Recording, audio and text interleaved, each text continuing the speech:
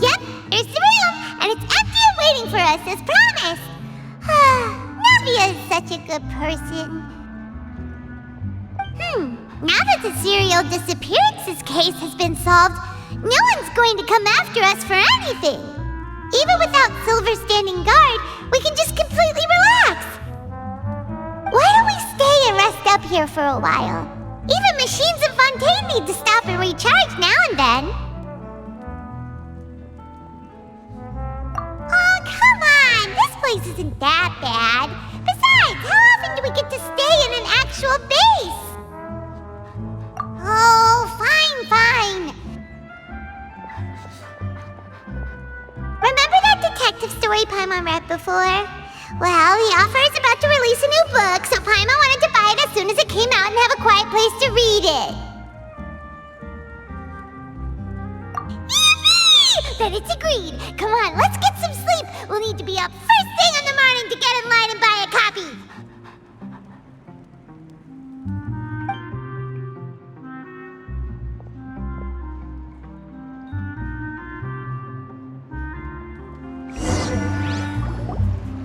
Paimon didn't expect that style at all.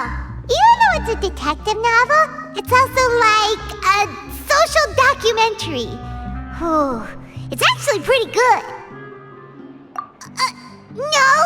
Paimon just spends a bit more time sleeping than you, that's all. Excuse me, but do you know if the Traveler and Paimon are lodging here? Huh? Who are you? Paimon doesn't recall seeing you before.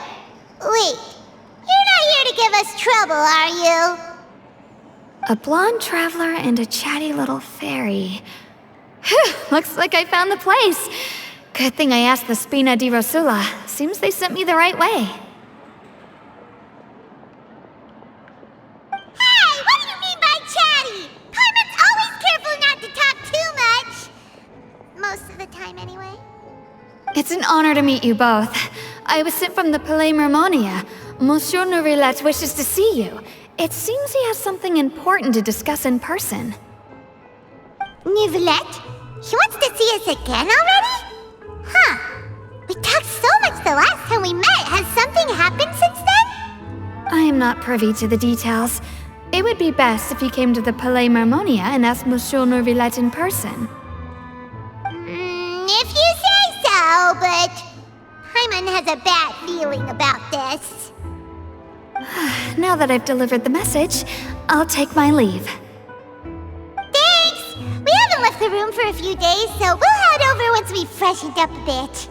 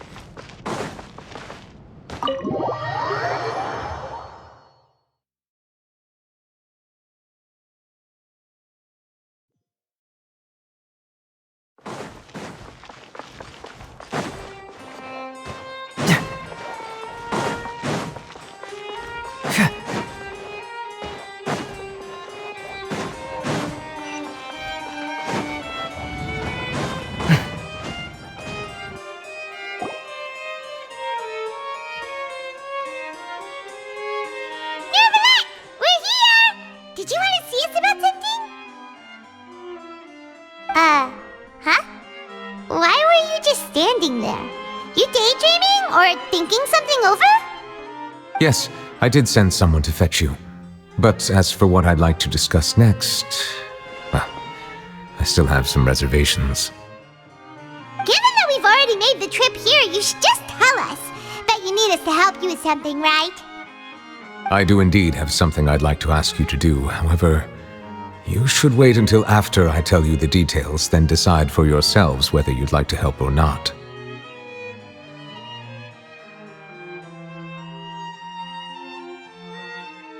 The situation is this.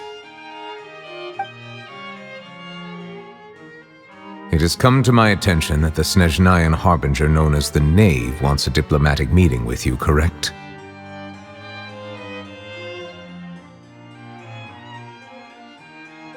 I heard that she was originally from Fontaine, but for her to suddenly arrive here and abruptly request such a meeting like this, I sincerely advise you to refuse her invitation outright.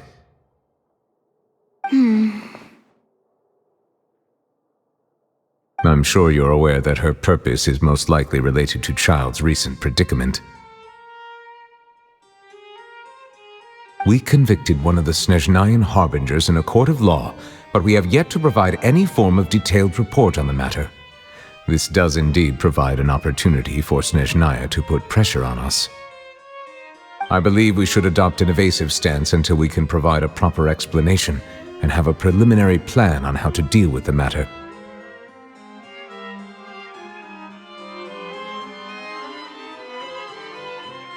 No, we shouldn't. I think we should agree to the meeting. Oh? Well, you see, we are the ones that owe an explanation. If we keep putting off the meeting, it could easily result in the problem escalating, right? It's like a fight between two friends. If they don't agree to see each other and talk in person, isn't it possible that the friendship could end entirely? Though diplomatic relations between Fontaine and Snezhnaya could be considered as friendly, it is only superficially so. You wouldn't go so far as to say that our nations are friends, as you did in your example. It was just an analogy. An analogy, okay? Moreover, even if we were to talk in person, if we don't have sufficient information prepared, it is quite possible the result wouldn't be restored relations, but a complete falling out.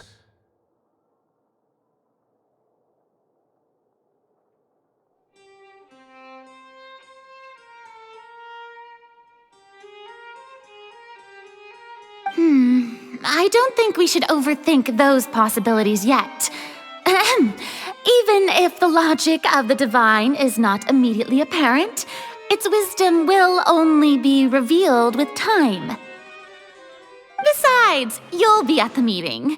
If any problems do pop up, you'll have no problem navigating them. I must clarify that interacting and communicating with people outside of court is not my cup of tea. It seems you think too much of me. But more importantly, when did I agree to join the meeting with you? You mean you won't come? No, that won't do. I can't go to the meeting alone. You have to accompany me. I must take you with me. Lady Furina, could there be something else regarding this matter that is being kept from me? No, not at all. Look, I am the Hydro Archon of Fontaine, Focalor, the god of justice who is loved and adored by many. So I only hope that justice will be served in this matter. Don't overthink it. I'll go find someone to arrange the meeting.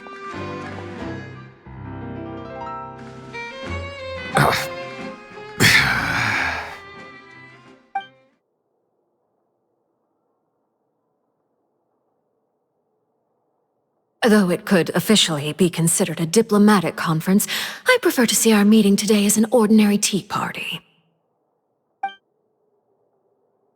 I assume you see it the same way, Miss Furina?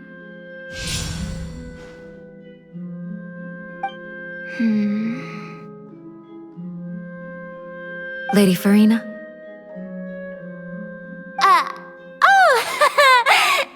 Yes, that's right. Just like you said, a tea party. I should thank you for providing the pastries. They look delectable. To make this tea party even more lively, I've invited someone else to join us today. It's a pleasure to meet you, Monsieur Nuevillette.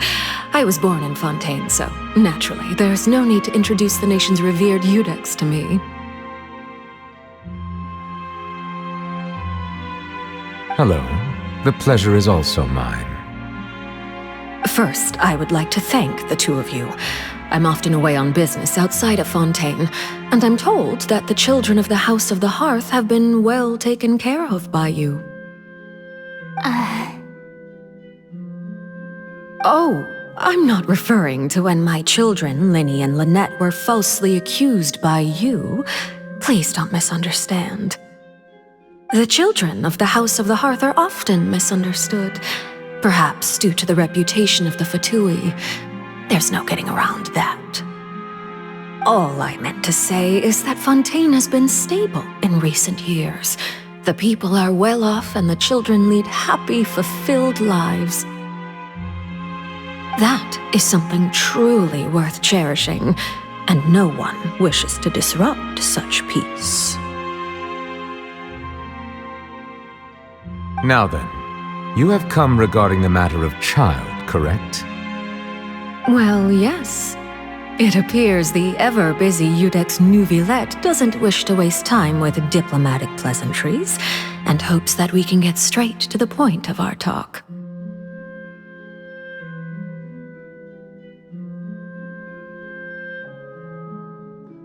Yes, as you surmised, understanding Childe's situation is indeed one of the goals of this trip. As we are both diplomats from Snezhnaya, as well as Fatui harbingers, Childe and I have always been colleagues. Were anything to happen in Fontaine, each of us would serve as the other's attorney to resolve the issue. So now, in my capacity as his attorney, I request that Childe be turned over to Snezhnaya. We have a responsibility to cooperate with Fontaine and resolve what has happened to him together.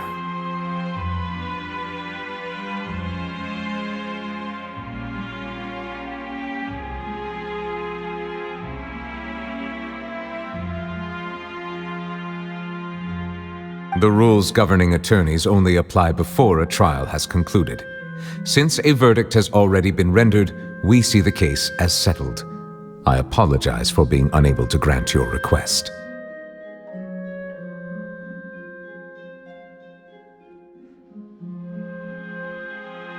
An outright refusal. Very well. I respect all the rules of Fontaine's courts, just as I respect you as Chief Justice. Okay, why don't we back up a step? You don't need to transfer Childe to us. I only request to enter the Fortress of Meropide to see Childe and confirm his condition. It's not like you couldn't even manage to fulfill a simple request like that. Right, Miss Farina? About that. The Fortress of Meropide has always been completely autonomous. Even we have no authority to interfere there, and diplomatic issues do not suffice as an excuse. However, if you absolutely must confirm the situation of the Harbinger, I have a proposal.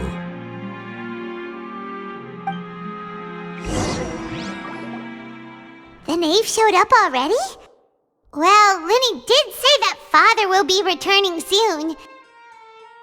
We didn't even know that Linny was from the House of the Hearth at the time, so we kinda overlooked that information. Yes, thank you for your kind advice. I'm well aware of the situation. I also noticed that Lady Farina acts a little odd and unnatural whenever I bring up matters related to the knave. Could the knave be threatening Lady Farina or something? If that were the case, then why wouldn't Lady Farina inform me? And what means could the knave possibly have to twist the arm of an Archon? So maybe that's not very likely. Even though Farina can act a little weird at times, she's still an Archon. In reality, this problem is even more thorny than it appears. According to reports from the Fortress of Meropide, Childe recently disappeared under mysterious circumstances. The details are still unclear. We cannot rule out an escape, but there have also been no reports of him outside of the Fortress of Meropide. Special guards oversee the fortress, and its internal systems are extensive. Combined with the special characteristics of the surrounding terrain, an escape should not be possible. I suspect that there's something else behind Childe's disappearance.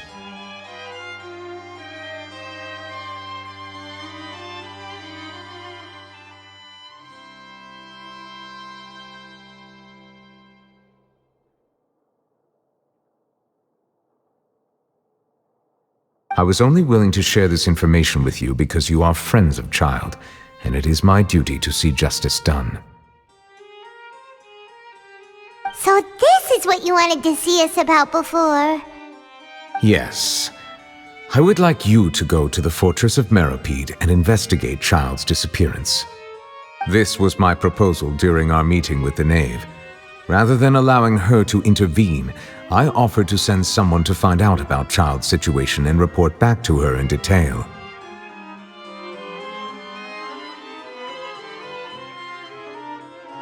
The Knave did not seem satisfied by my proposal, but she still agreed to go along with it for the time being. Her words were, "We will talk more once we have that report." So that means we bought ourselves some time. Firstly, you're already acquainted with Childe. Your eyes may discern relevant details there that others would miss. And secondly, is the consideration of the unique nature of the Fortress of Meropide. Isn't it just Fontaine's prison? I would not define it so crudely. The Fortress of Meropide is not affiliated with the court system of Fontaine on paper. It has always existed as an autonomous entity. Early in Fontaine's history, criminals were punished with exile, not imprisonment. Even today, sentences against convicted criminals still include exile, just as before.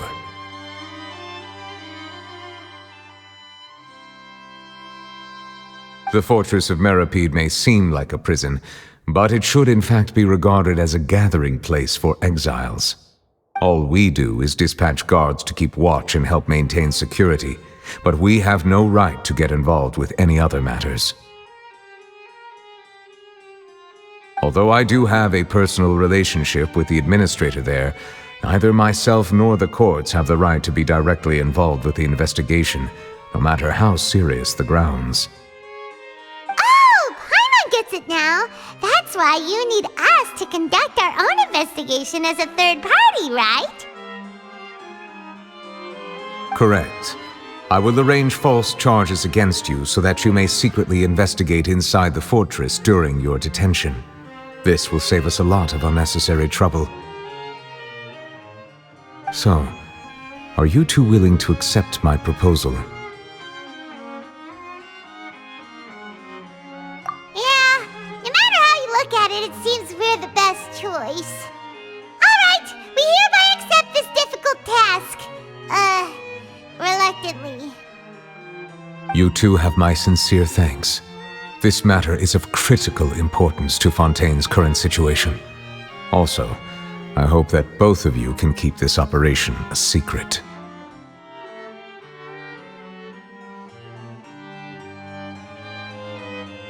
We will rendezvous at the Fortress of Meropide's entrance on Erinius once you've prepared yourselves. I will arrange for someone to take you inside. Prepared ourselves? Is there something we need to prepare? Perhaps you could enjoy a good meal and have a nice bath. I'm afraid that living conditions inside the fortress are nothing like those on the outside world. Oh, right! Even though we'll be there on trumped-up charges, we'll be in prison for real. On second thought, is it too late to back out? Please do not worry. Since you are sacrificing both your time and quality of life for the sake of delivering this report,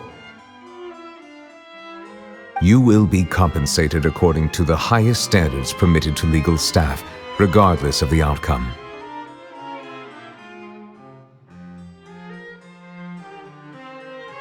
Now that's more like it! Come on, Traveler, let's go eat the best meal we can find! We'll eat so much that we won't need to eat another meal for a whole month!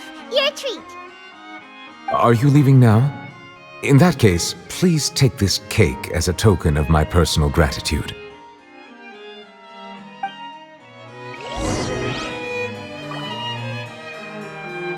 Oh, no need to thank me for it. Just be sure to enjoy it.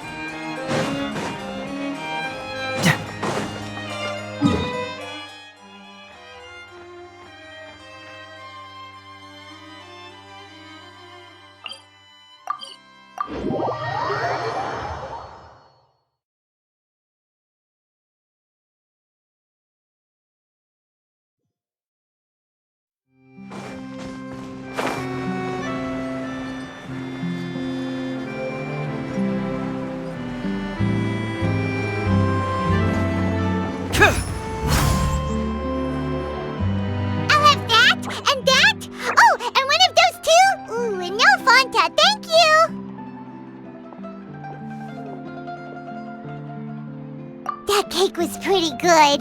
But as soon as Paimon remembered that we were about to go to prison, Paimon's stomach suddenly became completely empty. Now that Paimon thinks about it, we've always been super careful ever since we arrived in Fontaine, just to avoid breaking any strange laws here. But here we are, about to willingly send ourselves off to the Fortress of Meropide. Maybe this is what they call fate.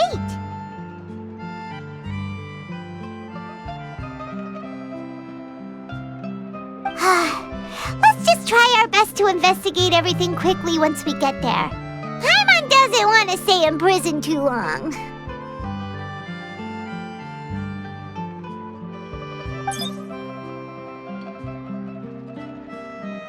Oh, what is that I hear? Is it the taste of a breaking story? Hey! You can't hear a taste! And what are you doing here, Charlotte? Oh, don't remind me. I invited an eyewitness to a case to eat here, and I was planning to get some great material out of him. But he didn't even show up. Calm down, calm down. This is nothing new. As a journalist, you should be used to this by now. As long as you can score some juicy tidbits from the Traveler, you might still be able to recover the cost of the meal.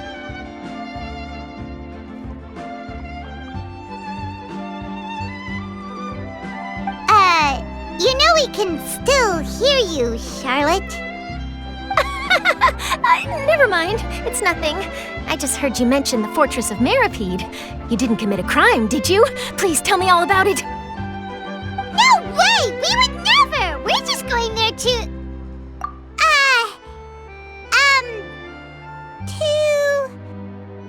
Oh no, Paimon almost forgot that Nuevillette told us to keep it a secret!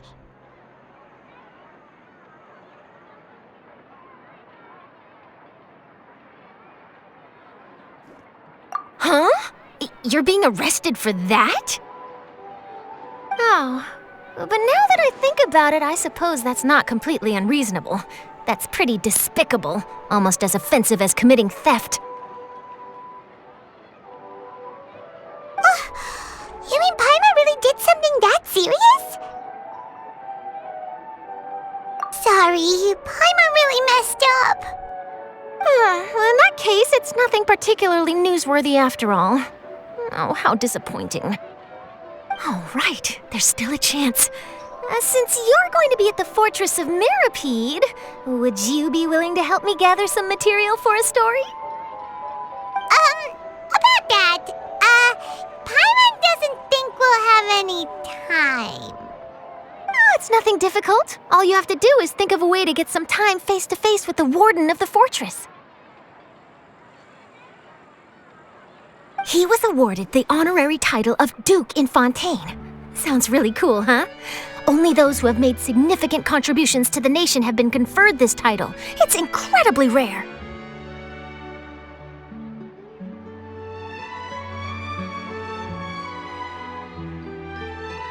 On top of that, the Fortress of Meropide has never been under the jurisdiction of the courts. Practically nobody, including journalists like me, knows anything about the person in charge there. Oh, if I could write an exclusive article about him, I bet it would sell a boatload of papers. You make it sound easy, but it really depends. Of course, I wouldn't ask you to do it for free, so this meal is on me. All right, you got a deal. We'll do anything you want. Then it's settled. The food should be here any second, right? Huh? Wait, just how much did you order?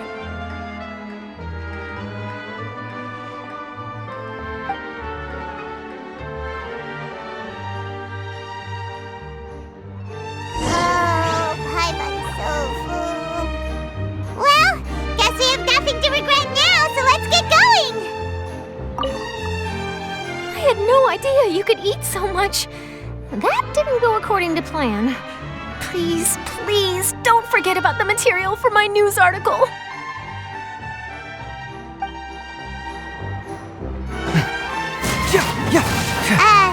Wait. Paimon just said something really ominous, didn't she?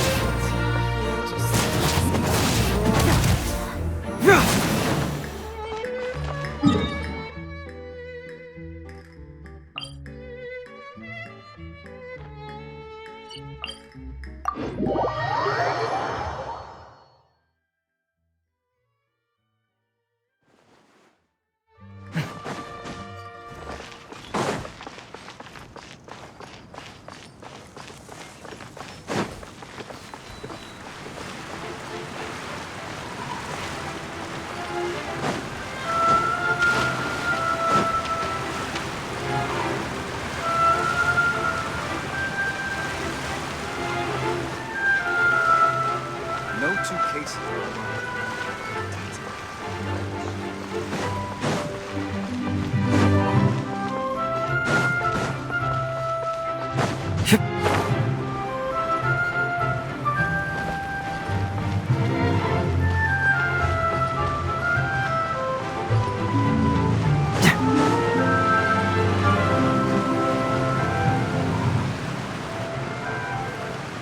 All right, Nuevillette, we're ready. Is this where the entrance is? You have come, just as promised. Yes, this is the one and only entrance to the Fortress of Meropide from Irenaeus. Careful. You may want to step back a bit. Whoa! So you have to go down from here? Is the prison underwater?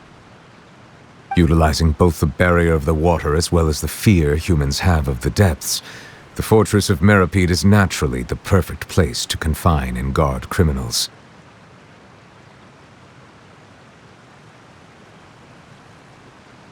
But do not worry. It is not nearly as frightening inside as you may think. You will see for yourselves once you are down there. Paimon hopes you're right. Don't know about you, but just thinking about being at the bottom of the sea like that gives Paimon the heebie-jeebies. Oh, and there's one more thing. I mentioned that I have had personal dealings with the administrator of the fortress, Writhsley. He's a very shrewd fellow. Yeah, we heard about him too. He's that Duke, right? Correct. He is the highest-ranking manager of the underwater prison. Even though you are going there to investigate at my behest, it would behoove you to avoid any confrontation with him or any of his subordinates.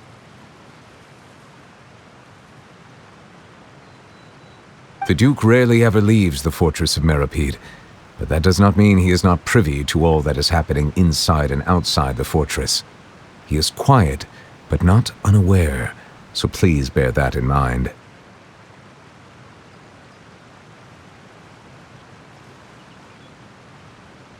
All right, It's about all the time that we have to talk privately.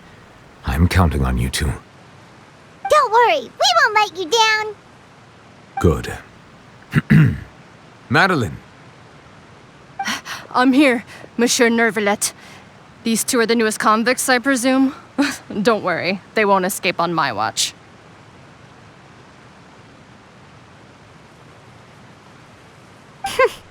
Like we would try. Please follow me, you two. I'll process your paperwork for entering the Fortress of Meropide.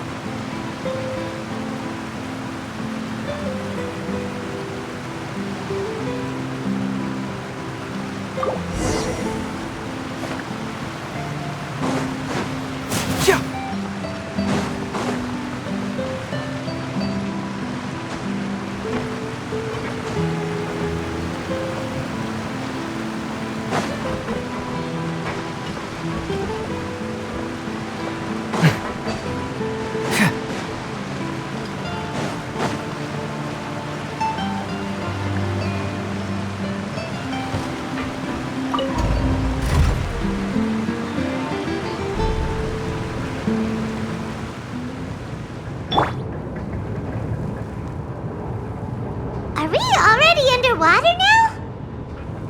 Huh. So this is what it feels like to be a criminal in Fontaine. You two seem to be taking this pretty well. It's rare to see convicts in such a good mood.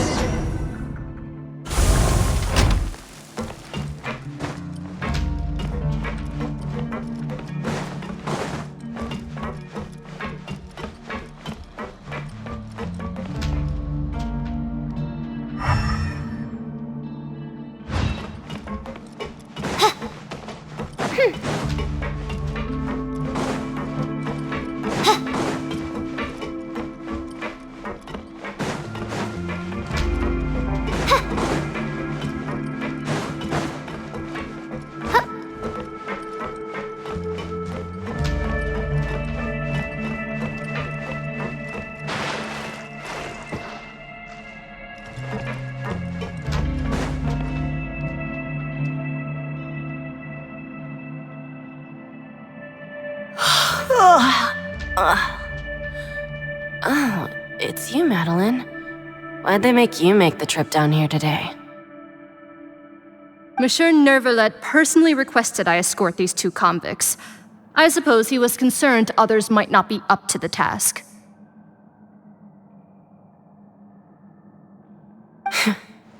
Well now, aren't you the lucky one?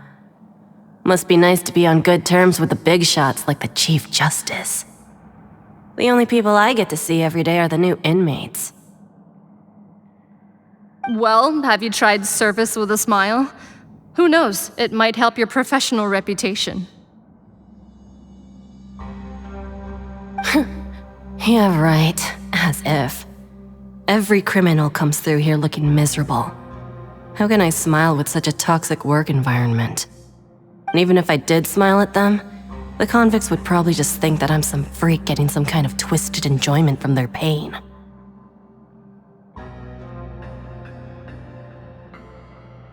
Oh, she's got a point. Well, I've finished transferring you.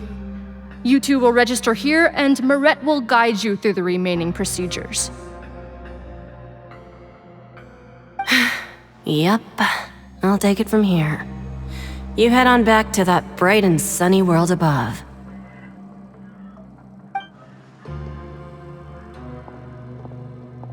Okay, let me see. You are the Traveler and Paimon, correct? That would be us!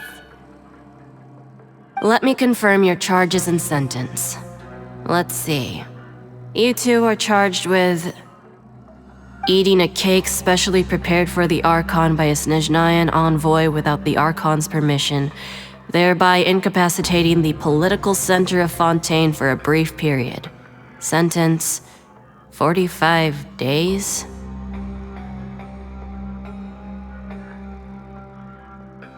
Huh? You mean the cake that Nuevillette gave us was... Just looking at the charges, it seems you two are capable of causing some serious trouble. And considering how fond Lady Furina is of sweets, this crime is tantamount to trying to assassinate the Hydro Archon herself. Now I've seen everything. Anyway, we still need to finish processing you before you can enter the Fortress of Meropide. Please stand in front of the board over there. I'll take your mugshots with my camera. Oh, all right. But be sure to catch Paimon's good side.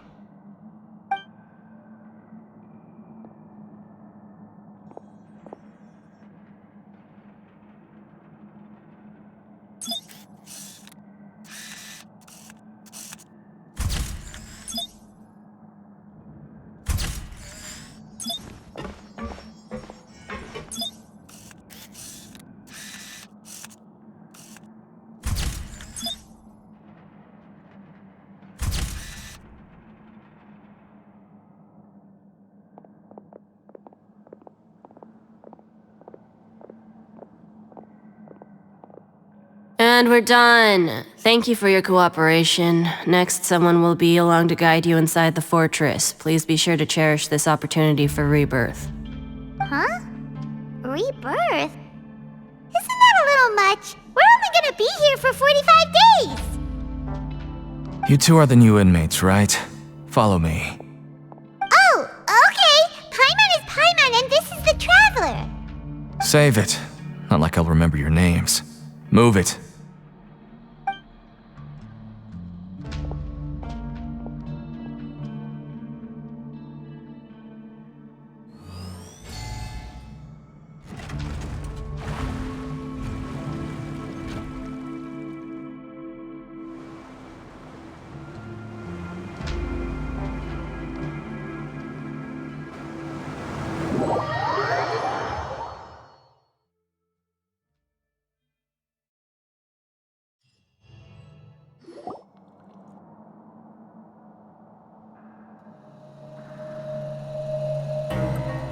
So, are you one of the guards here?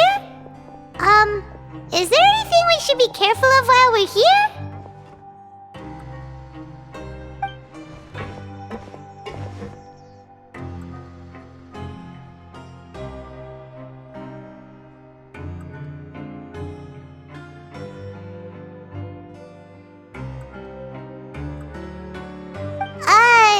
Did Paimon already ask something she wasn't supposed to?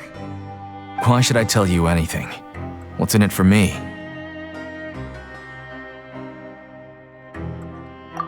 This is exactly why I can't stand new fish.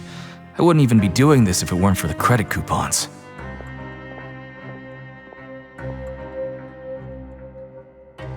Credit coupons? Alright, seeing as you're not the annoying kind that's getting dragged in here crying and blubbering, I guess I can tell you a few things. But next time, it'll cost you some coupons.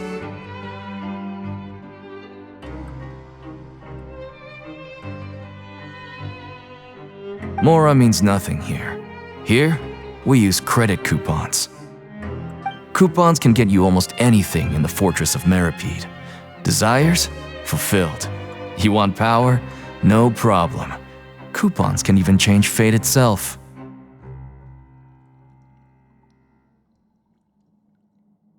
So, credit coupons are a currency that can only be used here? It's not as simple as that.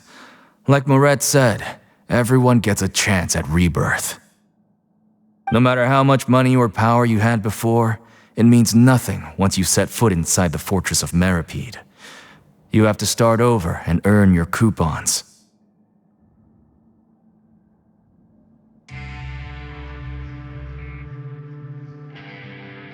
Everyone starts from the same place, and you have a chance at a new, less terrible life. I guess that's the real purpose of the coupons. They symbolize true fairness and true justice. And this is also exactly why so many criminals choose not to return to the outside world, even after they've served their sentence.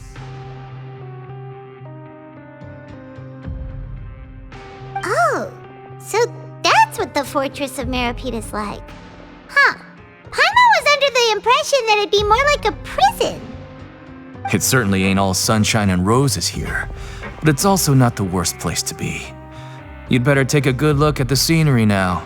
It'll be the last chance you get for a while. After being away from the sunlight for so long, even the terrifying depths of the sea start to feel like home. It just stops feeling oppressive, you know? Oh, I'm actually an inmate like you two. Welcoming newcomers is a job I've picked up to earn some extra coupons.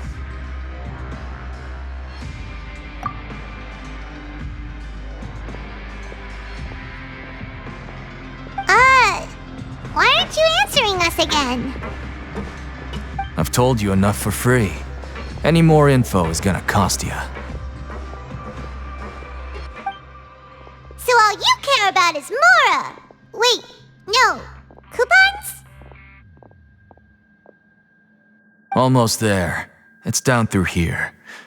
Your turn to give it a try.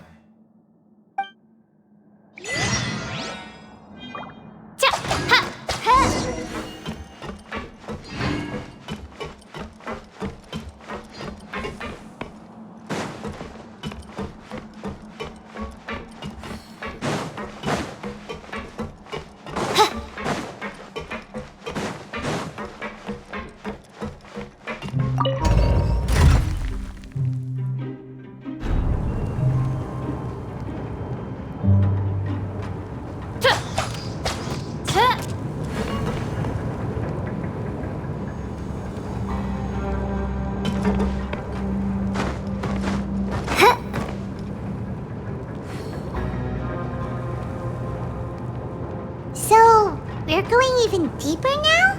Just how deep down are we? It's like a metaphor for your previous life, isn't it? Our lives weren't that bad.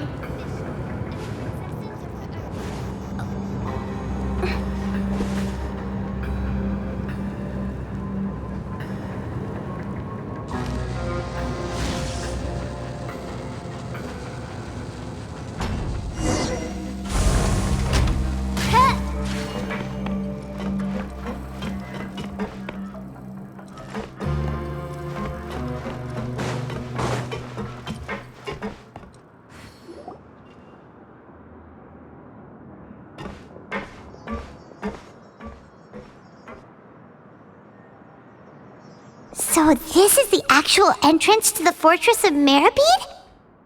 Huh. It looks like there are other new arrivals, too.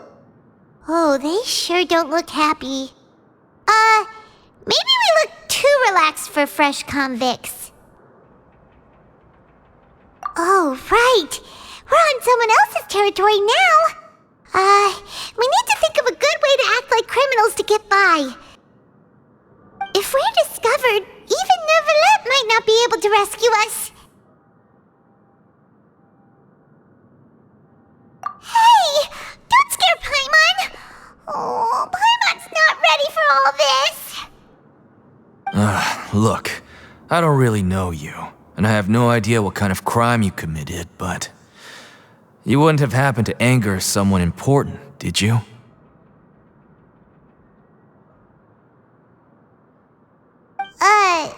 Someone important? Paimon doesn't think so. Wait, why are you suddenly trying to talk to us now? Now's not the time to worry about that. Anyway, it's over there, so you just go on over there by yourselves. I've done my job, so good luck.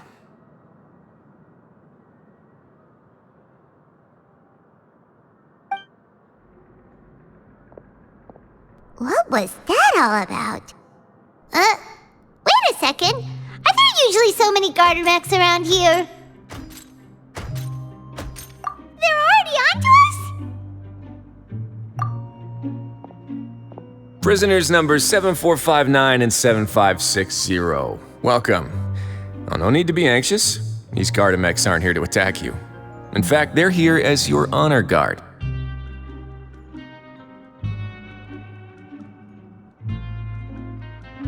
When I heard that you were friends of Monsieur Nuevillette, I had the guard mechs come and wait in formation. Wait, you know about our connection with Nuevillette? The seafloor isn't as cut off from the world as you might imagine. However, I'm afraid that I know nothing more than that you are friends of the Iudex. And as you can see, committing a crime means being sentenced here, even if you're friends with the Chief Justice. Quite fair. The Duke! Greetings, Your Grace. Lovely weather today, isn't it? Oh, greetings, my good fellow. Well, I'm willing to imagine that the weather is as good outside the sea as you say it is. How great it would have been if only the Fortress of Meropide had been built on the coast, huh? It would have been so convenient to enjoy a nice chat in the sunshine.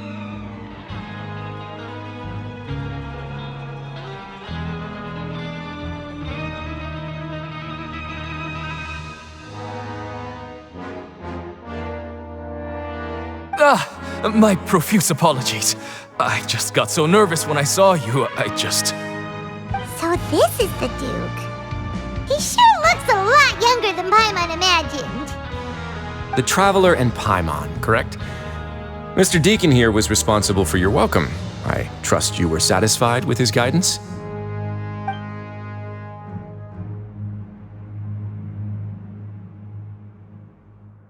Outstanding! Well, Deacon, I recall we discussed fate during our last work meeting, I believe that fate will reward all those who take every aspect of their work in life seriously. When you return to your bunk, you'll find the guards have issued some extra credit coupons to you. Oh, thank you. Thank you, Your Grace. Oh, and you too. I can't believe you gave me such praise. If you need anything in the future, anything, please, come find me anytime. No credit coupons necessary. Well, I believe that concludes the introductions. We've already taken enough time here. Deacon, if you would. Yes, Your Grace. I'll take my leave now.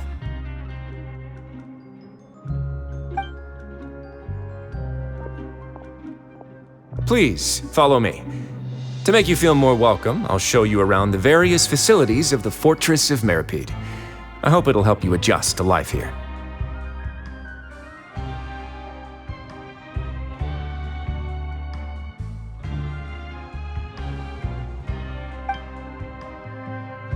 He's going to personally give us a cure? Huh. Paimon can't figure out what this guy's thinking at all. No wonder Charlotte's so interested in him. He's one of those mysterious types. All right, let's keep up with him.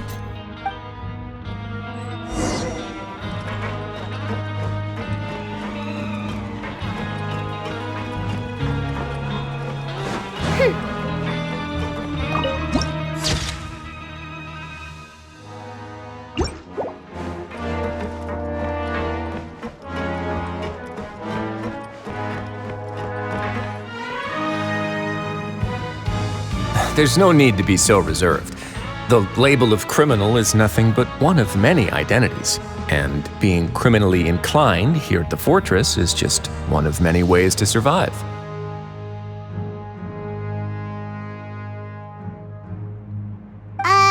Is it really okay for the warden to think like that? We're real criminals, you know. What if we're too difficult to handle? Well, then maybe you'll be able to carve out a name and a place for yourselves in this underwater world, But before you go in swinging, please remember that in the Fortress of Meropide, it's better to not cause trouble for yourself or for the guards. Now, we've arrived at a very important place, the Coupon Cafeteria. You can come here and claim one welfare meal each day. Welfare meal? You mean it doesn't cost anything? That's right. Criminals are essential to Fortress operations, so we must guarantee that they at least have the basic means to survive.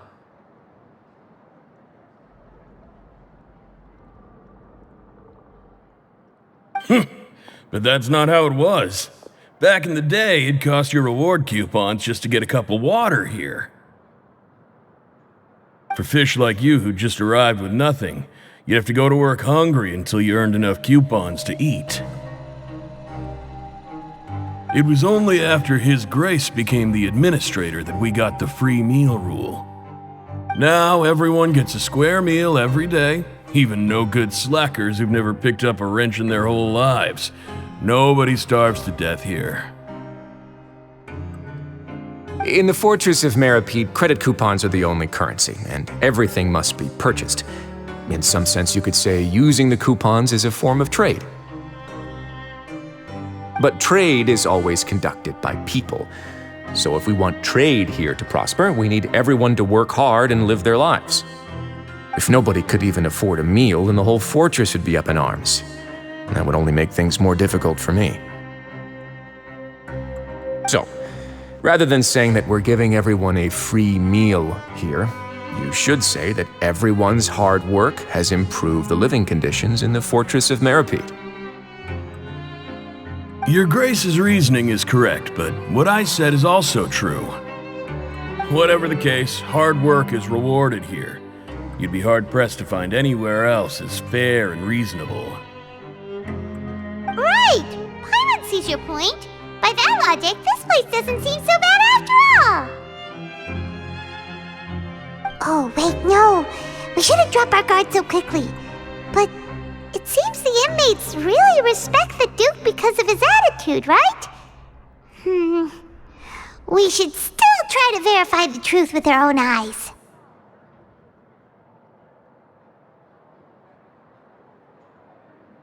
Let's continue this way.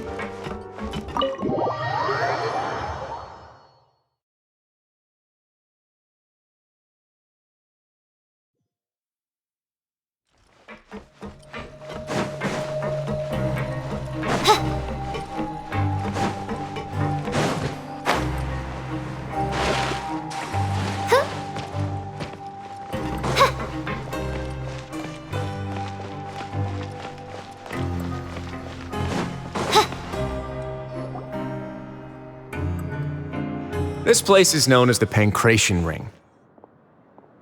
Sometimes we have criminals who have more energy than they know what to do with. Their daily work alone isn't enough of an outlet for them.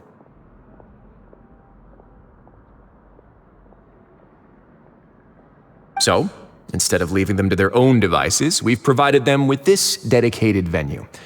This way, nobody will get involved unless they want to be. Pancration matches? And you can earn extra coupons? Oh, what do you think, Traveler? Interested? But I must warn you that your sentence will be extended if you fail to restrain yourself and end up seriously injuring or killing your opponent.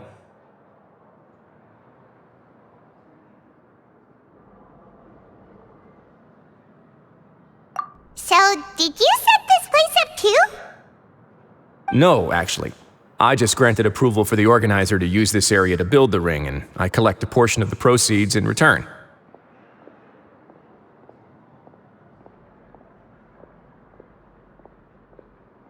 Of course, the fees are also quite useful. Oh. Do you mind if we ask what they're used for? Sure. Ensuring personal safety, maintaining the arena, and resolving any conflicts that arise. Why? Are you interested in how to manage a pancration ring?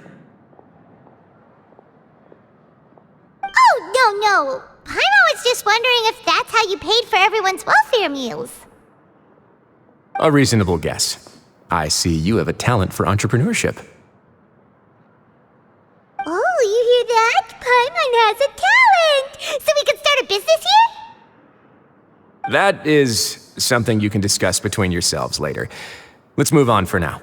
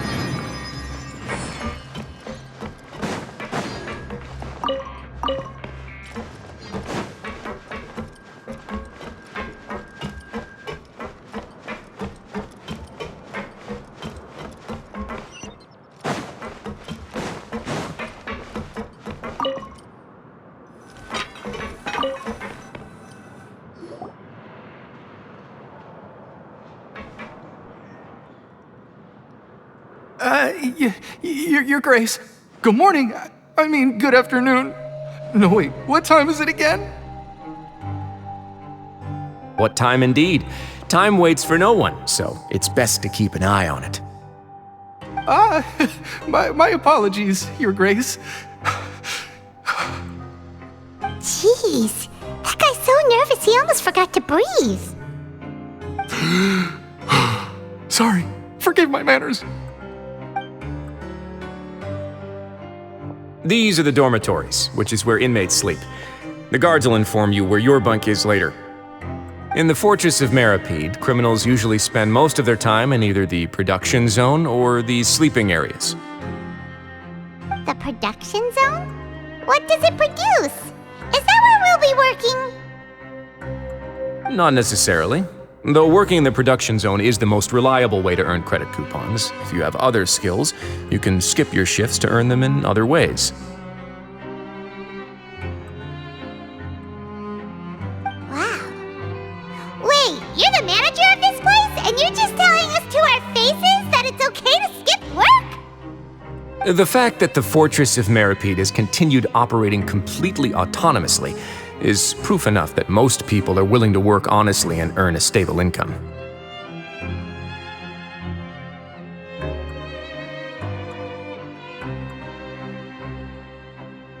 As for what we produce, many of the clockwork machines seen all over Fontaine originate from our workshop. Therefore, the Fortress of Meropide is not only a place where criminals serve their sentences, but also a giant machine factory. There's no need for me to get into specifics about the production process now. You'll experience it all firsthand when you report for work tomorrow.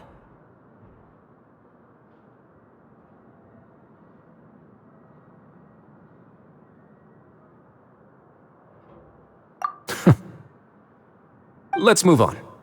The tour continues over this way.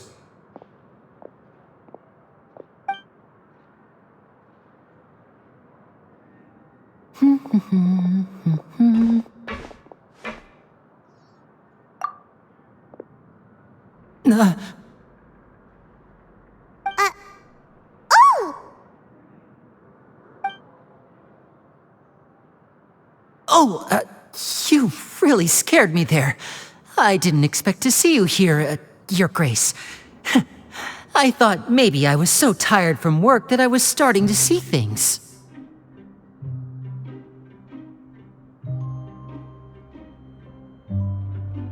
The only thing you should be seeing is the work in front of you. Stay focused and keep up the pace. Oh? Is something the matter? It's nothing. Paimon's just worried about how hard we'll have to work tomorrow.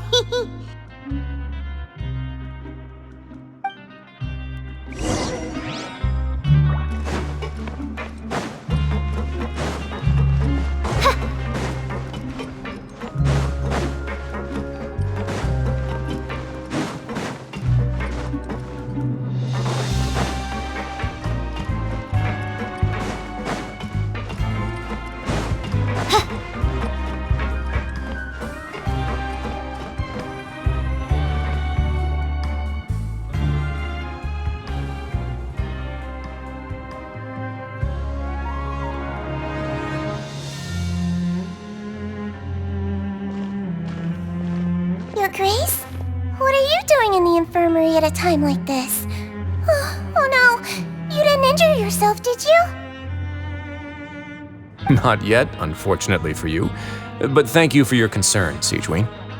Oh, then you must be here for those two. Allow me to introduce you. This is the infirmary, and Sigewinne here is the Fortress of Meropide's head nurse.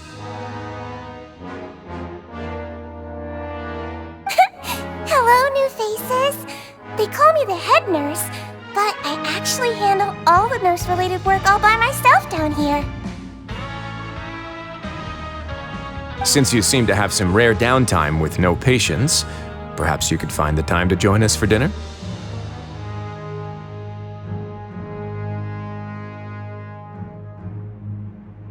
Oh, then these two must be some important convicts. Sure, I'll join the welcome party. Thank you. Your presence will be the pièce de résistance for today's tour. Oh, so the tour part is over now? I believe I've already covered the primary aspects of life here in the fortress. As for your work, there'll be someone else to guide you through the details. Is there anything else? I seldom conduct tours, so why don't you just ask if you have any questions? Well, this is our first time here. Paimon's not sure what to ask. Then let's head back to the coupon cafeteria. Maybe a meal will help you think up some questions. You should at least try to be excited. Our free meals are actually pretty good here.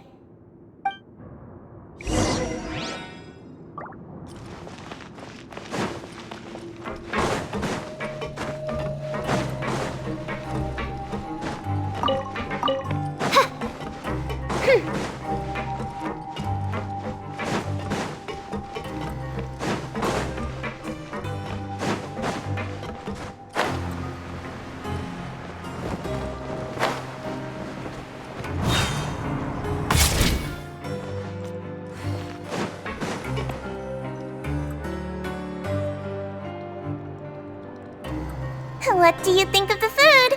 Does it meet your expectations? Wow, it looks delicious! Nuevillette made it sound like living conditions in the Fortress of Meropide wasn't very good. Who would have guessed that criminals get to eat tasty food like this every day? Oh, isn't that the meal box that only super lucky people manage to draw? Seems like you two are quite fortunate.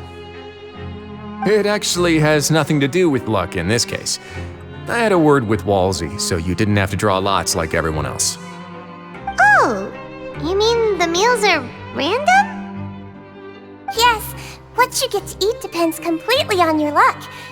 You could say that it's a distasteful little game that Chef Walsey likes to play here in the cafeteria. Paimon knew it!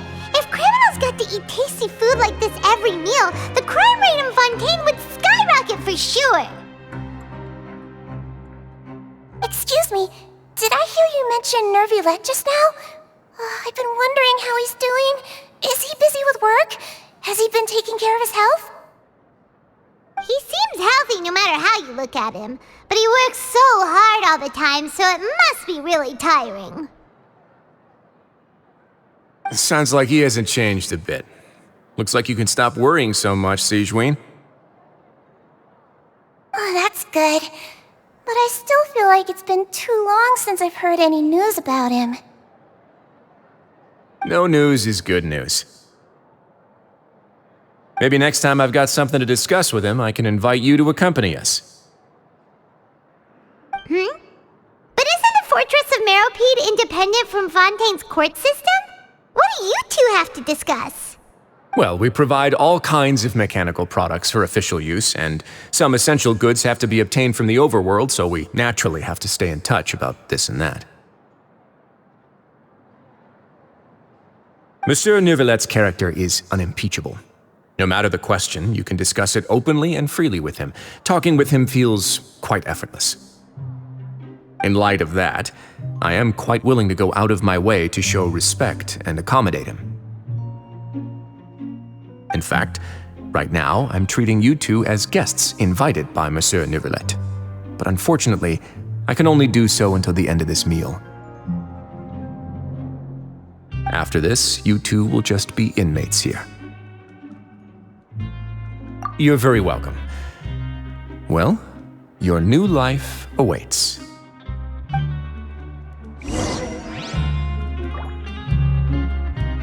Are you finished eating?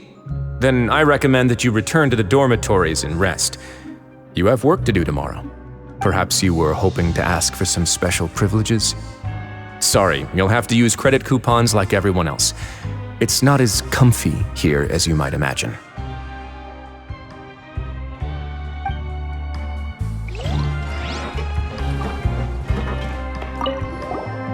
Now that I've gotten a good look at you two, I think you're very cute. After all, heavy is the head that wears the cutesy crown. I guess I just want to say, just take care of yourself and don't get hurt.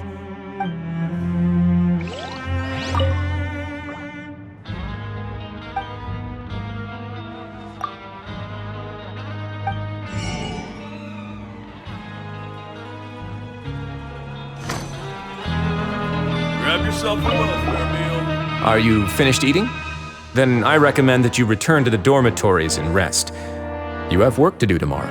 Perhaps you were hoping to ask for some special privileges? Sorry, you'll have to use credit coupons like everyone else. It's not as comfy here as you might imagine.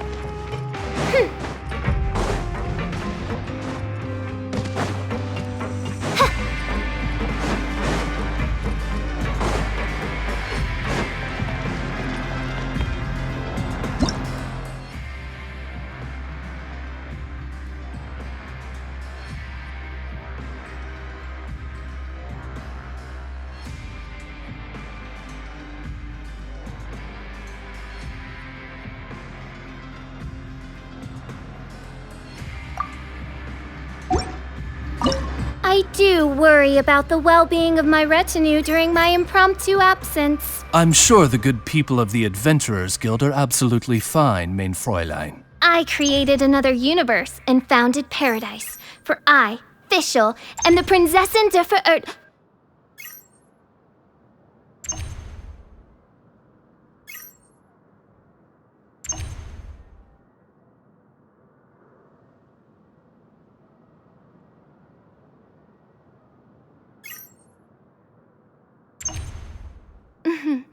May the glory of the Prinzessin bring light to this world.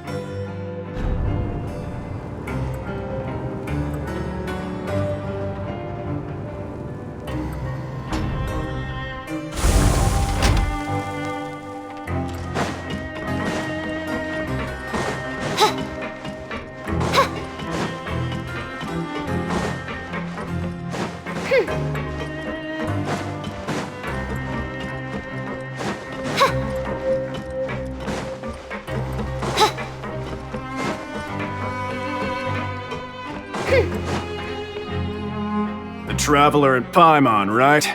Listen up. As new inmates, the only thing you need to worry about is what to do and when to do it.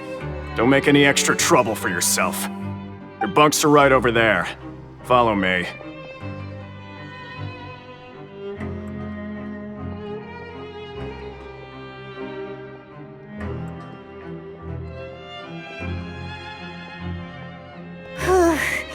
So this is where we'll be sleeping from now on.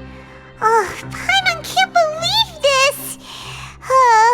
The days of staying home and reading detective stories are like a dream now. By the way, Traveler, we saw a lot of things worth investigating just now. Even though the Duke didn't say it too directly, judging from what he said at the end, it seems that he was only welcoming because we know Nuevillette.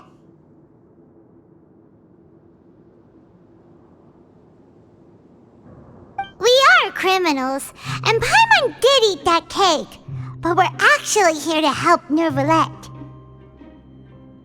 Is it possible that he knows we're here on a mission?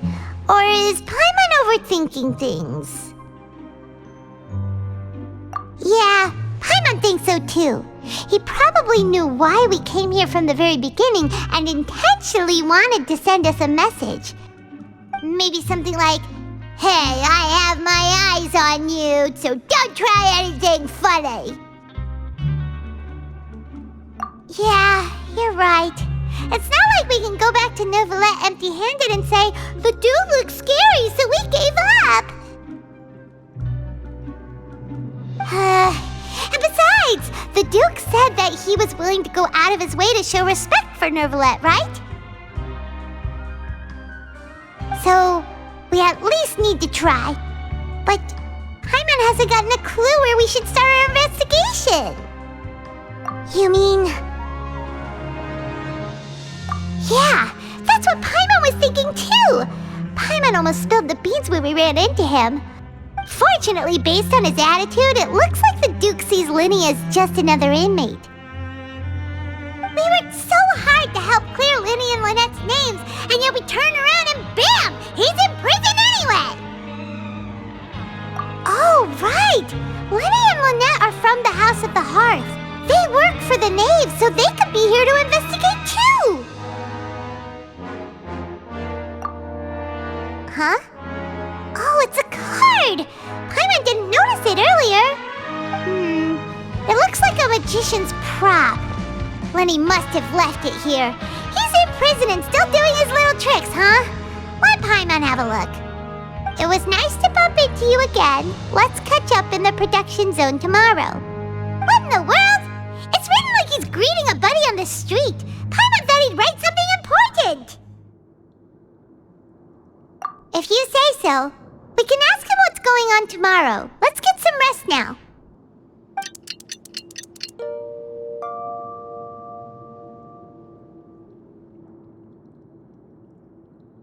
Hey, you're finally awake! Well, it's Paimon's first day as a prisoner.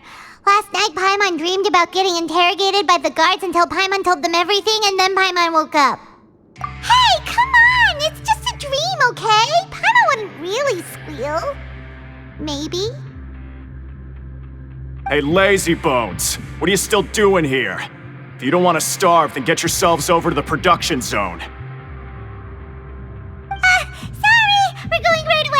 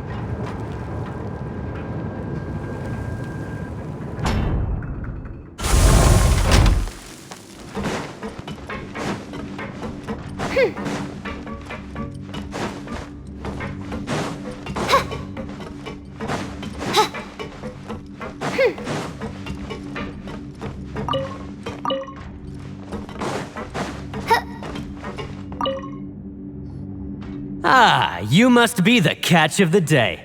Looks like you've got some luck getting assigned this space. Yep, we just arrived yesterday and... Don't interrupt me when I'm speaking! Yes, sir. Listen carefully to my instructions. I don't want any mishaps. Every machine here is worth more than the both of you. Working around these machines can be very dangerous. Do your job well, and you can eat in the cafeteria after your shift. Get sloppy, and you dine in the infirmary. Anyway, the Fortress of Meropide doesn't want to lose a single one of its machines. And it also doesn't want to waste the production potential of any inmate. You got that? Got it! Your job is to use the machine over there to process widgets. Watch carefully, and make sure you step on the pedal at the right time. If the machine gets jammed, then give it a little maintenance with your fist. Here, take this. Bring me the process widgets, and I'll give you some credit coupons in exchange.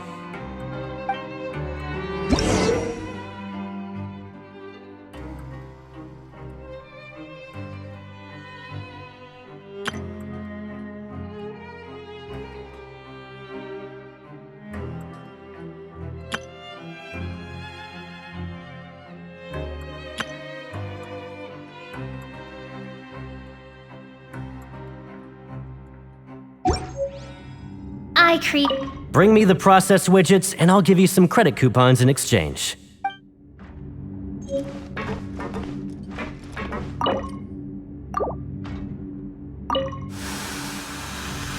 Once the widget is hot enough to blow, jump to step on the pedal and hit the widget with the... So if the machine gets jammed, you just need to attack it to fix the problem.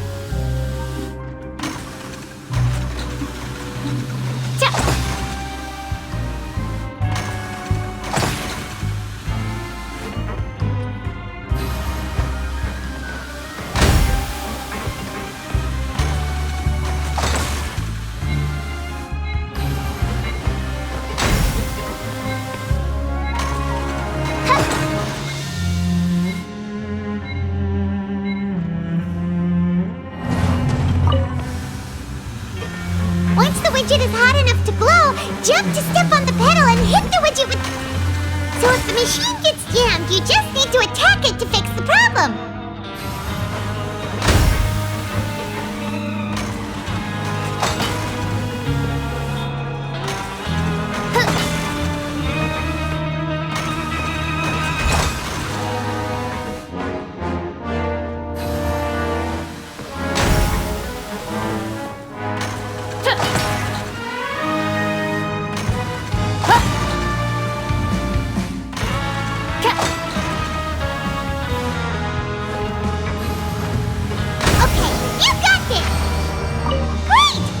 Report back to the foreman and give him the processed widgets!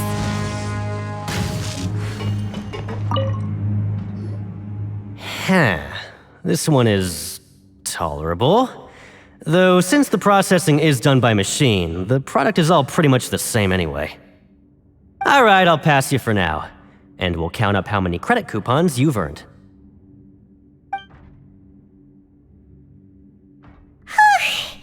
Paimon's exhausted. We're done now, right? Oh, that foreman. He's so scary that Paimon couldn't even speak. Ugh. Even though Paimon's starving and wants to head straight to the coupon cafeteria, we still need to meet Lenny first, right? He probably just finished up his work, too. He should be around here somewhere.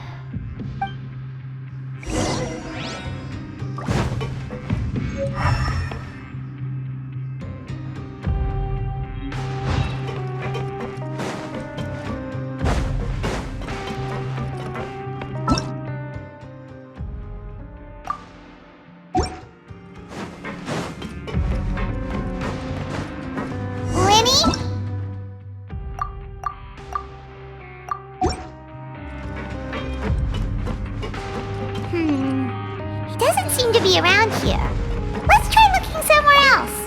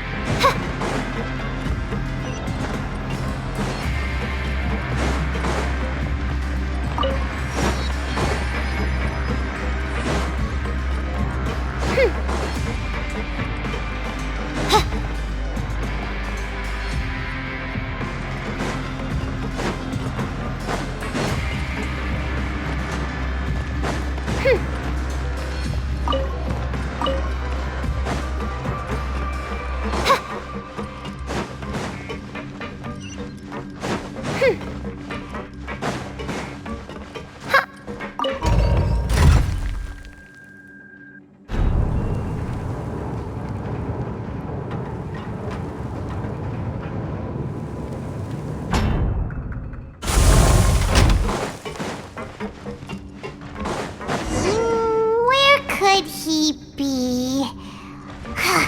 Did he decide to slack off and sleep the day away?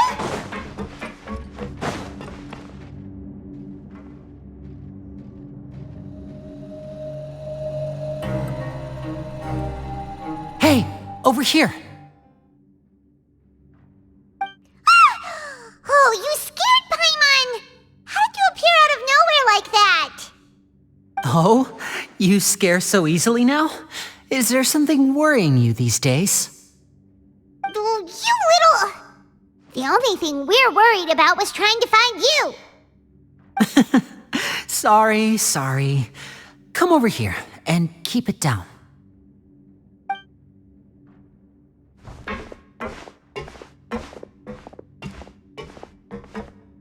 Oh, Lynette! You're here too! You two really are inseparable. That's right. My brother simply can't stand to be away from me. It's not just Lynette. Fremine is also here. Do you still remember him? Oh, you mean that diver from the House of the Hearth, right? Paimon remembers seeing him in the court of Fontaine before. Now hurry up and tell us, how did you end up as criminals this time? We fought so hard at court to prove you were innocent, but now it looks like our incredible court battle was for nothing! Sadly, even the teeniest of things can land you in prison these days. I put together a street performance and used the popularity we gained from the Opera House incident to attract a big crowd. And then? Next, I invited several audience members to participate in the show. And then, with the entire audience watching, their wallet suddenly disappeared.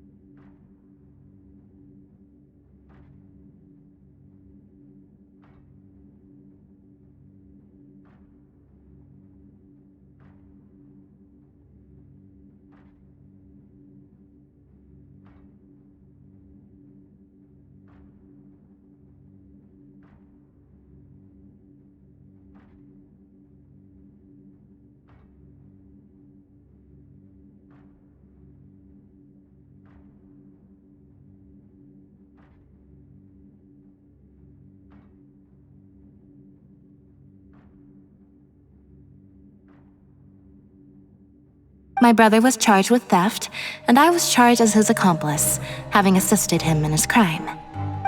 It really isn't that bad. The missing wallets are all in the leftmost drawer of the Maison Gardiennage's big filing cabinet. We just need to see how long it takes to discover them. Yep, we should be released then. In terms of the magic trick itself, I think the performance went perfectly. Leave it to Lenny to magic himself into prison.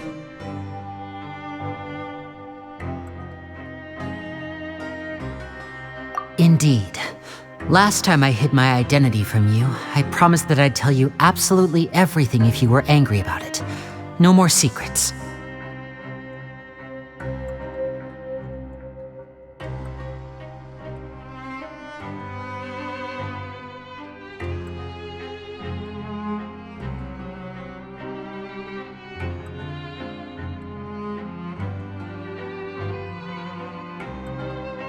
So I don't plan on keeping anything from you this time either.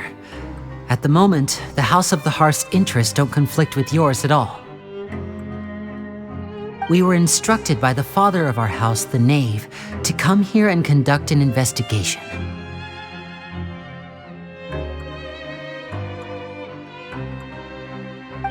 Told you so! See? Paimon guessed right.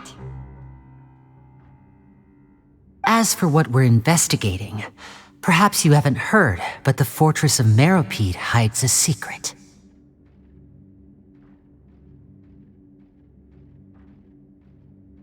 Some even say that the entire fortress exists just to protect it. The House of the Hearth has been investigating this for a very long time, trying to uncover its mysteries. But recently, all of our informants, including the ones that had infiltrated the guards, suddenly vanished and have not been heard from since. We believe that this is a direct provocation, and it's the reason why we came here. Father has somehow managed to confirm that Focalors does not have Fontaine's Gnosis. Huh? How did she manage to learn information that important? Father has her ways. Many of them are beyond our imagination, and we've never had the chance to see her at work. But we trust her conclusions. It was this information that led us to suspect that Fontaine's Gnosis might be in the Fortress of Meropide and is related to that secret. So it's all about the Gnosis again. Well, that's about it from our side. How about you two? Did Monsieur Nuevillette send you here? Bingo! The knave has been applying a lot of pressure. She wants to know what happened to Childe, so we came here to investigate. Traveler, are we allowed to tell them? You don't need to worry too much about that. She's just asking for a report on Master Childe's predicament as a means of pressuring you. Father used this situation as a pretext to negotiate with two high-ranking officials in the court of Fontaine. She actually just wants to be able to make concessions on this matter for gains elsewhere, almost like a bargaining chip. Sometimes you need an excuse to do things you otherwise couldn't. And a harbinger is more valuable than you might imagine. Of course, it's not a complete farce. If we do manage to find out what happened to Master Childe too, then diplomatic relations with Fontaine could improve, and Snezhnaya might even be able to adjust its stance a bit. Is it just Paimon, or does it feel like we're the only ones who actually care about Childe's situation? The relationship between the Harbingers must be as bad as ever. I wouldn't go that far. Father just has different standards than we do when it comes to what can be sacrificed for an advantage. By the way, I have a suggestion. Why don't we team up? Even though we have different objectives, we're both here to investigate the Fortress of Meropide. It would be more efficient for us to work together. As you know, the House of the Hearth has many reasons to seek the Gnosis, but our highest priority remains resolving the prophesized crisis. You can trust us on that.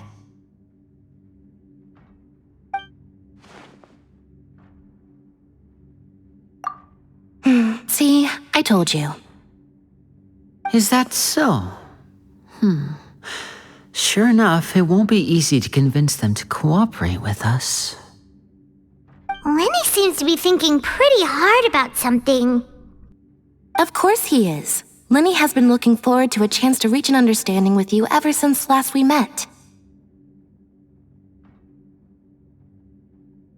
Or, I should say, we were really looking forward to teaming up with you this time. Lynette, just tell them everything, why don't you? It's okay to open up a little.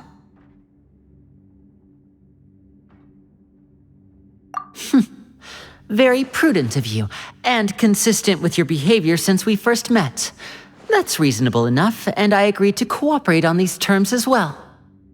I was prepared for the worst, but you were actually more agreeable than I anticipated. All right then, there's no time to lose.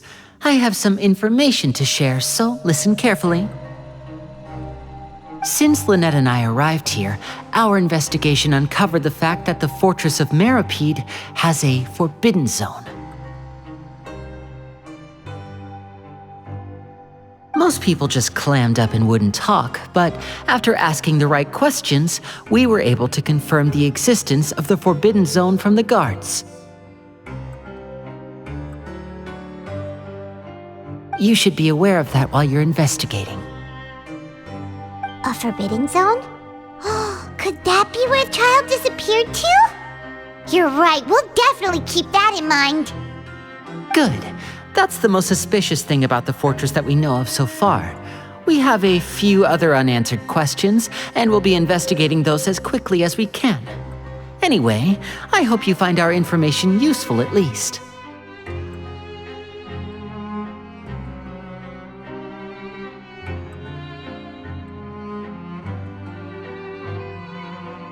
Oh, look at the time. You two must be hungry. You should go to the coupon cafeteria and get something to eat. I'll use my cards to get in touch with you again in the future.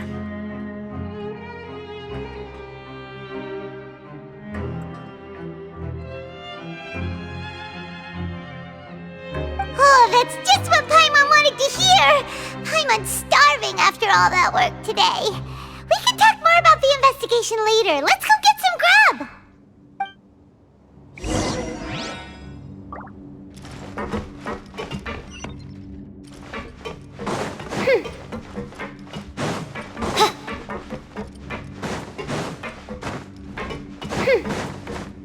There's some serious noise pollution going on in the production zone.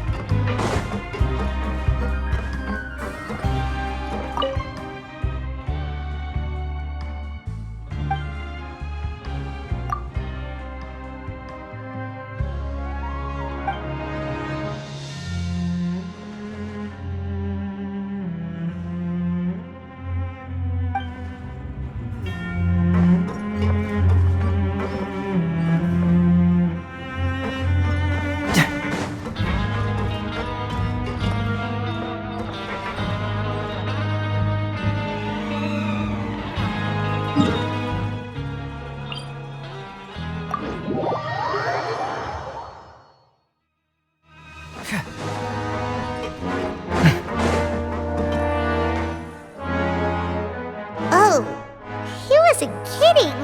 Today's meal is nowhere near as good as last time. Oh, who knows how long it'll be until we're lucky enough to get that super tasty meal again. Forget about it then. We'll just deal with the regular food for the time being. Let's just get out of here as soon as possible. But life here doesn't seem all that bad. Other than the foreman being kinda mean and the work being pretty tiring. You think so, mate? If I had a coupon for every fish who said that. Seems you fishies still haven't learned your lessons from your life up on the surface. If you take things at face value, then by the time you reach a dead end, you won't even know how you ended up on that road in the first place.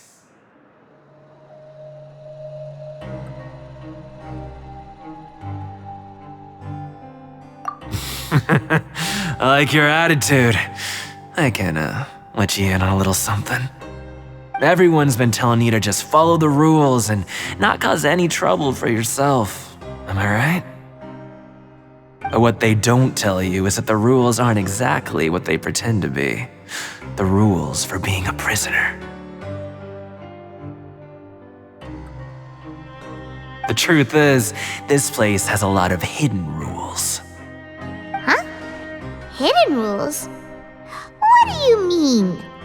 Not everyone knows about those rules, but whether you know them or not, once you break one, you might encounter something even worse than death. Really? Oh, now you're really scaring poor Paimon. Don't joke around like that! Of course. And I'd say that just disappearing would be one of the better outcomes.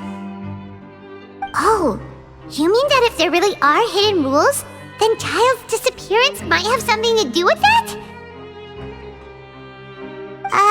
In that case, would you tell us some hidden rules? We definitely want to avoid breaking them.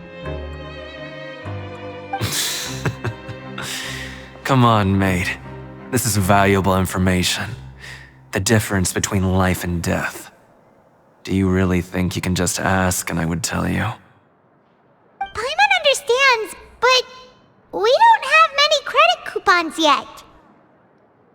Yeah, I know. Not like I'm going anywhere. Just come talk to me after you've saved enough. Moreover, you're new fish, freshly caught, and completely out of your element. What'd be the point in even telling you anything before you've gotten a handle on your new lives? Come and find me once you've been here longer.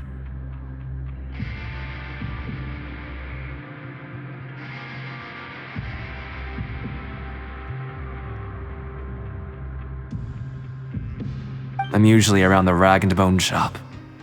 Just call me V-Doc. Bye-bye now. He left. Just like that. Huh. Do you think he's just trying to scare us into buying fake information from him? Yeah. It might be a good place to start in our investigation. Hidden rules, huh? But like he said, we don't have any coupons and we're still not familiar with this place. Oh, there's nothing we can do about it now. We were so busy talking, we almost forgot to eat. Even if it's not the best, it's probably better while it's warm. Come on, dig in before it gets cold.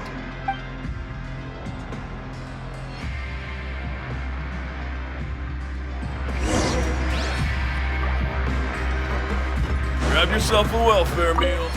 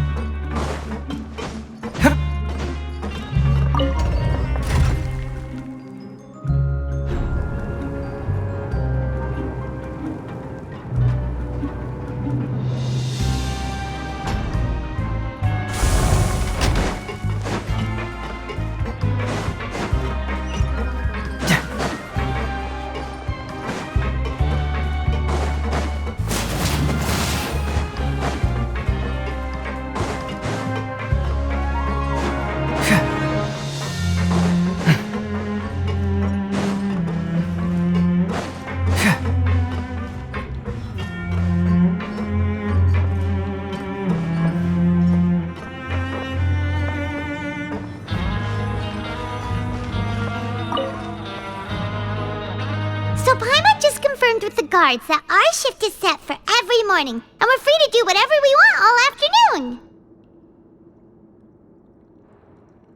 But it seems like most of the other inmates choose to continue working through the afternoon to earn more credit coupons. Oh, and they also said that you can use coupons to skip work in the morning and free up your time. They weren't kidding. Credit coupons really can be used to do anything here. Paimon's so tired. And we'll need to wake up and go to work in the morning. Without any credit coupons, it's not like we can really do anything else. Nighty-night, Traveler. Paimon hopes we can keep making progress on our investigation tomorrow.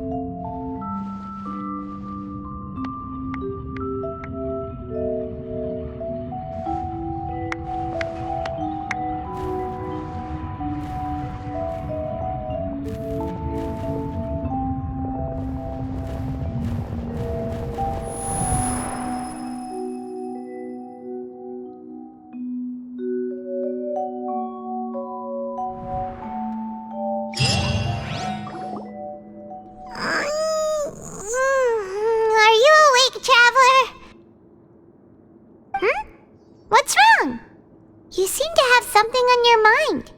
Did you dream about something last night? Is that even possible? Unless it wasn't an ordinary dream? Oh, Childe's vision! So you had it with you this whole time? Maybe the vision connected Childe's consciousness to yours!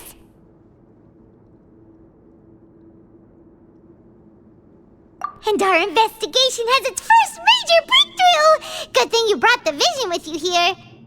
So what did you see in the dream? Do you know where Childe went? Huh. Okay. Well, hopefully it'll be a bit more helpful in the future.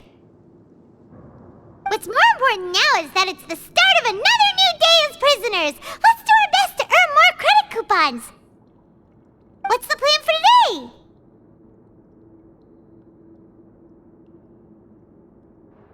Let's go! It's time to start working. If that guard Fielding catches us skulking about, he's sure to give us an earful.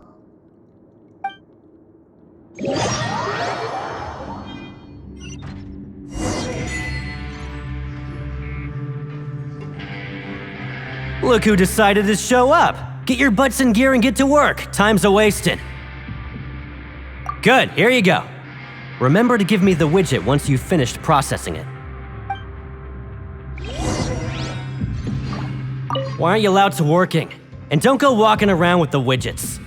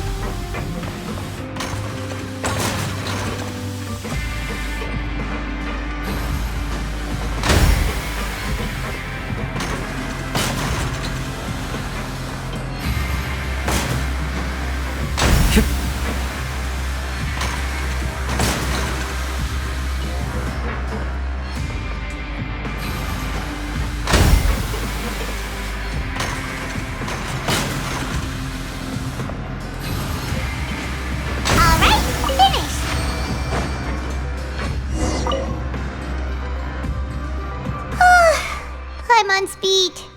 But after so many shifts, it seems we're really getting the hang of it now. Hey there, fellow shiftmates. I saw you finished your work, so I thought I'd come over and say hi. Oh, hey there! We've seen you before. Your assigned workspace is really close, isn't it? That's right. The name's Rowan. This past few days, I couldn't help but notice the new faces working nearby. I guess we were destined to meet. I've been working here for almost 15 years. Even the foreman, Grainville, always calls me Chief. Whoa, you've been working here a long time, Chief.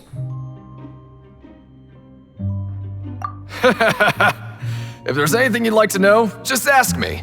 I know the work here in the production zone better than the back of my hand. Alright, Chief, we'll be sure to come to you first.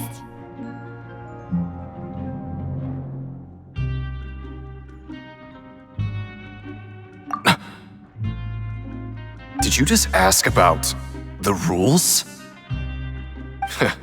Pretty sharp for newcomers. You've already heard about the rules, huh? Who'd you hear it from? Alright. Seeing as I'm the one who came over here, you're already calling me Chief, I guess I can tell you a little. Truth is, you two keep working like this, you might be putting yourselves in danger. Huh? Wait, there's even a rule about that? What would have happened if you never told us about this? Well, it's usually not that easy to break one on accident. The conditions of the hidden rules are usually pretty specific. But once you do break one, bad things happen.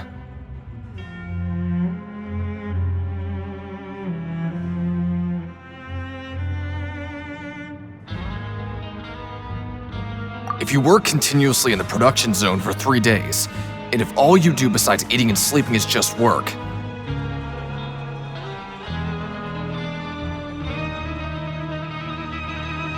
then something bad will happen during lunch on the 3rd day. Huh? Like what? Oh, don't scare Paimon! If I knew that, then I wouldn't be standing here talking to you, now would I? You mean, even you have never tried working 3 days like that before? There's actually a legend about this rule. They say that there was a worker who worked way harder than me. He was both efficient and eager on the job, and most other workers couldn't hold a candle to him. One time, he tried to test his limits and worked as long as he could. Then during lunch on the 3rd day, he disappeared into thin air, as if he'd evaporated. Later, some people went and asked some of his past friends about him, but they said, never heard of the guy.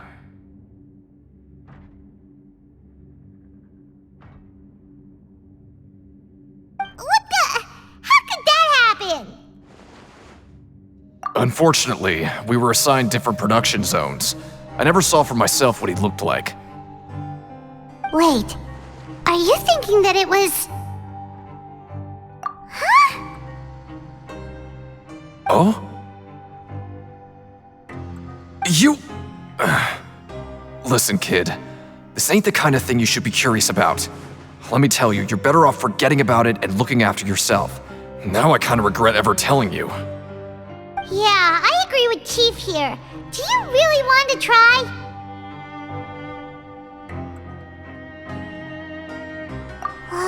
Alright, if you insist.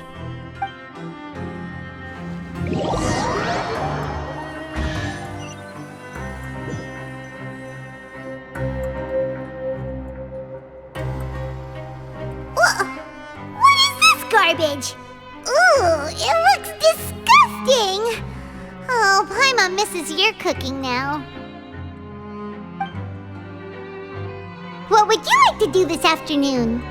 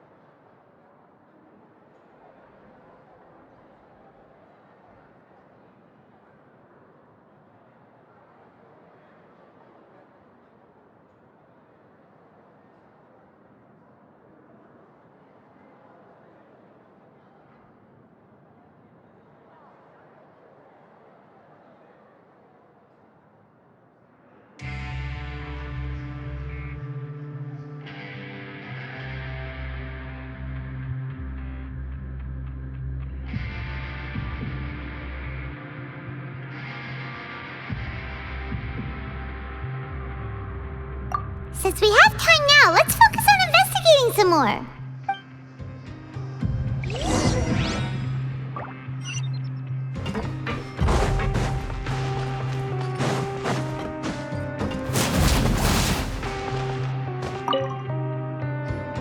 Oh, hello. You two are the ones who were with His Grace. No need to be so nervous. Sorry, I couldn't help but think of His Grace once I saw you, and I...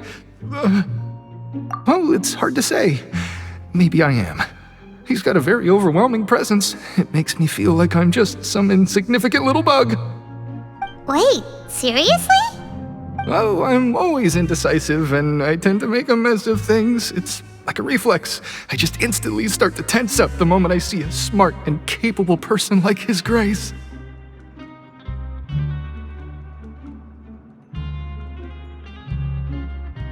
What? Please, don't say anything like that out loud. How could you possibly think something like that?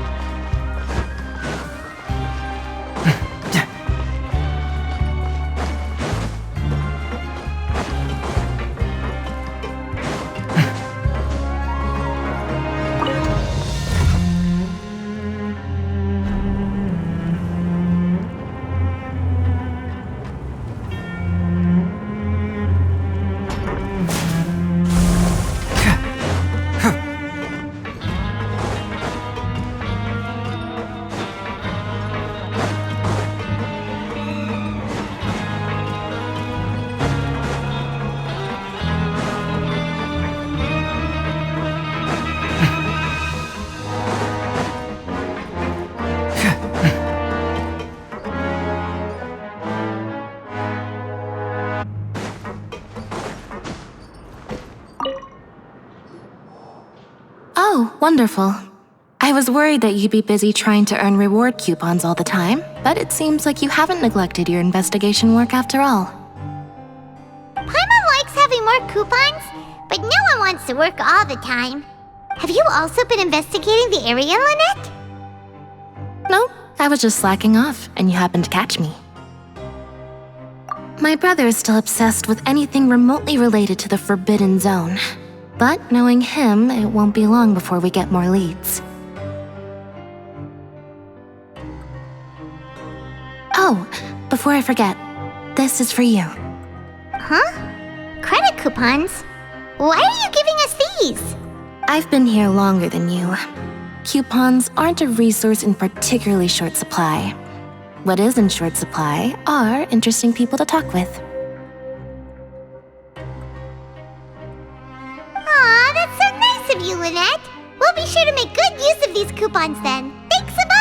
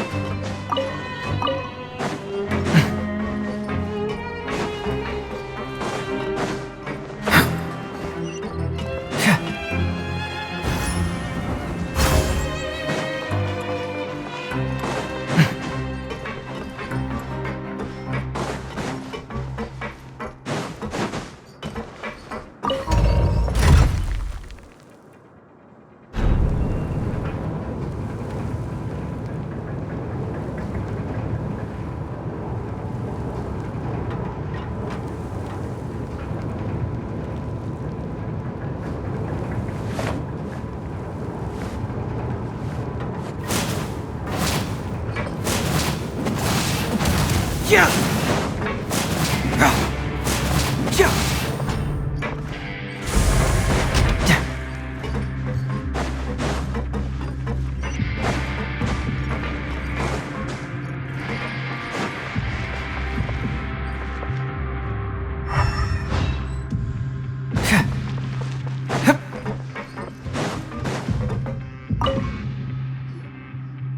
Hey!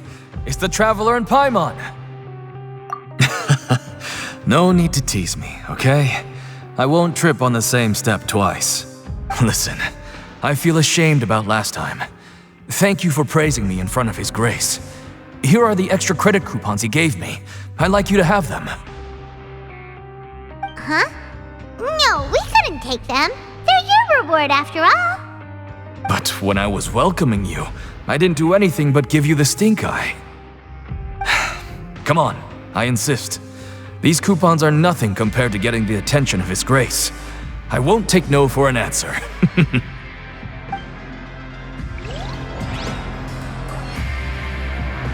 Just like His Grace said, paying attention to every little detail is the key to prosperity. Maybe this is the true meaning of rebirth, not just earning credit coupons.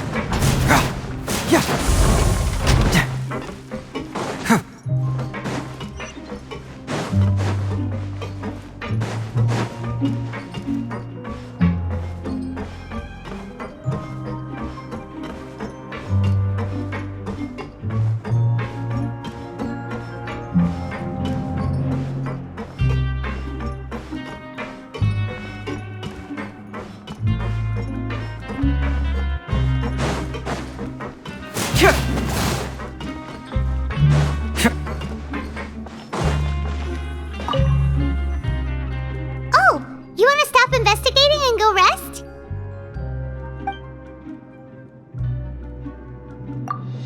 Okay, you should rest up. We'll be back at it tomorrow. Seems we had a productive day. Hope we can make even more progress tomorrow.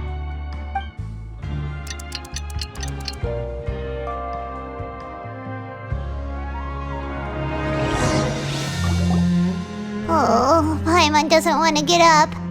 Paimon still feels completely exhausted from yesterday. What do you have planned for us?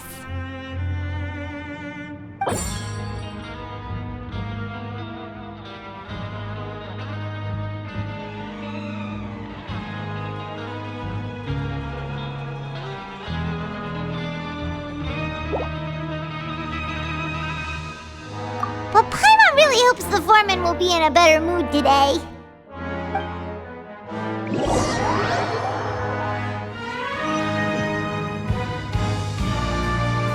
Look who decided to show up. Get your butts in gear and get to work. Time's a-wasted. Oh? What's with suddenly wanting to work so hard? You need coupons that badly? Sure. Let's just say we really want to test our limits.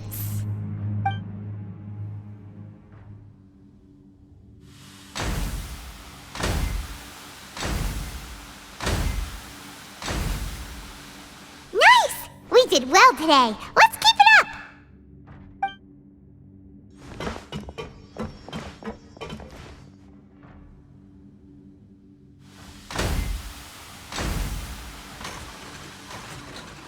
Ooh, Paimon's had it. Who knew that processing these widgets would be so tiring?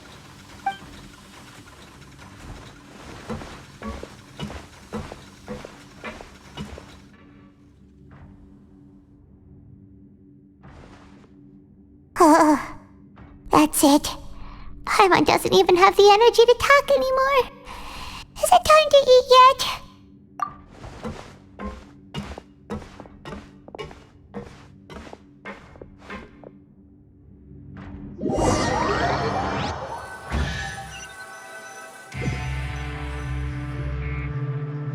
Oh, Paimon's exhausted. It's just work, and more work. Paimon Paimon's little body can't handle this much longer. Wait a sec. Now that Paimon thinks about it, haven't we been working non-stop for 3 days now? And now it's lunchtime!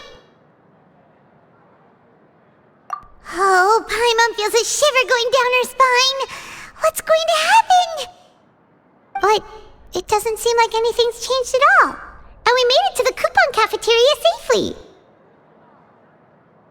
Are the so-called hidden rules only a rumor after all? Well, there's no use to just guessing all day. Paimon's stomach has been grumbling the whole time. Let's just eat already!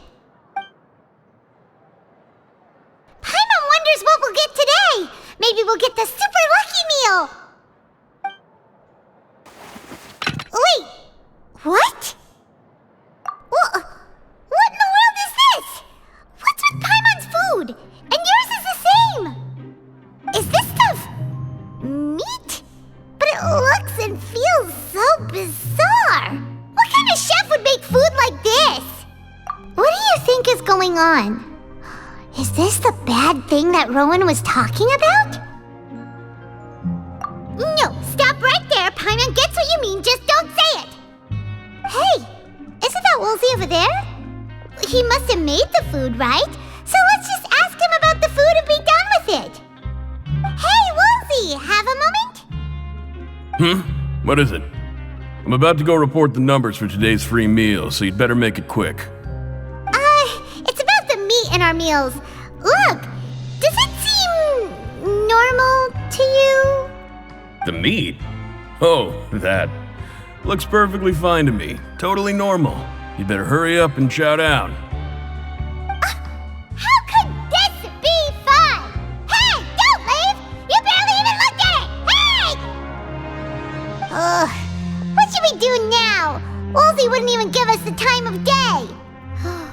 Is he trying to hide something? Yeah, looks like we have no other choice. Paimon was positively famished a minute ago, but now she's lost her appetite.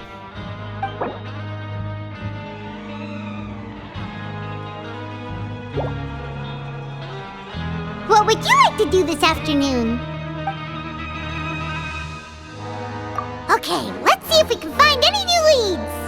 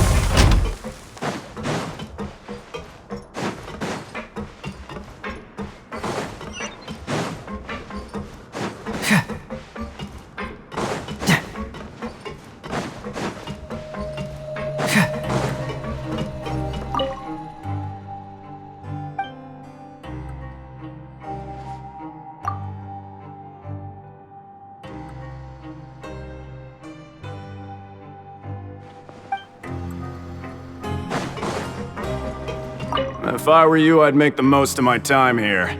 You might not believe me, but I can promise you that you'll miss this place once you're out.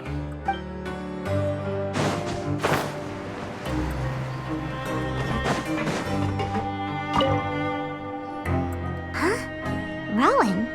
What are you doing here, Chief? I was injured a bit just now.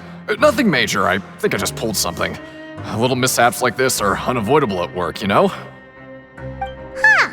Paimon wouldn't have thought someone as experienced as the Chief would still get hurt on the job. I just knew you would say that. This is pretty embarrassing. Where is Siegeween when you need her anyway? The one time I need to make a quick trip to the infirmary. Oh, you mean she wasn't in the infirmary? Yeah. The rumors say that there's never anybody in the infirmary in the half hour before lunch.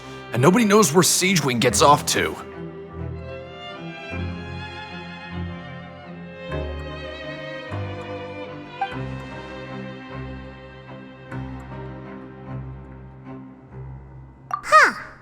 That's actually really strange. Cedrine's always super dedicated to her work. Where else would she possibly go? Forget it. I can take care of a small sprain like this on my own anyway. No need to trouble her.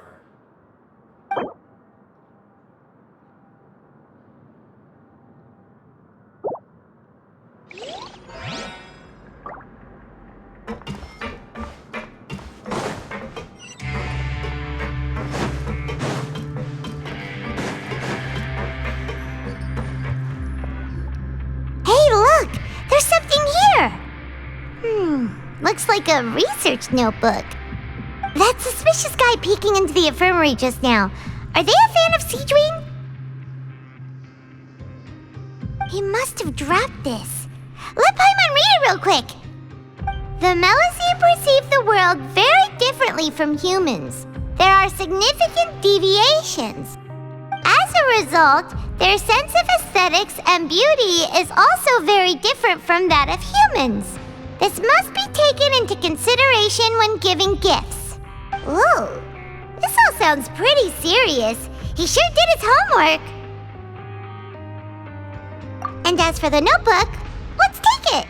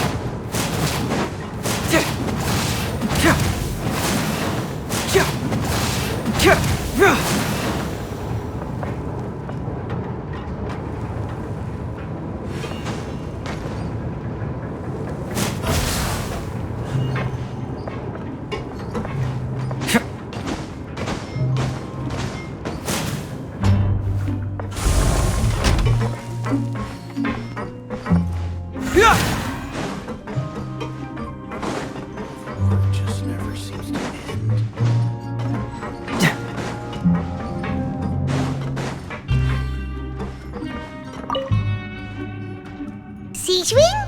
Aren't you supposed to be in the infirmary? What are you doing in the production zone? Hello, Traveler. Paimon? Everyone's usually busy around now, and we don't have any patients to look after in the infirmary. I thought I'd come here and enjoy the sight of everyone hard at work.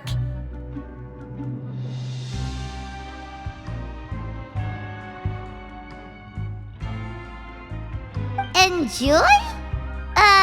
What's there to enjoy here? It's really worth watching. I often stand here and observe everyone. Humans are just so interesting and adorable. I like to watch your expressions while you work.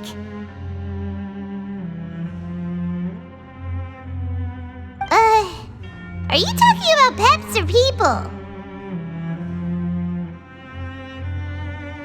Oh, I can see why you think that, but you shouldn't jump to conclusions.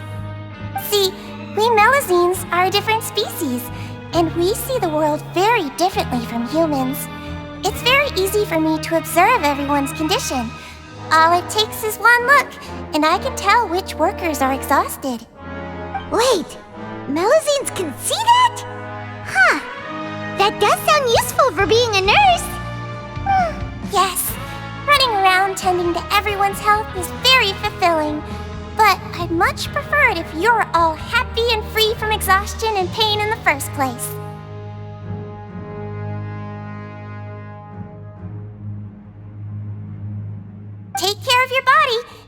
you eat well. Always rest when you're tired from work and don't push yourself too hard.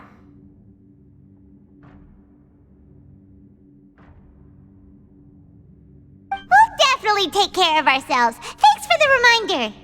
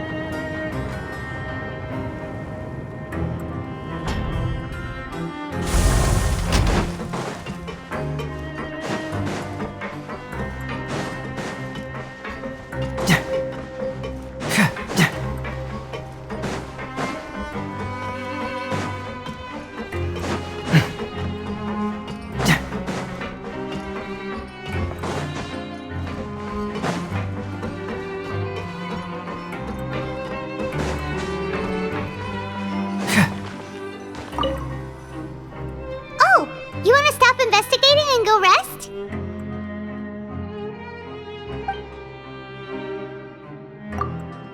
Okay, you should rest up. We'll be back at it tomorrow. So after working a few days straight, we got some strange meat in our lunch. What was that all about? Has our investigation turned up anything useful recently? Really? Then it looks like that part of the investigation has hit a dead end. Well, we'll keep searching for more clues tomorrow. Good night, Traveler.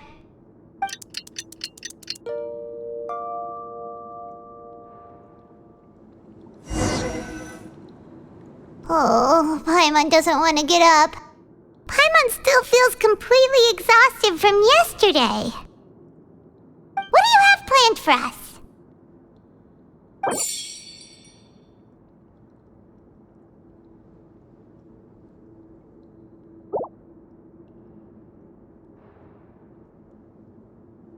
After working here so long, we're really starting to get the hang of it. But doing the same thing all the time can get old pretty quickly. How are you holding up?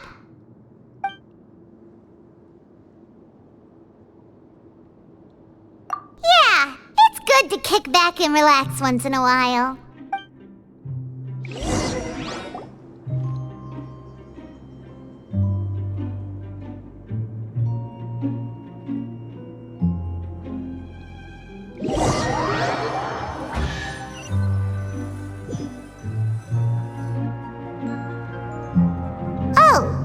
Just a regular meal set. Guess Paimon shouldn't get her hopes up. What would you like to do this afternoon? Maybe we'll be able to find some leads there.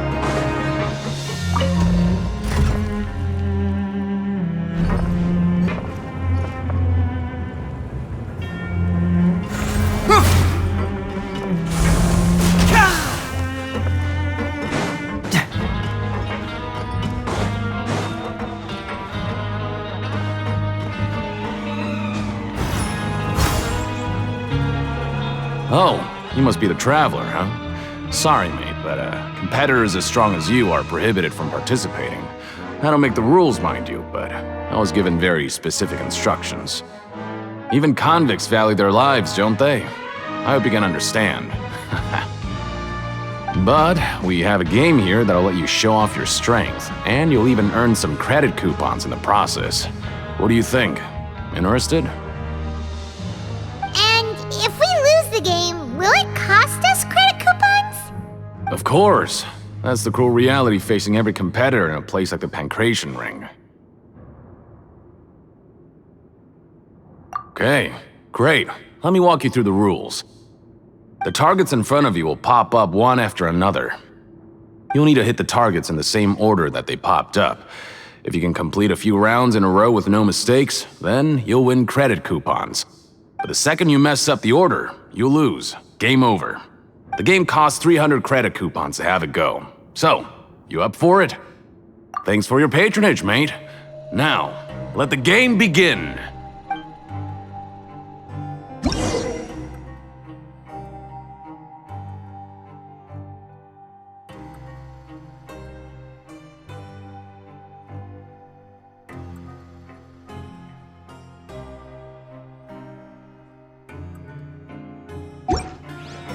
Machine started.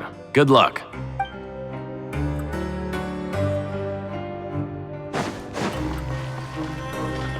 Okay, do your best to hit the targets, just like Colin said!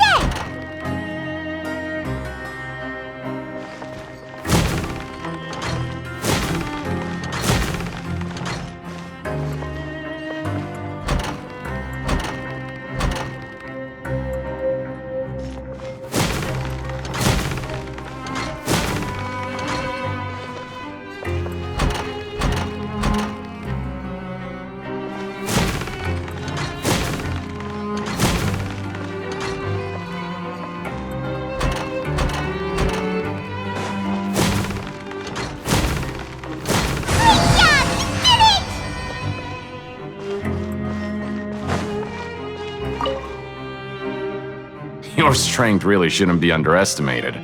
Now I get why you're prohibited from participating in any official fights. Nobody who values their life would be willing to get in the ring with you. However, you two haven't tried betting on the outcome of a Pancration match yet, have you? Just go talk to Rusimov. Buy a ticket for whichever fighter you think will win. There's a big payout if the fighter you support comes out on top. But we don't know anything about the fighters. How can we possibly know who to support? That's normal. Just watch a few matches and get a feel for the fighters. It won't be long before you can pick winners in your sleep. He's got a point. Why don't we give it a try? If we have enough coupons, we could probably bet at random until we figure everything out. Bet at random, huh? Well, how should I put it? It's not like you can't do that, but I'd advise you to give it some more thought first. Huh? We shouldn't get too carried away. What's the problem? What? Never even picked a boxer before, and you already know about the rules? You're not just strong fighters. Seems you're pretty perceptive, too. Might as well tell you about it, since you already know that much. Plus, I think you've got the potential to be one of my greatest customers. I think I can let you in a bid. Besides, I don't want to risk ever losing a customer like you. Is it that serious? Okay. The hidden rule here is, if you buy both boxers' tickets and support them both, something bad will happen the next morning. So the rule is that we shouldn't pick both boxers in the same fight. But if anyone actually did that, wouldn't they be guaranteed to lose coupons? Who would do that anyway? And what do you mean by something bad will happen? How would I know? Not like I'm stupid enough to do that. But I've heard a story about the rule. According to the rumor, there was a masked boxer who possessed incredible skill and power. None of his opponents even stood a chance against him. However, in the final match, the organizers told him to take off his mask. He refused and never showed up to the fight. And after that, he was never seen again. Some say he died, or that he was taken care of by the event's organizers. But everyone remembers that he was someone who cherished honor above all else. In his eyes, supporting both boxers in a match would dishonor the competition itself.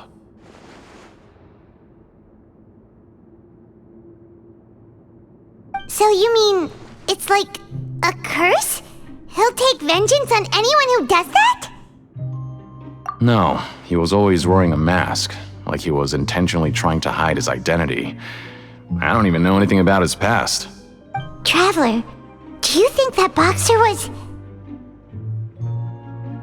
Huh?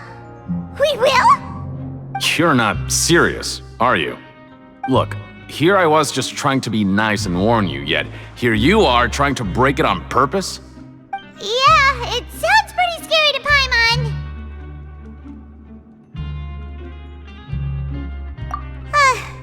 Seems you've made up your mind.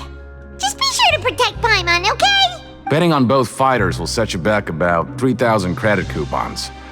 If you have enough, then go ahead and give it a try. Just don't come running back to me if something happens.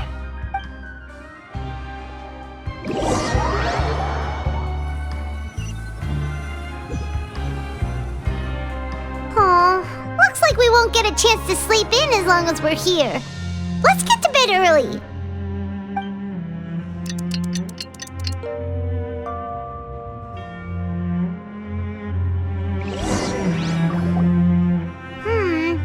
Maybe we can make some progress in our investigation today. What do you have planned for us?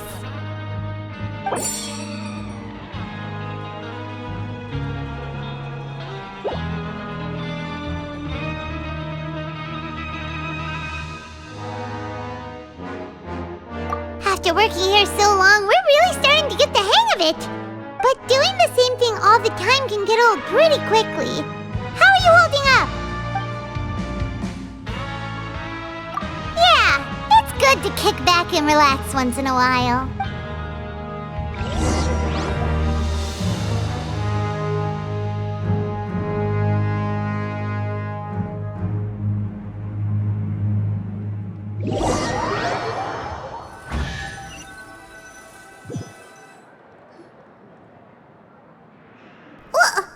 What is this garbage?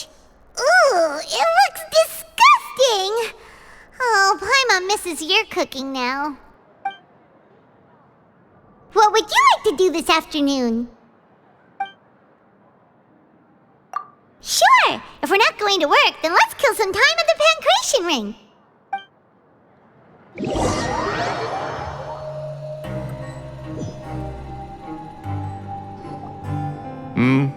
Are you two here to buy tickets?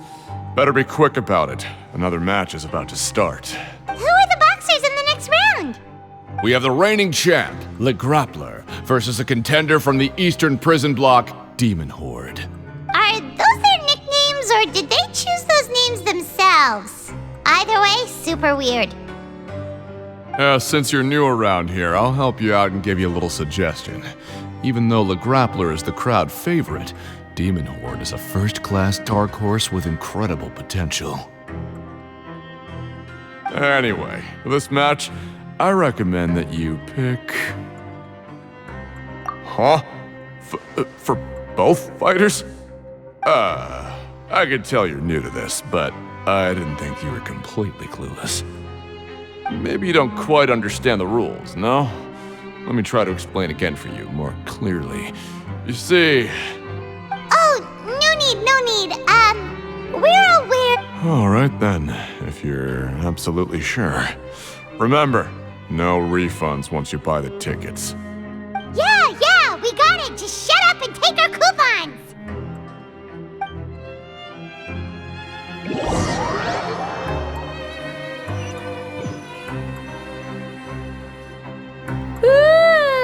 We woke up so early today that Paimon's been nodding off all afternoon.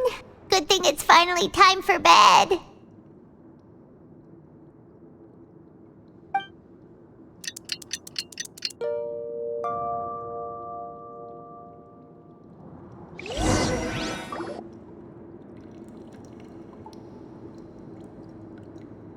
Hey, Traveler, Paimon. Package here for you. The next time you buy something, go pick it up yourself. I'm not a delivery man, you know. Huh? A package? For us? Did you buy something, Traveler? Paimon's not quite awake yet, so why don't you go take a look? Right! Yesterday we broke the hidden rule and bought tickets for both boxers. Oh, maybe this package is the bad thing that Colin said would happen. Paimon suddenly feels wide awake. Wait, maybe let Paimon go hide somewhere first. Just call Paimon after you opened it. Hey, wait! Paimon's still here! Don't open it!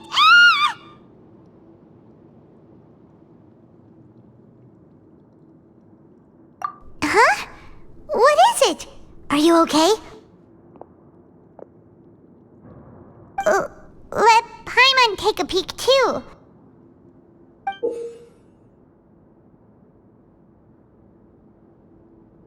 Oh, it's just a small bottle. But the color of the liquid inside looks so wrong. Almost like... Alright, that's enough of that. No need to say it out loud. Paimon already knows what you're trying to say. Ugh! No way! Get that stuff away from Paimon! Paimon thinks we shouldn't open the bottle until we figured out what's going on. Just trust Paimon on this one, okay?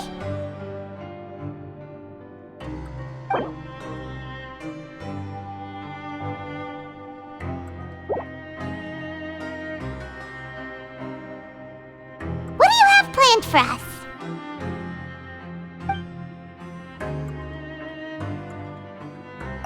Though it feels nice to slack off a little, less work means less coupons. Let's make the most of our morning.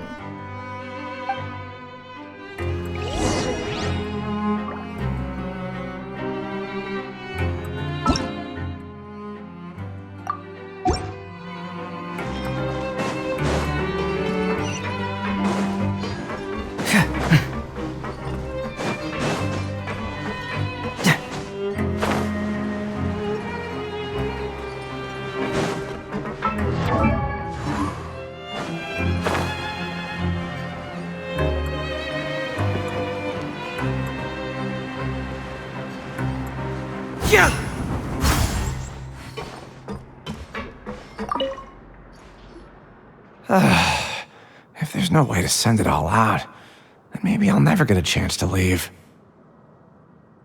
Who are you? We've never seen you before, and you don't look like a fellow convict. I'm not! Of course I'm not.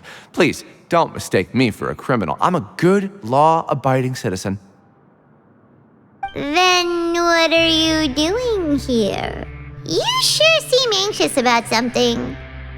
I'm a promoter for Fontaine, and I'm usually responsible for promoting our drink products. I thought I could complete my task here quickly and return to headquarters, but I've been here way longer than I anticipated.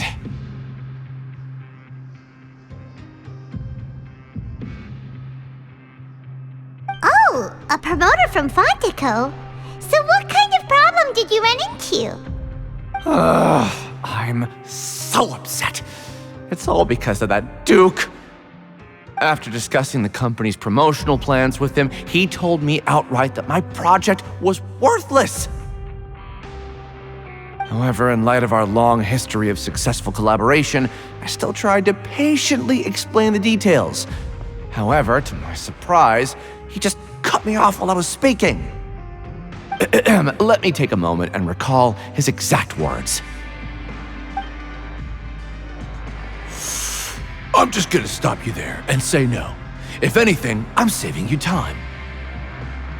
It seems you don't fully understand the value of credit coupons here, nor do you understand the value of your own products. The former is because you are from the overworld. That's understandable, and I don't blame you for that. But as for the latter, only someone monumentally stupid, so breathtakingly stupid that they were completely ignorant of the value of credit coupons, despite living in the underworld, would ever possibly consider buying your drink. Let's just forget it.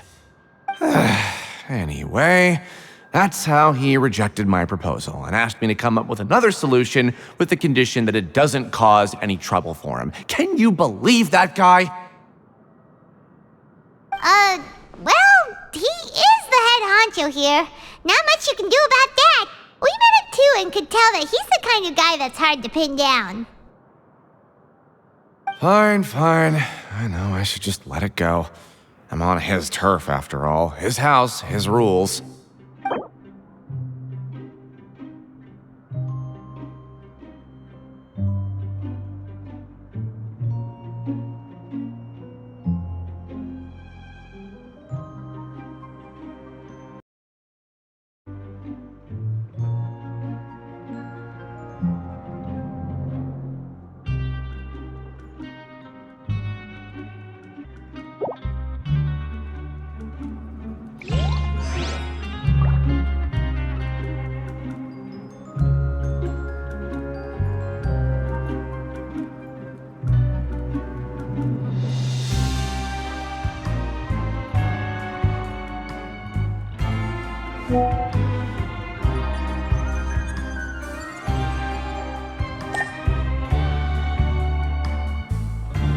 I just don't want to be stuck here forever.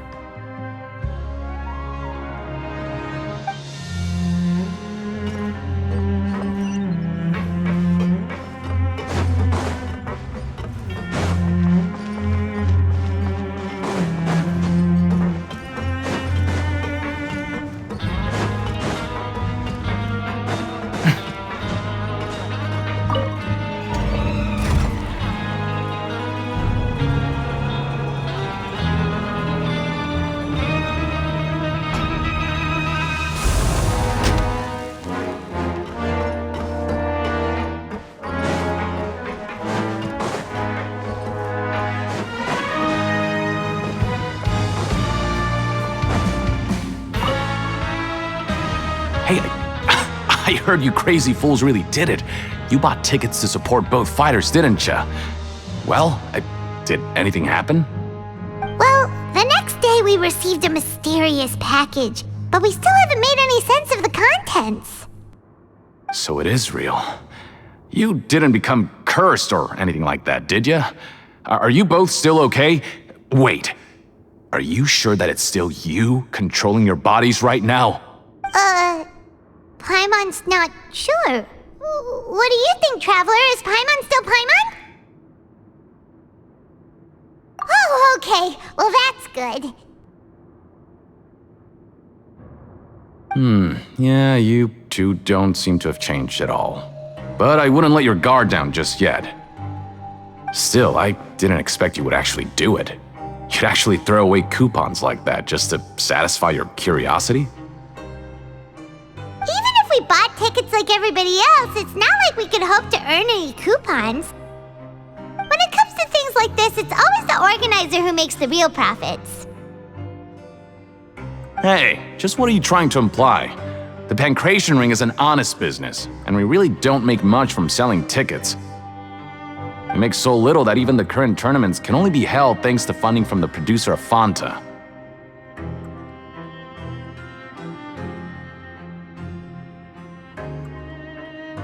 Oh, so it's the company that manufactures Fanta sponsoring the events? Paimon thought all of this was thanks to the Duke's support. Let's just say it's a mutually beneficial arrangement. They reached out to us first, hoping to promote Fanta products in the Fortress of Meropide. Anyway, you try and take extra good care of yourselves these next few days, you hear?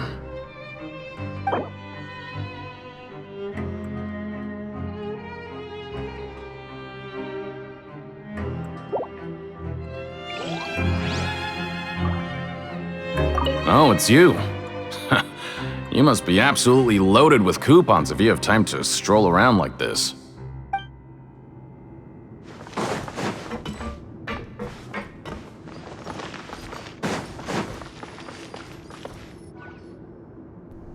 Hey, what are these papers scattered all over the ground? Are they registration forms or something? Maybe not. Every page has the Fontaine symbol on it. Maybe it's some flyers from the company.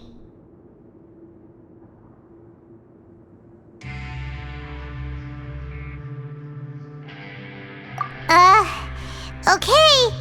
But if someone catches us, they could accuse us of trying to steal the company's secrets, couldn't they? Oh, you're right.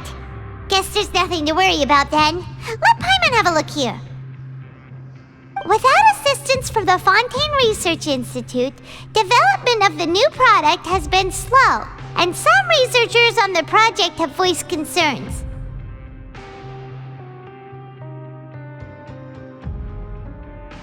We have no choice but to let the new product undergo the first phase of promotional trials without a designated name or packaging. We will adjust the direction of future development according to feedback.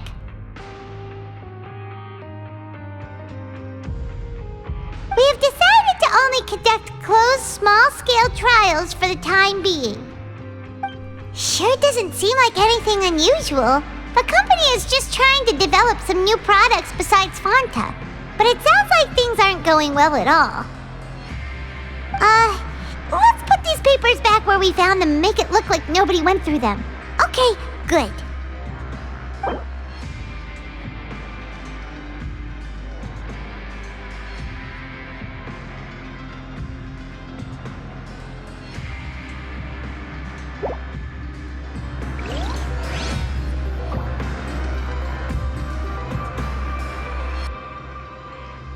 Time to show me what you got.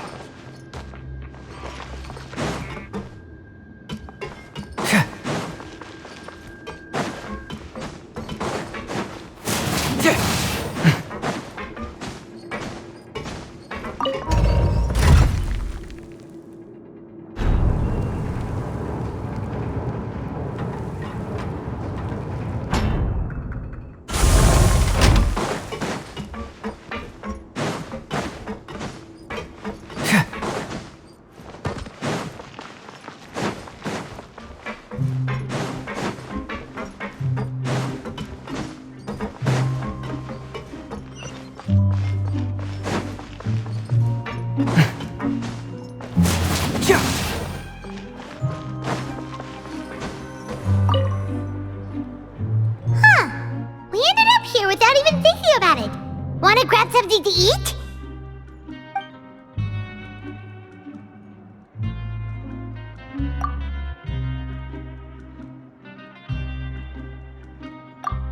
Alright, but remember that we bought this time with coupons, so let's make better use of it next time.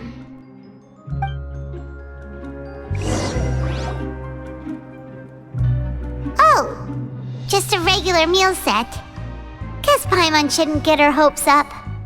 What would you like to do this afternoon?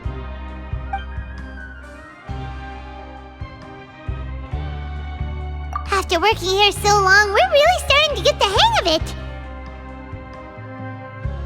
But doing the same thing all the time can get old pretty quickly. How are you holding up? Yeah, it's good to kick back and relax once in a while.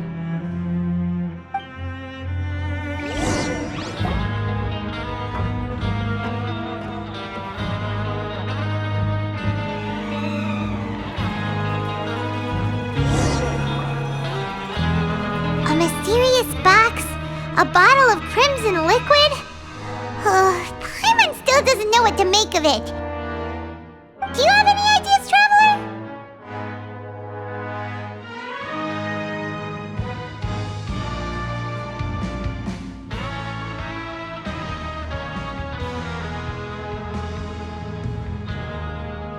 Really?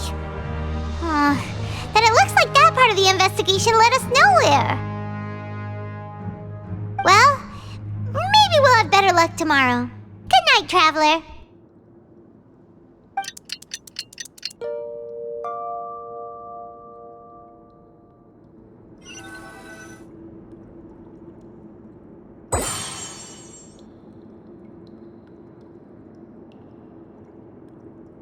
Okay, so we've investigated 2 of the hidden rules. Paimon didn't think this prison would have so many weird things going on. We'd better pick up the pace with our investigation, otherwise we'll never get anywhere.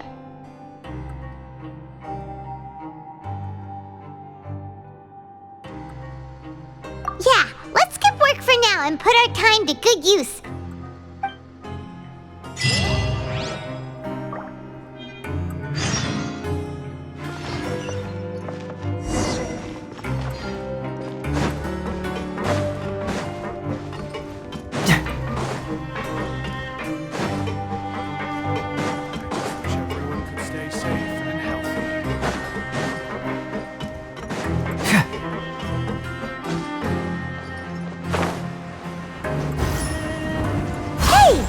Vidoc over there? Huh. Is it just Paimon, or are there fewer people than usual here today?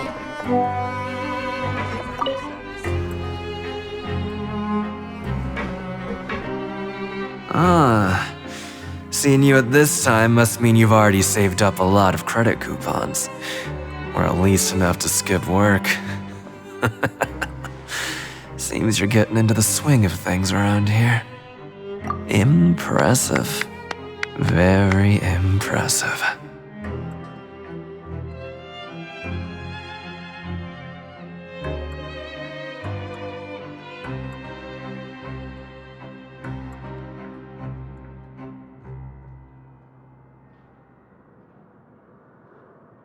So, now can you tell us about the hidden rules you know? If that's what you want to know, I guess you couldn't have come at a better time.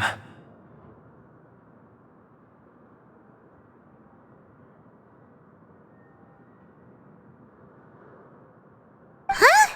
What do you mean it's a good time?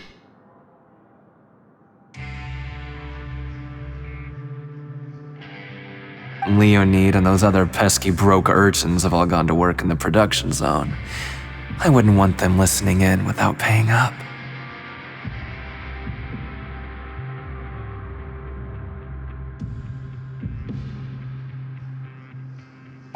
We get it! Just tell us already!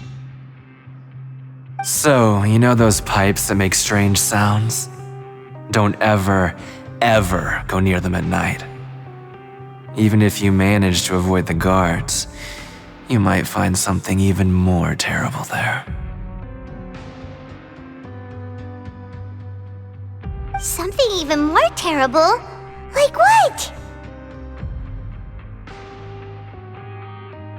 A group of cannibals. Cannibals? In the Fortress of Meropide? Every month, they meet a few times in the dead of night. Rumor has it they might be connected to the people that have disappeared here. But what's even scarier is that they have a special proclivity. Since they have no way to dispose of the leftover remains, they have ways to transform them into other forms and keep them in the fortress forever. Paimon might already know what you mean by other forms. So that's what's going on here. Oh, Paimon's stomach doesn't feel so good.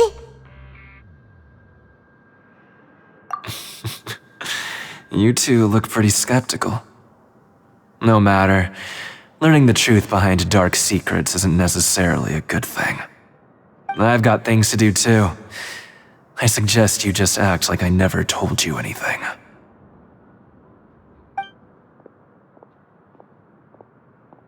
Traveler, can we just trust him on this one? Oh, Paimon doesn't want her blood and flesh entombed here for all eternity? Oh, so that's how you see the situation. Huh. You know, Paimon does feel a little better about it now. When will all the secrets end?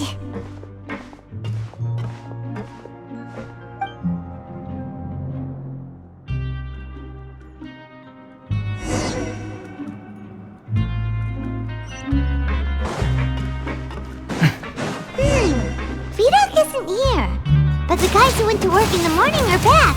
Let's go ask them! Just stay away from me. What? What are you saying? You shouldn't go around saying stuff like that.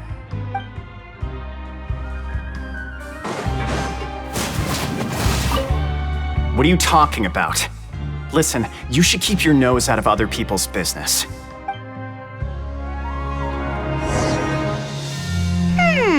Their attitude sure is suspicious. Like they're trying to avoid us.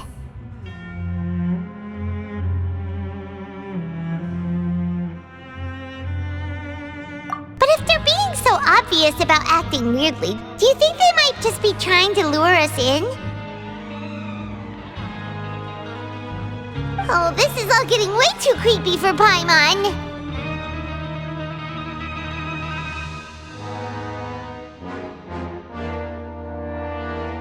So you mean we still need to investigate some more?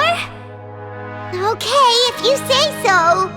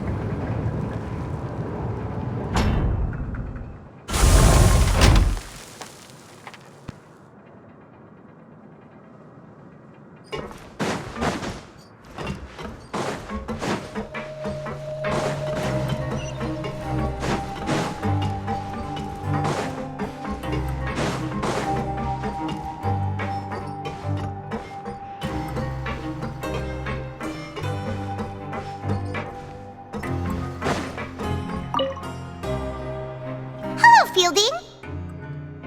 What do you want? Criminals like you ought to be working right now.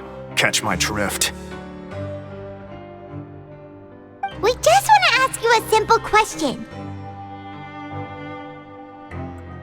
Have you ever discovered anything odd during your nighttime patrols?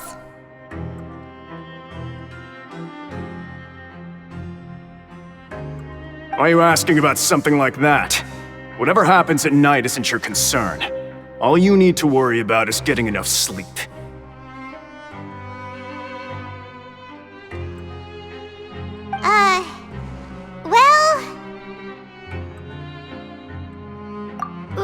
Right! We've heard it happens a few times every month. Paimon has sensitive ears, so it makes it hard to sleep. Really? I see. But it's not like I'm on duty every night. And now that you mention it, I recall my colleagues talking about something like that before. They say that strange things tend to happen at night on pipe cleaning days. Lots of us don't willingly take those shifts. So, what happens at night on pipe cleaning days? They just conduct regular cleaning of the fortress's drainage facilities. There are 3 pipe cleaning days per month. And it just so happens that today is one of the scheduled days. You can try to confirm the sounds tonight if you want, and if they're real, then I can report the issue to my superiors for you. Oh, okay. Then we'll keep both ears out tonight. If that's all, then I'll be leaving now. I advise you not to try anything funny, though. Even if I'm not on duty tonight, someone will still be watching you. Don't worry, we don't want any time added to our sentences. Oh, he left. So what do you think about the pipe cleaning days he mentioned? Right, both are a possibility. But Fielding did say that tonight is a cleaning night. Paimon knew you would say that. Alright, sounds like we'll be up all night tonight then. Paimon just hopes the guards don't catch us.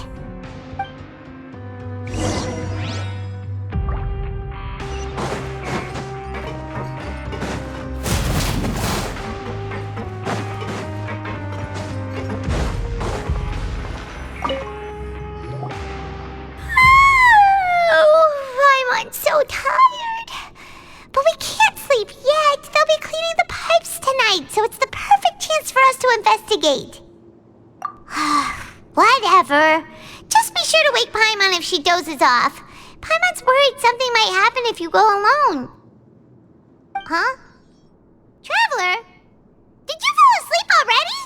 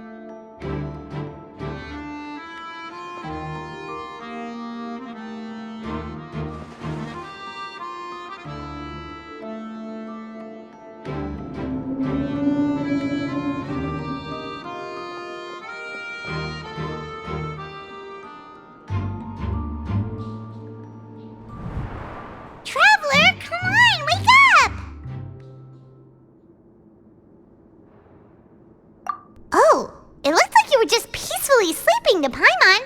Well, what did you see this time? Really? So we're finally starting to figure out what actually happened. But...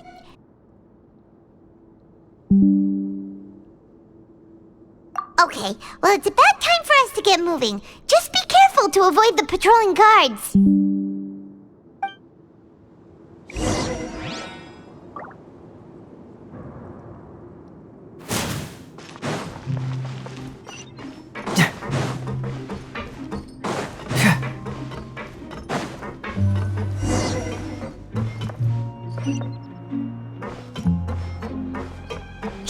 Careful! We'll get in trouble if the guards catch us!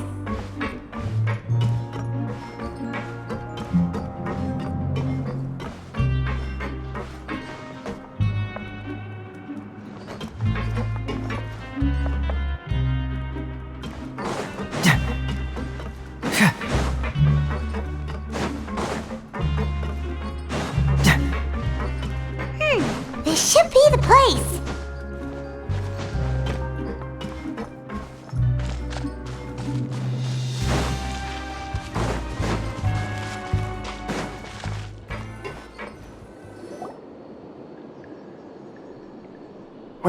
I know you.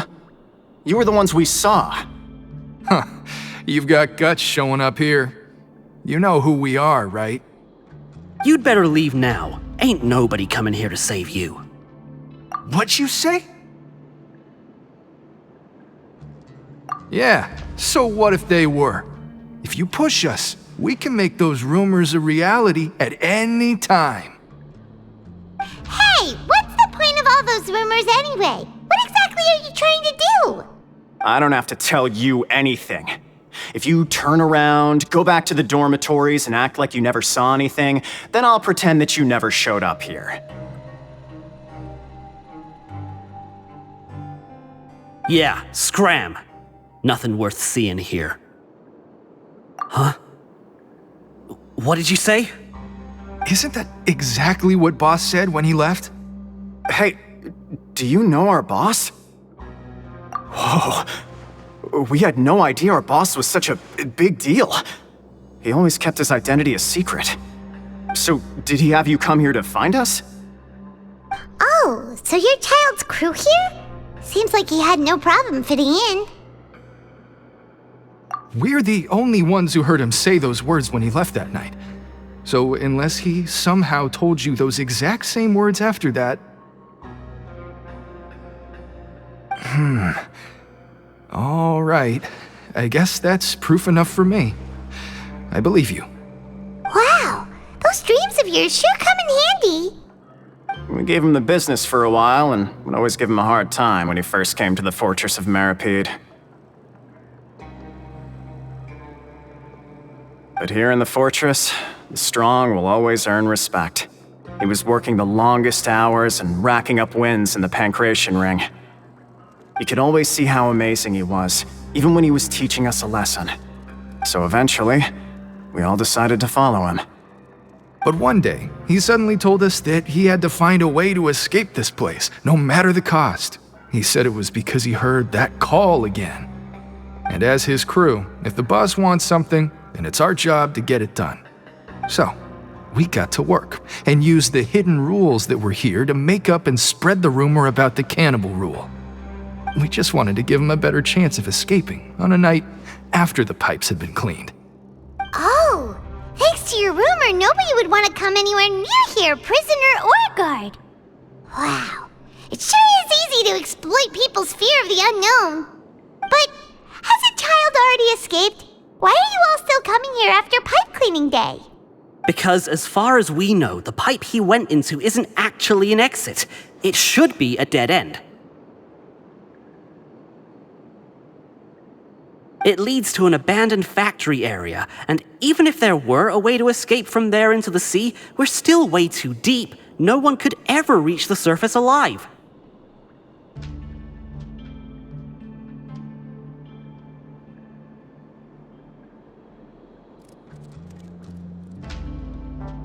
But Boss still insisted on going in. It's like he was obsessed about it. So we told him that we'd pretend as if he never existed while he was gone. And that if he wanted to come back, he should wait for nighttime on a pipe cleaning day. That way, we could meet him here and help cover the whole thing up.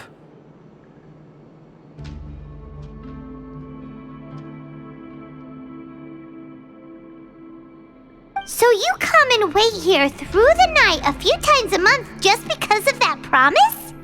Yeah, but it's been so long now. We already know in our hearts that he must have managed to escape somehow. Is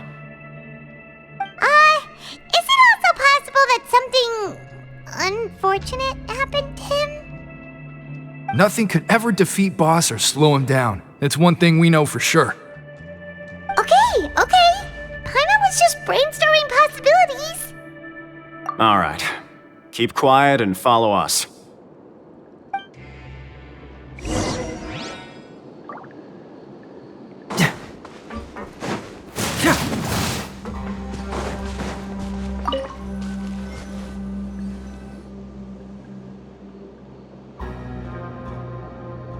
The way up from here has been sealed off. It's impossible to get through. Boss left by going down from here. It wasn't full of water at the time. Later, we came back hoping to have a look.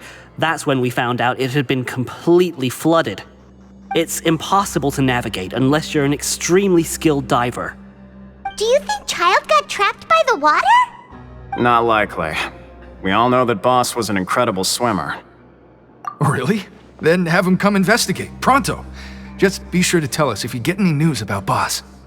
It's getting late. We should leave before the guards come this way. Yeah, we learned a lot about what happened to Childe here. Let's get going!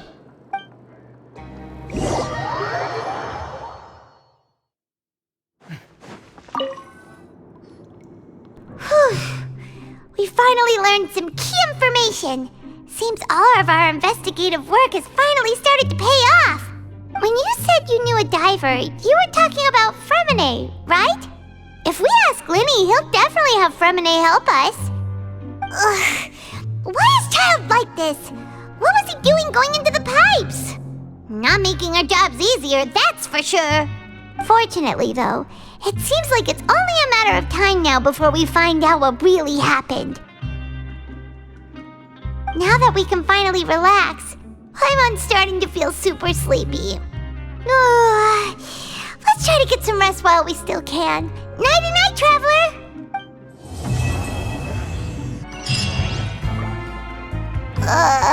It's morning already? Oh, Paimon still needs more sleep.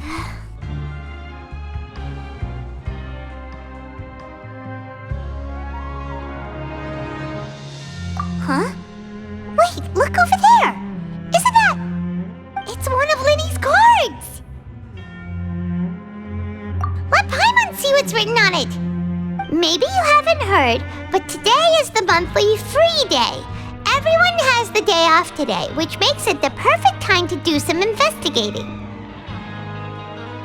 It's been a while since we last talked. Have you been making any progress lately? Let's meet at our usual spot in the factory area before lunchtime. I have new information.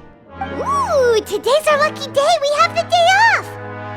From the sound of it, Lenny's been making progress with his investigation. Wonder what he's discovered.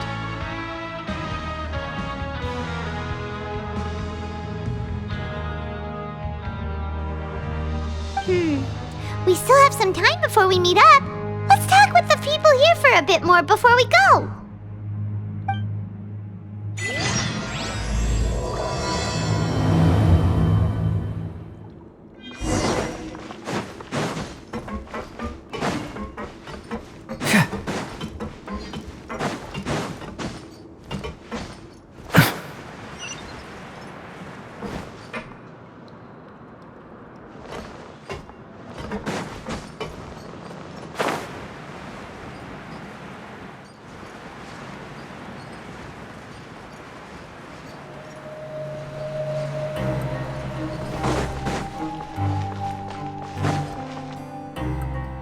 Hey, you over there? Yeah, you! Say, do you like playing card games? You know, like Genius Invocation TCG? You TCG players are like mint in the wild, literally sprouting up everywhere. Hey, come on now. What's wrong with finding fellow Invocation aficionados? Anyway, care to join me for a game? All right. No pressure. But why would you be looking for people to play Genius Invocation in a place like this? Don't people usually come here to fight? Whether you're throwing down cards or throwing punches, it's all a competition, isn't it? It's all the same in my eyes. There are lots of card players here in the fortress. When I saw you, I immediately thought, hey, even outsiders from other nations play cards. So I came over to say hi. Sure. Great! Since you've been here longer than us, you need to flex your seniority a little bit, right? Maybe you could start by telling us newcomers some stories about this place. I thought you would have already heard everything by now. All right then, did you have anything specific in mind? Or do you want me to just pick a topic? Why don't you pick? We'll let you know if we've heard it already. All right. Have you heard any strange rumors since you've arrived? Then, did you know that there are some people who are always gossiping over in the corner? There are two guys who are always skulking around in the corners of corridors gossiping. The bigger guy is Quisto, and the skinny one is Lavaroon. People call them the Bombshell Bros. I never really found their gossip very mind-blowing, and it's pretty much just the same stuff that I hear about when I'm at work every day. If you're interested, you can go talk with them. They tend to talk a lot of nonsense, but they aren't exactly bad. Good to know. Do you have anything else to tell us? Let me think. Sounds like you want to hear something a little more tantalizing. Oh, did you know that the Duke was also a convict in the Fortress of Meropide before? Huh? Wait, are you serious? That's right. The Duke was an inmate just like you and me. Seems he was exiled here for committing some crime. Who knows how he ended up rising up to become the warden, though? To go from an ordinary inmate to becoming the manager of the whole place? I'm not gonna lie, I kinda respect that. A forbidden zone? Sounds like something that someone just made up. I've never heard of that. Where did you hear about it? It's just a rumor we've been hearing, but no worries if you've never heard of it. Do you have anything else you can tell us? Anything else? Not that I can think of, but I'll be sure to tell you anything interesting I hear next time. You'll have to play a game of Genius Invocation with me first, though. See you later. Hey, let's play a game if you ever have time.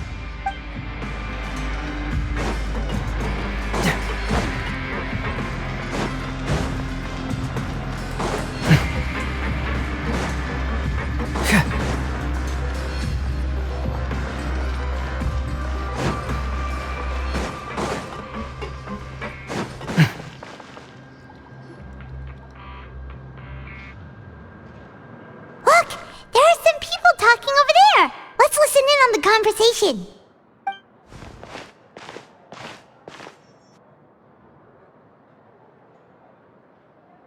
If you ask me, those pompous parasites on the surface act like they're all a bunch of aristocrats. Do any of them give half a hoot about a bunch of dogs like us? Hey, speak for yourself, mate. I'm no dog. Oh, you think you're special or something? If you're here, then you're just a convict like the rest of us. I've heard that even if you're released after serving your sentence, going back to life on the surface ain't any better. Once a criminal, always a criminal. We're marked for life. I don't buy that. Hey, how cool would it be if the whole world was destroyed by a giant flood and everyone had to start over from nothing? What kind of filthy bilgewater are you spewing? I have family up there. You best shut your sewer hole with talk like that. Listen, things ain't so great on the surface, but who says that you have to leave? I've heard that you can still stay here and work even after you've served your sentence. Not bad if you ask me. Who wants to live in the ruddy overworld anyway? And what makes you think they'd want to hire someone like you? That's one of the great mysteries of the universe, how someone as useless as you is so confident.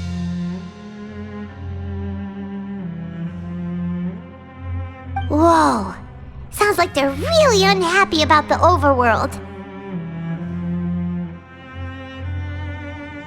Speaking of which, Paimon never heard anyone use the words overworld or underworld when we were living up there. Is it only something the inmates down here say? That's true.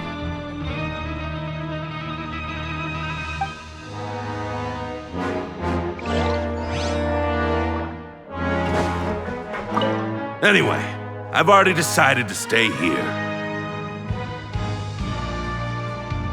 Wish I could say the same.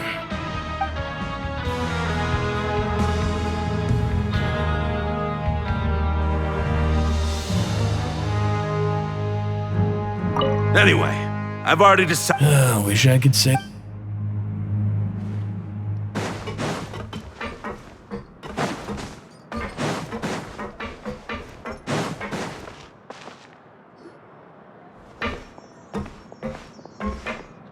There's a group of people over there. Let's go listen in. So I said, that's not a faucet. Hey, who are you two? Why'd you come over all of a sudden? Sorry for eavesdropping. Sounds like you were talking about something private.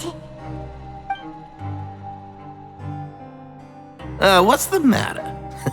They're just looking to join in on our fun, that's all.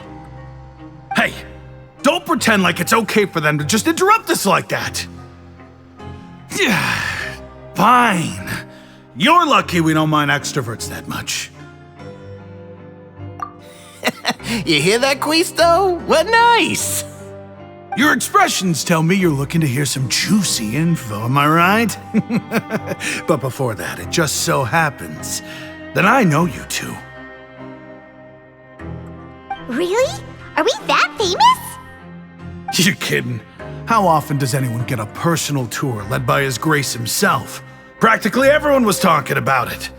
Word has it that you also caused quite the kerfuffle. A little mistake, huh? I like the way you put it. You see, people with a good attitude can join our group anytime, unlike some of the others here.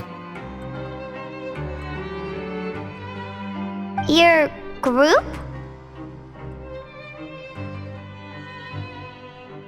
I'm Quisto, and this is Lavaroon. People usually call us the Bombshell Bros, but don't worry, we're not playing with bombs or anything. It's just that our information is always so explosive, and we blow minds on the regular. So, you two really like to gossip? Whew, you sure know how to embellish. No, you don't get it. Knowing intelligence will make things better for you here. For example, knowing who's working with whom, who has the latest rumors, who's not getting along. Wouldn't you like to know all that?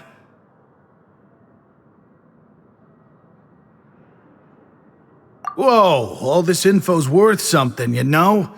You should prove you're worthy of it. I don't mind him. Quisto's always this way. Just play nice and say something to massage his ego. The welfare meals. Talk about the welfare meals. Right. That meal we had yesterday was super delicious. Paimon can still taste it whenever she closes her eyes. Is that so? To tell you the truth, I've been helping out with making those welfare meals. I've been working as a kitchen assistant for about a month and a half now. Oh, so you're the one who made those delicious steaks. Amazing. You could be a professional chef. You are correct. I am a true professional. In fact, I even went to culinary school. But enough about that. Since you like my cooking, I guess that means we share similar tastes. Listen carefully. This little bombshell will help you learn what's really going on here in the fortress.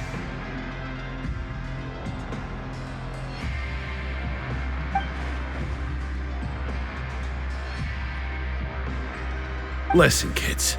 The power structure within the fortress is quite complicated. The overworlders couldn't care less about us down here. We're basically dogs to them. You've already met the one person here you should never cross, the Duke, Risley. He knows more than you think. And if he doesn't care about something, then he often doesn't bother dealing with it. Those who have the Duke's attention get all kinds of special perks, even better treatment in the infirmary. I know who you mean. It's that Jurier character, right? I don't think there's anything useful about him at all. Why does he visit the infirmary practically every day? Is it normal for anyone to be going in and out of there so often? If you ask me, he's just faking it to get out of work. But did you know that Jurier was a talented researcher from the Fontaine Research Institute before he came here? There's no denying that. I don't care if he was a researcher that could turn dirt into Mora. Once you're in the Fortress of Meropide, you're just another inmate like everybody else. Speaking of which, the last time I saw him, he was passing by in the corridor with Lorvine. I also heard they started arguing in the library and got into a fight, right? Guess that's just how terrible of a guy he is. You mean he hit a woman? Wow, I never imagined he was that bad. But that Lorvine's also quite the odd one, you know? She's always gabbing away, got into a fight with a man, and she also got sent to the infirmary. Come to think of it, I always see her going to the sick bay every couple of days, too. Wait a second. You don't think? Do you think could it be that they're secretly meeting there to go on dates? But it's really hard to imagine. After all, I do remember seeing Lorvine beat Jurier to a pulp that one time. And we might be overthinking things.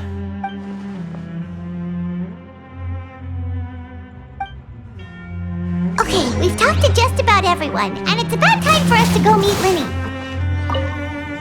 Is it really all right for us to talk about people behind their backs like this? That's just how it goes. Good gossip is still gossip. Yeah, I guess you're right. But wait, we're not just gossiping. This is legit information we're discussing here, right? According to the card he left us, we should go meet him in the production zone.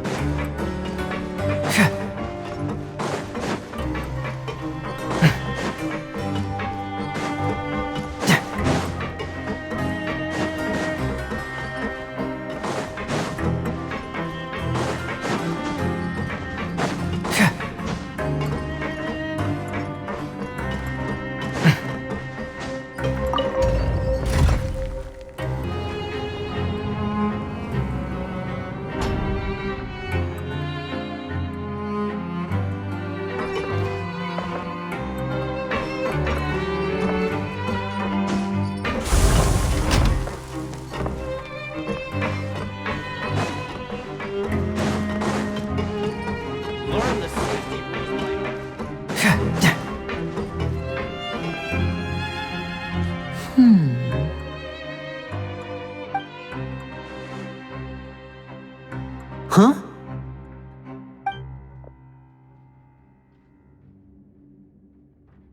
That look in your eyes. You found something? Hey, this is no time to be modest. Just tell him we found a boatload of information. Oh, as expected of the legendary duo, you have my full and undivided attention. Huh. I'd have never guessed that myself. The rumors swirling about this place are unreliable after all, and Master Childe probably went missing because he found a way out. He is a harbinger after all. I suppose he's much more resourceful than I initially gave him credit for. Unfortunately, this isn't enough for our final report to Father. We need to find out Master Childe's exact whereabouts. Father told me that even though Master Childe said he was just coming to Fontaine for a vacation, he actually had some personal reasons. His agenda might be linked to his disappearance. His escape route is already flooded, so we'll have to task someone with professional diving skills to chase after him. Well, when you put it that way, it's obvious that only Fremine would be up to the task. Bingo! Is he around? He's working today. Coming here as a group would have attracted too much attention. I'll talk to him about it later. It's the least I can do. We're all in this together, so it's only fair for us to fulfill our end of the bargain.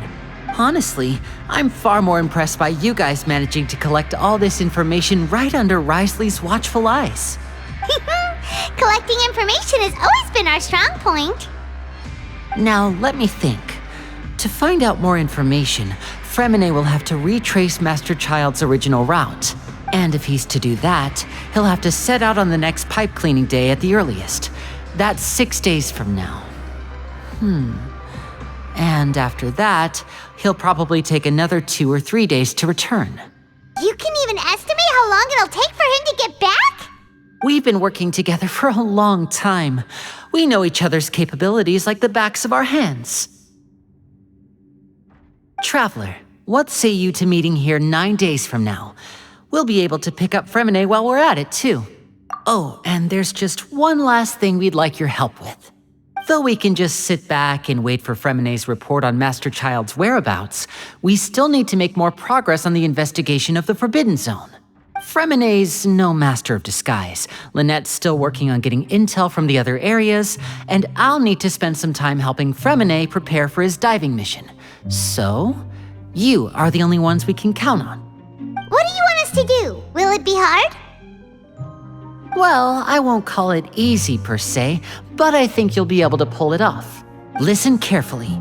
You'll need to find an excuse to get into the infirmary and investigate the room and environs. You've mentioned several sketchy-looking people always meeting at the infirmary earlier, so it probably has something to do with the secret we're hoping to uncover. You've already met the head nurse, so she'll be less suspicious of you. Investigate the internal structure of the infirmary and any active dealings within, and pass those on to me alongside anything else you're able to discover. But also, there's no need to take risks. Don't forget, safety always comes first. No, when it comes to intelligence gathering, I'd never consider you to be an amateur. Didn't you say it yourself? It's always been your strong suit. I'll believe anything as long as it comes from you. So, please prove your prowess to me once again. All right, then we'll head out as soon as we finish our prep. Let's go our separate ways for now then. Don't forget, we meet here again in 9 days. Stay safe.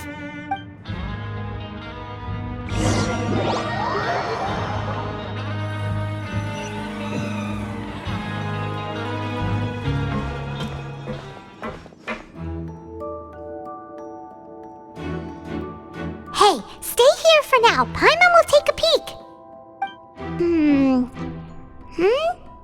There seem to be several people inside.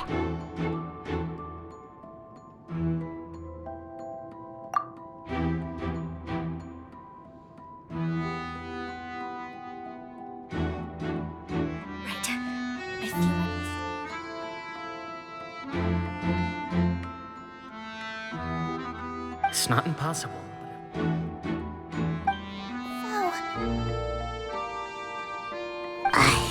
It's a bit to understand them from here.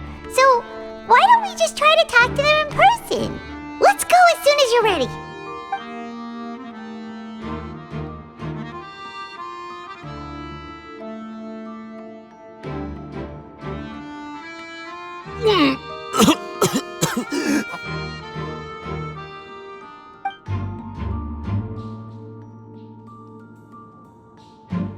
Someone! Please help! He's sick! Whoa, are you okay? Oh my! What's wrong, little one? There's no need to panic. Take a deep breath before you begin. The traveler started complaining of a stomachache, and then nausea, and then collapsed onto the ground. Paimon doesn't know what to do. Freezing limbs, twitching fingers, and pale complexion? Could it be poison? Let me take a look. Please lie down over here. Don't worry, I'll get you to the bed safely. Here, hold on to my shoulder and walk slowly.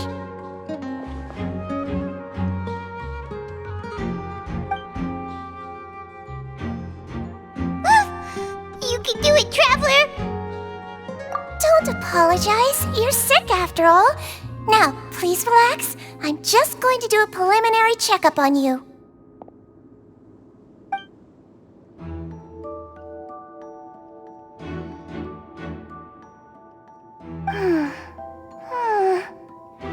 I see now. My checkup has confirmed that he's not in any mortal danger.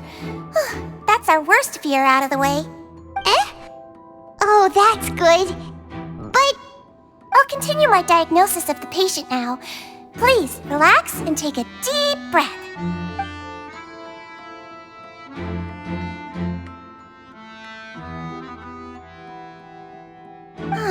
Don't sense serious damage to your organs either. Does it hurt when I press here? And here? Huh?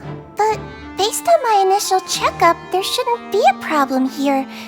How strange.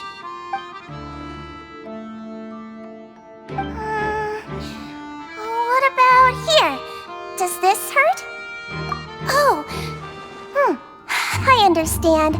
So that's what it is. I think you just ate something that disagreed with you. That's all. Nothing too serious. Outside of a pretty bad stomachache when it decides to act up. So that's what it is. Thank goodness it's not anything more serious. And there have been other inmates complaining about the food recently. I'll inform our head chef, Mr. Woolsey, of this problem as soon as possible. Congratulations! The health risk is incredibly low, so you should recover within a couple days. Why don't you take a rest here while I go get some medicine for you? Miss Levine, I'll have to trouble you to help me look after this new patient while I'm gone. Very well. And she hopped away just like that.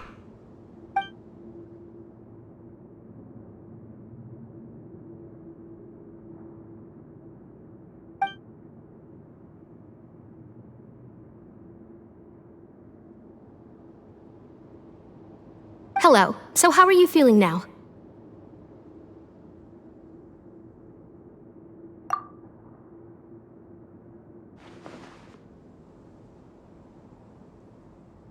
His stomachache's really bad. He was stumbling about the whole way here, so Paimon's really worried. If Miss Sijuin says it's not a serious problem, then there's no need to worry. She's the best medic we've got down here. But it also looks like she's the only medic you've got down here. Well, that's true. What do you mean, that's true? That's really misrepresenting the situation. Of course I can't speak for the whole fortress, but it's not like everyone imprisoned here is useless, you know? Though they may have committed crimes and gotten locked up here as a result, they still know a thing or two about medicine, and they help Miss Sijuin take care of the sick and injured. Yeah, you're right. But did you have to lecture me about it in front of another patient? Aren't you a patient too? Where did all your energy come from? That's correct. Sorry, I got a bit ahead of myself. Are you two also sick? We've been sick a while. I come back every once in a while for checkups and to pick up the medicines Miss Siegewien prescribes for us. That's just the nature of chronic illnesses. As for her, you could say she fancies herself as Miss Siegewien's capable helper because she learned a bit of medical knowledge ages ago. Please watch your mouth, Mr. Jurier. Don't forget that you are the primary reason I have frequent heart palpitations. Hey, don't start arguing now! Please, keep it civil at least!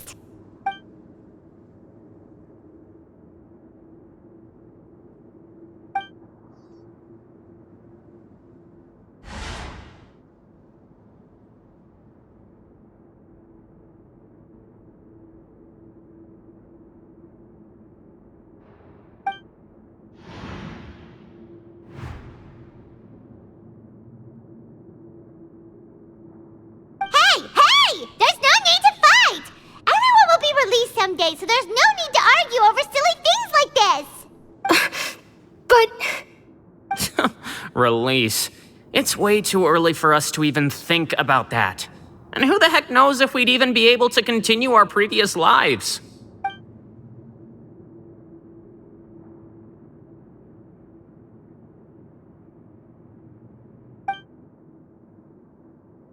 Please allow me to end this boring and useless conversation. Oh, and Mr. Jurier, I don't want to see your face here again anytime soon. And same to you, Miss Lorvine. Anyway, that was more than enough rest for me, so I'm going to get out of this excessively noisy place. See you later, everyone. He just slowly walked off like that? That's just what he's like. I'm sorry you had to see all of that. I'm Lorvine, and that's... Well, his name is Jurier, but I hope you'll never have cause to remember his name. You really can't stand him, huh? I mean, can you blame me? Who would like someone who's as arrogant and obsessed with weird research topics as he is? But there's no need to keep dwelling on him. I'll accompany you two for a while. Miss Siegewien should be back soon, and I'm sure you'll feel better as soon as you've had some of her medicine. No, it's nothing. I'm back! Did you rest like you promised? Thank you for getting our medicine, Miss Siegewien. Did you all cooperate with your bed rest? I trust that nobody got up to walk around. Good. Here. This should be 2 days' worth of medicine for you. Take 1 pill now, and then continue your bed rest.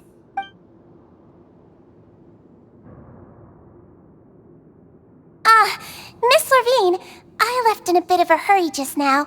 Do you still remember if we discussed the color of the pill that you should be taking today? I remember. You said it should be yellow.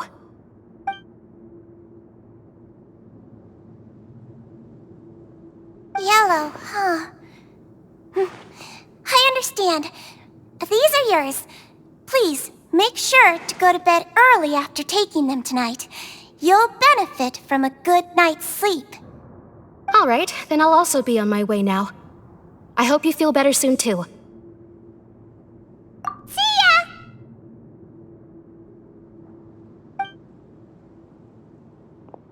I'm going to fill out your medical record now. You're widely known as the Traveler, right? I just want to double-check a few details, if that's all right with you. Those two made quite the commotion just now, so why don't we let the Traveler rest? Paimon can answer the questions instead. So his primary symptoms are abdominal pain with secondary symptoms of nausea. Is there anything else? That's it. All right then. Is there anything we should know besides to take the meds? No, his base constitution is quite good, so I'm sure he'll recover quite quickly after taking the medicine. Please make sure to stick to bland or less stimulating foods, and don't stay up too late at night. Got it. Paimon will hold the Traveler to that for sure.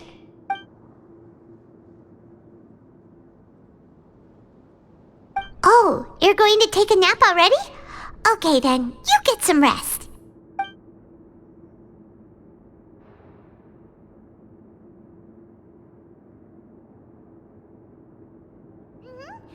to lots of places together.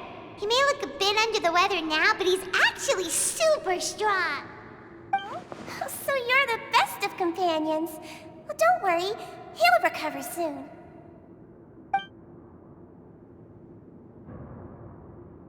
Ah, you're awake.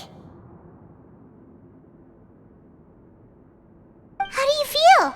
You slept for a really long time, but we never left. Well, now you can go back without a worry in the world. Remember to take your meds regularly, and remember bland foods. Mm-hmm. Thank you, Miss Sigeween.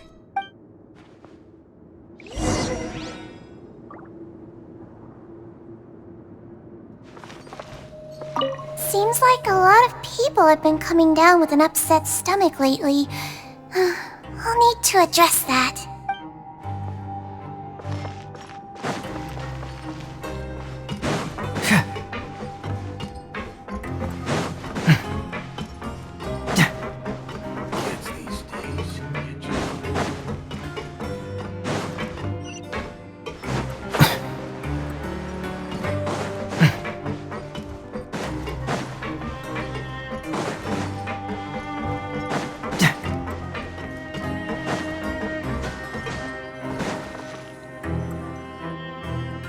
Are something. To be able to fall asleep like that and even sleep talk the entire time, you scared Paimon half to death!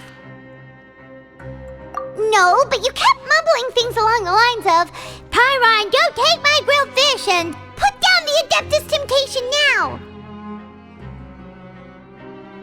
Paimon talked with Sigeween the entire time you were asleep. She seems like she's just a sincere nurse, and Paimon didn't notice anything unusual in the room. Are you sure we're not going off track with the infirmary?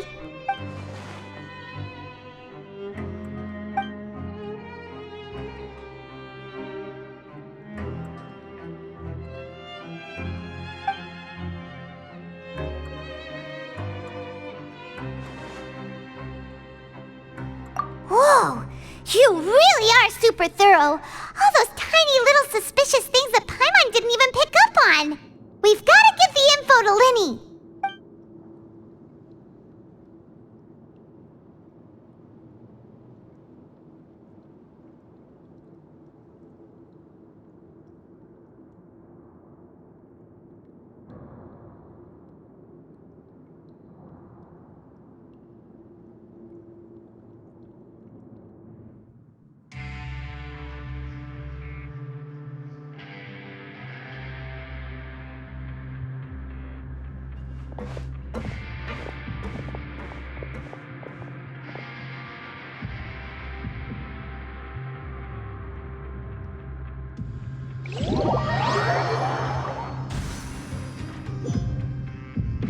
Today's the day! Let's go meet up with Linny!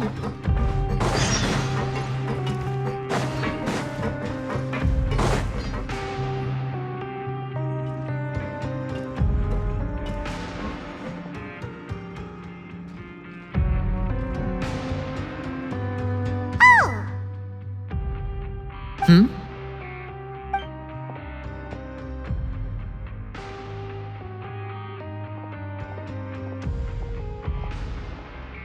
Did you two run into any trouble over the past few days? No, we just worked our shifts according to the schedule. Nothing weird happened. That's good. That means you didn't raise any suspicions when you infiltrated the infirmary. We've taken a look at the slip you've sent. Fremine successfully left the grounds via the pipes 2 days ago, and as of last night, Lynette has also infiltrated the infirmary after faking an illness. Wait, why is she getting involved as well? You already went above and beyond when you scoped out the infirmary. To put it more bluntly, even if we were to view that as something you did in exchange for Fremine's help, you've already done more than enough. Infiltrating a guarded stronghold is a different kind of job from a one-off investigation. We want to avoid using the same faces over and over and reduce the amount of suspicion that will fall on any given person. Lynette also felt like you have already taken the first step for us, so she should be the one to finish the job. So that's what Lynette thinks. Oh, Paimon hopes everything's going well for her. Then, let's go check on Lynette before Fremine returns. If everything went well, then she should be wrapping up her investigation right about now. Is now really a good time to go over? According to my observations, Sigewinne always spends around half an hour away from the infirmary right before lunch. Lynette knows this as well, so this should be a good time to meet up with her.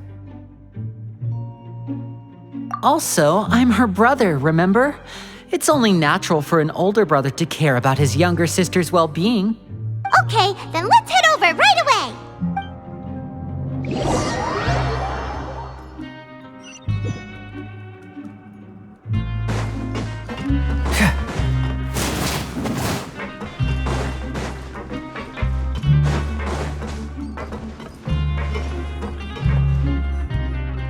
Lynette should be here right now. Huh. Strange. Lynette? As expected, Sigewinne isn't here, but why isn't Lynette here? No, Lynette rarely deviates from the plan. We agreed that if she were to make changes on the fly, she'd find a way to let me know. Unless... Let's see if there are any clues around here. We can look while we wait for her. Who knows? Maybe she'll be back soon. Okay.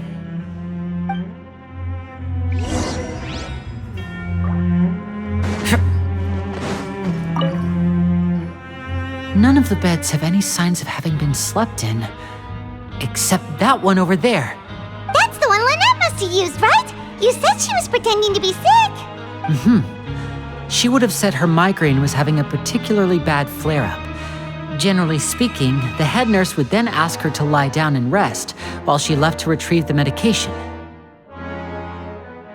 Which means either the head nurse didn't return the entire time from when Lynette laid down up until she left the bed, or the nurse intentionally left it this way.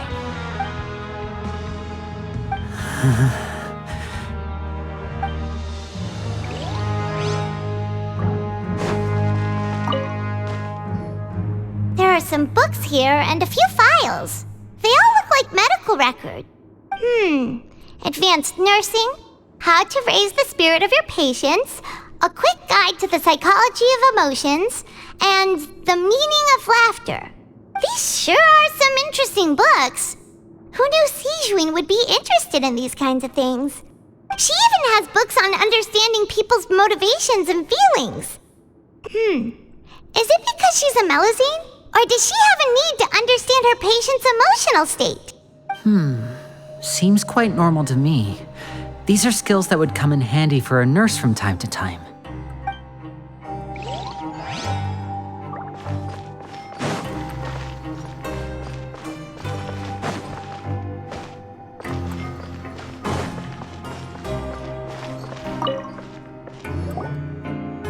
This is it! We saw it before! Wait, this thing? It doesn't look like it's been disguised that well. The space behind it is empty. From its size, I don't think it's an entrance that is meant to be taken apart. There's probably a mechanism around here somewhere. Could Lynette have tried to get inside? But if that's the case, she would have contacted me for sure.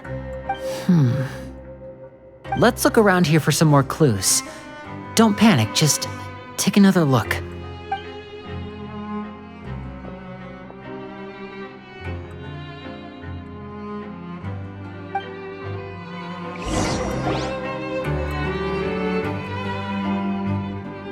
Hey, you guys, there's a slip of paper over here! A slip of paper? It's right over here, and there's a bunch written on it too. It reads, "Out of respect for your usual practices, I'll use a piece of paper or card as the medium to pass on my message. You may consider this as me giving you my best regards." This is... Is that all? The back. This is... Show me! Now!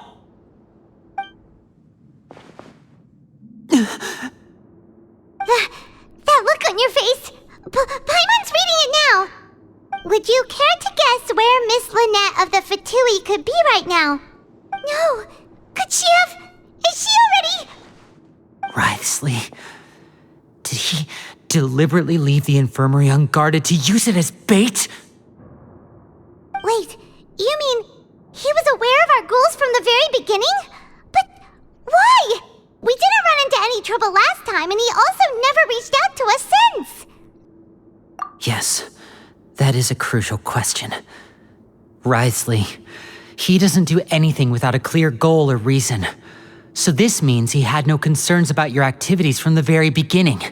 You're not from the same camp as us. You were sent down here by Nuevillette, so you have no conflict of interest with Wriothesley. We're a completely different story, though. I'd like to know that too. Why did he only go after her? Don't panic, just think everything over. I have to stay calm. This is not like what happened last time. The situation's different now. Wait, you're right. Wait, but that means... the fact that Fremine was able to leave the grounds... could Wriothesley have let him go as well? But what does he gain by letting Fremine leave like that?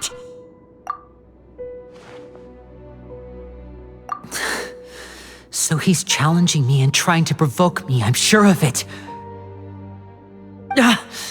We never should have sent out Fremine. We had to go through all that trouble to find an opening to sneak him around the guards and into the pipe, and we even thought luck was on our side. If Wriothesley let him leave on purpose, then he's probably in a terrible spot now as well. Lenny's getting more and more panicked. We have to calm him down. Don't be like this, Lenny. Fremine wouldn't have left if we hadn't told you about Childe. That was our fault. No, I'm the leader of this operation, and I'm the one responsible for this team. I was the one who failed to protect them. I'll go talk to Wriothesley. Hey, don't be reckless! Traveler, please talk some sense into him. I simply cannot allow Lynette to be abducted again.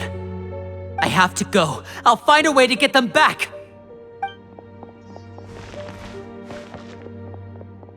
He's rushed out the door! After him!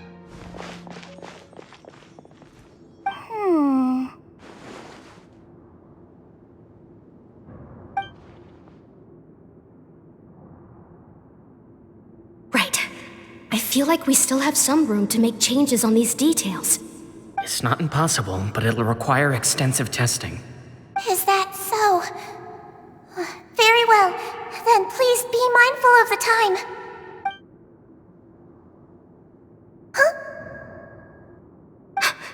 Is someone? Pack everything up. Whoever's outside is eavesdropping. They'll probably come in once we stop talking. Someone! Please help! He's sick!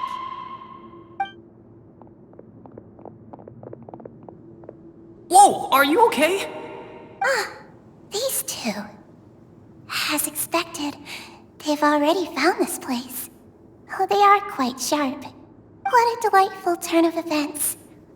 I like smart people, but I also like playing dumb. I like the feeling of being trusted. Oh my! What's wrong, little one? There's no need to panic. Take a deep breath before you begin. Being able to read human expressions is quite the useful skill. Lenny! Wait! It's no use. We have to catch up to him.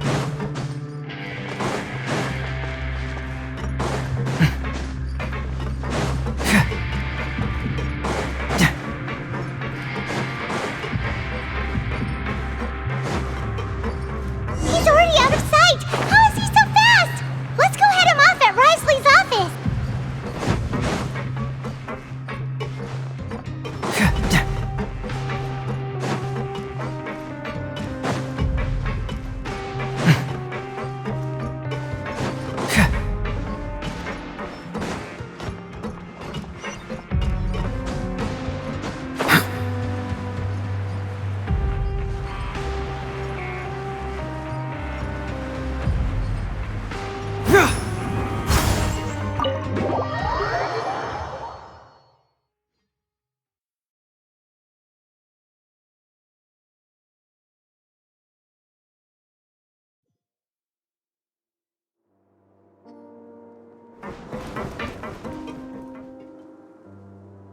Come out and face me, Wriothesley!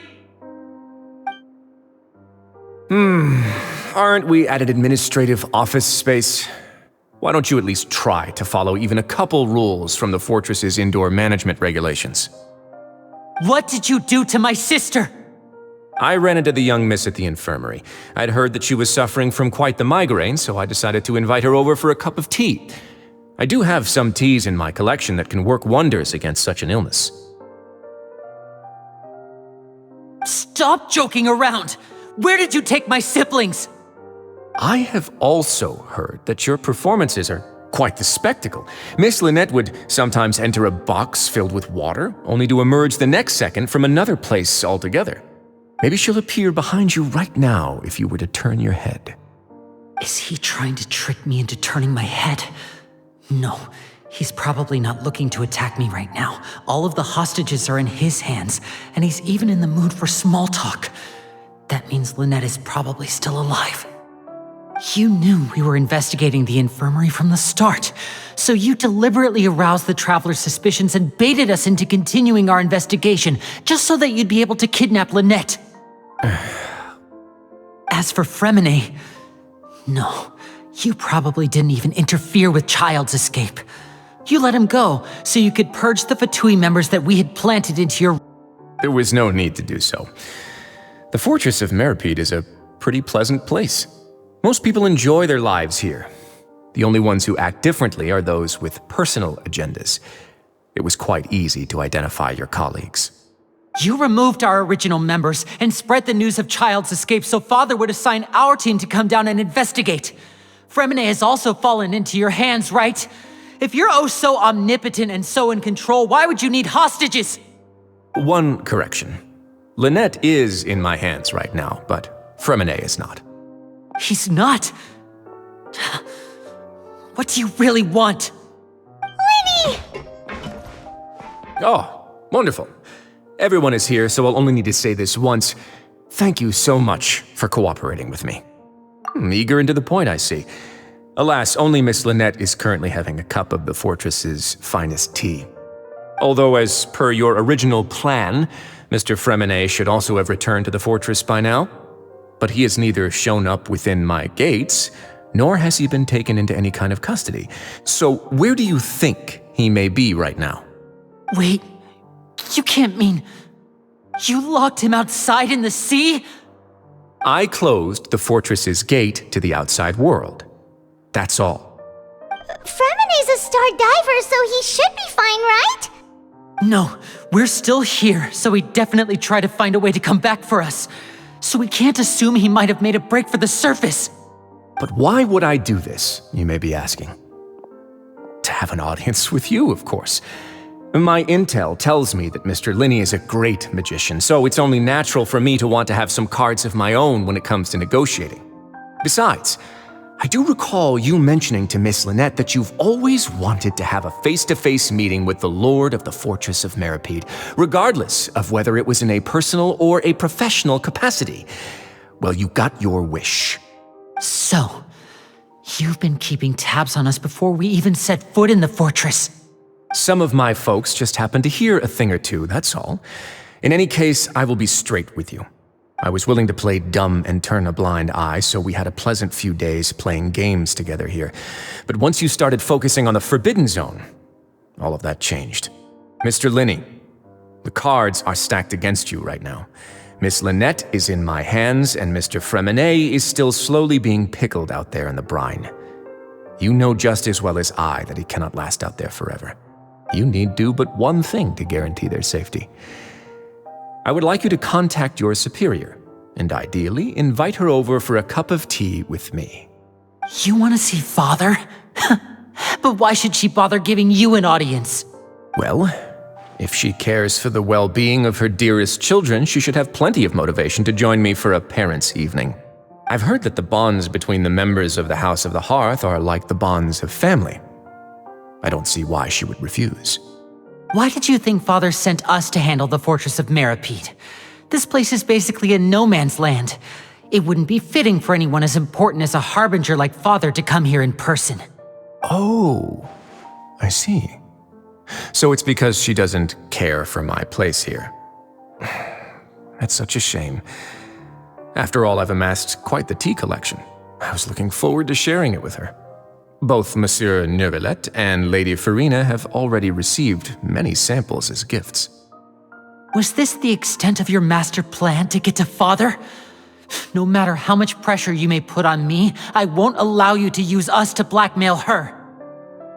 You people really are difficult to get along with. All I'm asking for is a face-to-face conversation. Does she truly have no interest in the fortress's secret? Mr. Linney, you have one last chance to invite your father here. If you refuse... Linny!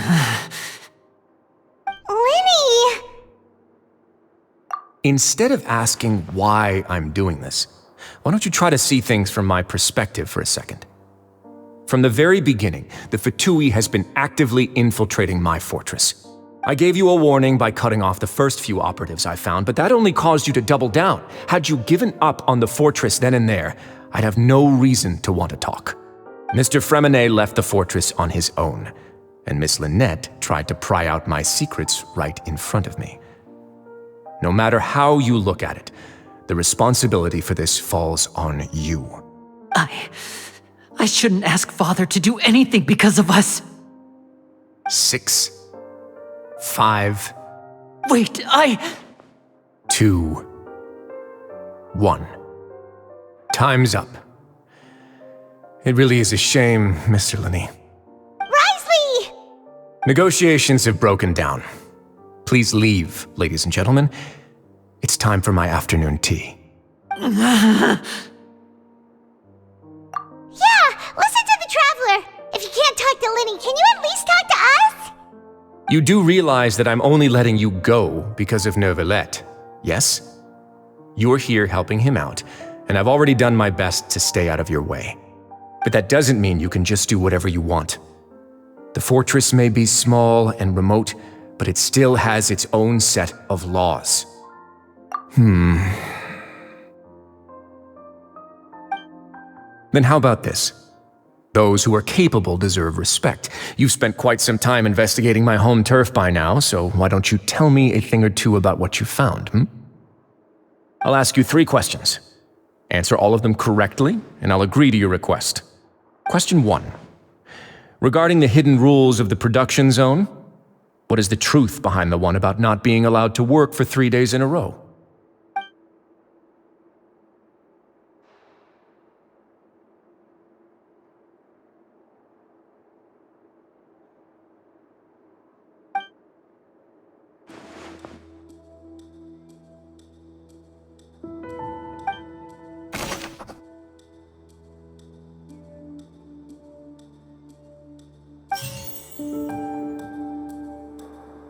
I've been told that the infirmary is always empty for the half hour just before lunch. But what could Sijuin be doing during that time? The Fonta promoter has been struggling because he doesn't recognize the real value of coupons. Meanwhile, the Duke believes that only idiots who don't understand the value of coupons will spend them on Fonta. We often see Miss Sijuin observing the prisoners at work near the production zone. It seems like she can perceive the general state of a person's health just by looking at them. Fonta's internal reports suggest that they're starting a new trial of an unnamed and unpackaged product. But the product has to undergo a trial because even Fonta's own employees have a lot of reservations about it. The research notes said that the Melazine race perceives the world very differently from humans. As a result, the Melusines have also developed a sense of aesthetics that appears rather strange and alien to humans. According to Collins, the Pancration tournament only took place because the Fonta company sponsored it.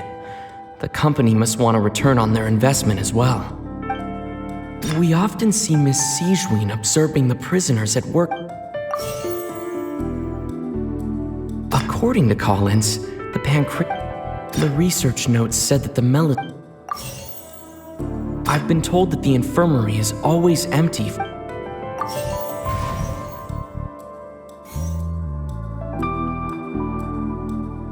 The Fonta promoter has been struggling because the research notes said that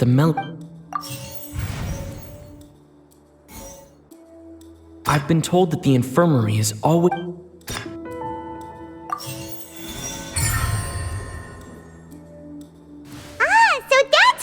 on. Paimon understands it now. Who would have guessed? The hidden rule of the production zone. People are not supposed to work 3 days in a row, and if they do, they'll get strange meat in their welfare meal. At first, we thought this strange meat must have something to do with the people who disappeared, but in reality, they were all prepared by Sigewinne, the head nurse. She often visits the production zone to observe the workers' health and makes a note of anyone who has worn themselves out after 3 full days of work. Out of her sense of duty as the head nurse, as well as her genuine concern for the workers' health, Sigewinne visits the cafeteria right before lunch and cooks an extra dish for those who can use the stamina boost. Sigewinne has only the best intentions with her surprise gift and doesn't want anyone to find out about what she does. However, unfortunately, Melusines as a race perceive the world differently from humans, and the recipients of her lovingly prepared special meals cannot taste the care within and usually just freak out. Are we on the right track? Not bad. You've uncovered Sigewinne's secret and even guessed her intentions correctly as well. It's nice to know that her efforts have not gone unacknowledged. All right, now for my next question. There are also some hidden rules in the Pancration Ring, including the one that you're not allowed to support both sides of a fight. Why is that?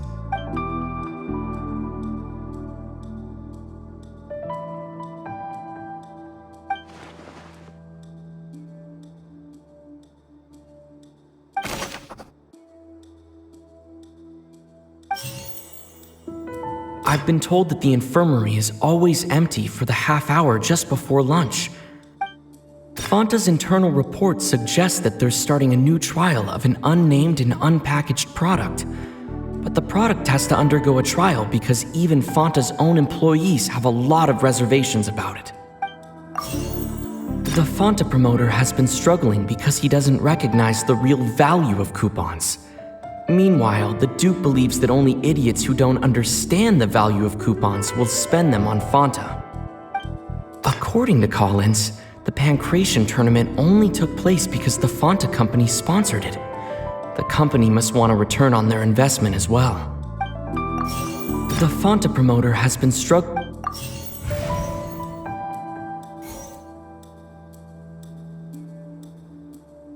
According to Collins, the research notes said that the Melusine race perceived Fonta's internal reports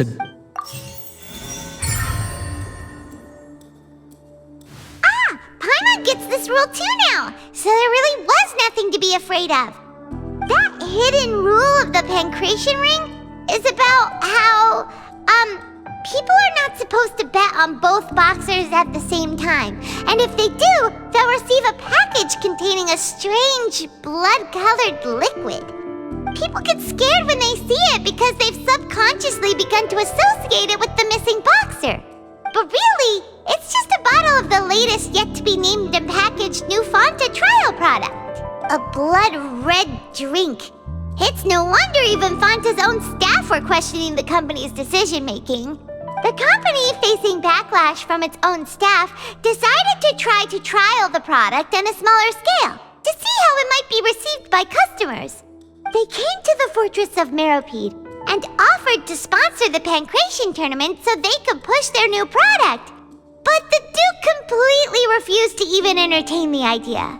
The Duke, knowing how valuable coupons are in the fortress, knew that only total idiots who didn't understand their true value would bother buying a Fonta product here. And so, only those who proved their stupidity by being dumb enough to bet on 2 opposing sides of the same match were selected to receive the drinks. I acknowledge the effort you've put into bringing the truth of this mystery to light. Although, based on your description, that Fonta promoter is a bit too careless with his words, I may just reconsider my collaboration with the company. All right, and here's the final question. What's the secret behind our head nurse and all of her patients in the infirmary? Stop your cruel and pointless games, Risley! You know that we haven't finished our investigation, so there's no way we can answer the last question. The thought of sparing Lynette and Fremine never even crossed your mind! You'll pay for this! Ah! Are you alright? Oh, close one. I owe you, Sigewinne. That was a fantastic shot. It was nothing, Your Grace. Sigewinne? Though this gun may look like a toy, it's actually fully functional, as I just demonstrated. Sigewinne... You... Not at all. I am merely a resident of the fortress, and thus protecting it is my duty. When Monsieur Nuevillette asked me to come here, he told me that my job would be to take care of the well-being of everyone here. I am merely discharging my duties. But if you mean what you just said, then isn't Linny someone you should be looking after as well? Isn't he a resident here just like the rest of us? But I really am just doing what Monsieur Nuevillette told me to do. Everything I did, I've done to protect them. Had I not, they would be in far more dire straits right now. His Grace knows it too, right? Your Grace? Mind proving my innocence to them? My dear Sigewinne, whatever shall I do with you? Would it have killed you to just wait another minute or two? Well, it's nearly time after all. The way you do things can be truly frustrating sometimes, Your Grace. I figured I should try to talk some sense into you. What are you talking about? What time? Take me if you want. Let them go. How touching. Can you just give me one more minute? Don't be like that, Your Grace. All right, everyone, calm down. 2 more visitors will be arriving any time now. I'll go get a cup of tea. Miss Sigewinne, I leave Miss Lynette in your care. You... What are you doing? I believe I hear footsteps.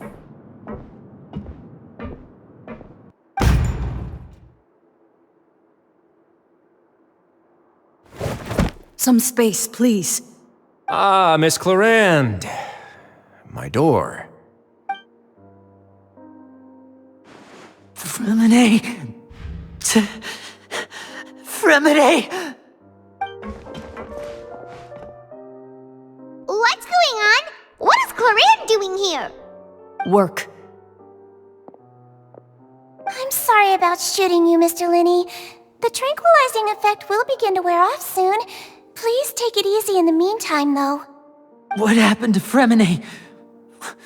Wasn't he diving just outside of the fortress? Why is he looking like this?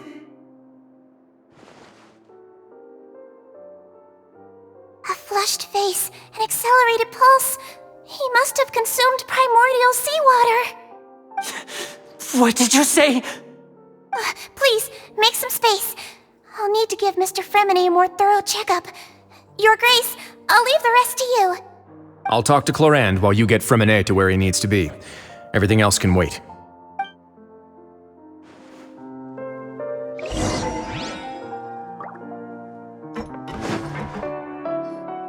What's that look on your face? I thought I made good time on the way back. Oh, I'm just admiring your punctuality. Had you arrived just a few minutes later, Sigewinne may have been forced to shoot Mr. Linny again.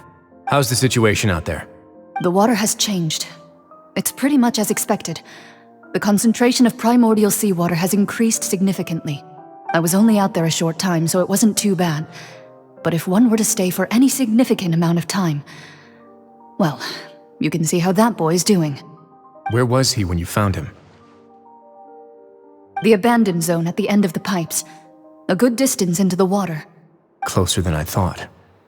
He must have recognized it early on and tried desperately to swim back. Locking the door was necessary. I don't think we could have saved 2. Well, I did try to convince him that I had my reasons. Never seems to work, though. It would probably work on Nuevillette. He has a knack for picking out who had good intentions, even when the outcomes were all terrible. That's a bad sign if you're having to plead your case to Nuevillette. Want some tea? Not particularly. If you want to drink some that badly, just say so. Fine, I'd like to get some tea. Want me to get you a cup too, since I've already made it? Might as well then, I suppose. Actually, do you have a towel? I would like to dry my hair.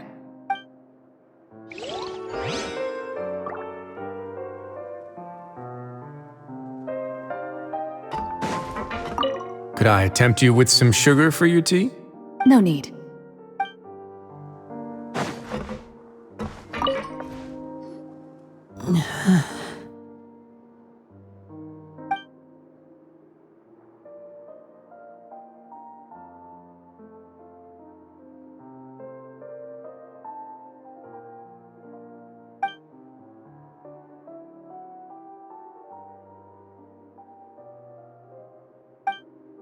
How is he? These symptoms are probably caused by an acute ingestion of a large amount of primordial seawater. Still, his condition is not critical. Of course, it would be best if he stayed for further observation. Let's leave him here for now, and move him to the infirmary once he's recovered a bit more. Sorry. I am aware that the infirmary may not be your favorite place in the world at the moment. We do only have a single clinic in the fortress, however. Why would he ingest a large amount of primordial seawater after leaving the fortress? How could that possibly happen? Please, look after Mr. Fremine for the moment. I'll go fetch some medicine and a respirator. Oh, I'll bring Miss Lynette back with me. Where is she? How is she right now? Oh, she just took a nap in an empty room after I tranquilized her. If my calculations are correct, she should also be waking up right around now. You might not believe me, but His Grace and I actually made some snacks and tea for her.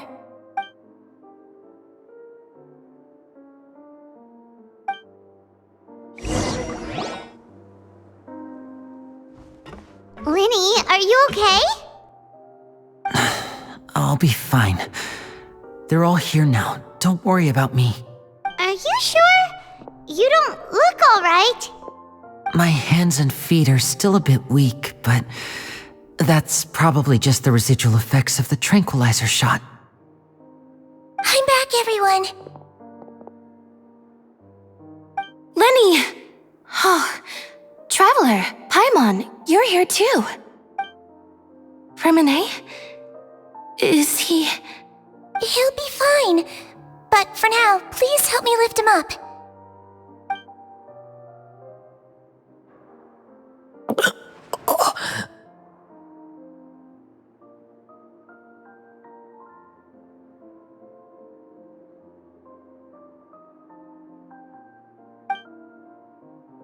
His breathing's beginning to slow down. Give me a hand and help me get him to the infirmary. Yeah, I'll take him from this side. Lynette, together? On it. Traveler, you seem pretty worried about him. Want to come with us? The Duke and Clarande are gone. They probably went to get some tea. The Duke will explain the truth in just a bit. Miss Clarande will need a break, since she only just returned from rescuing Fremine out of the sea.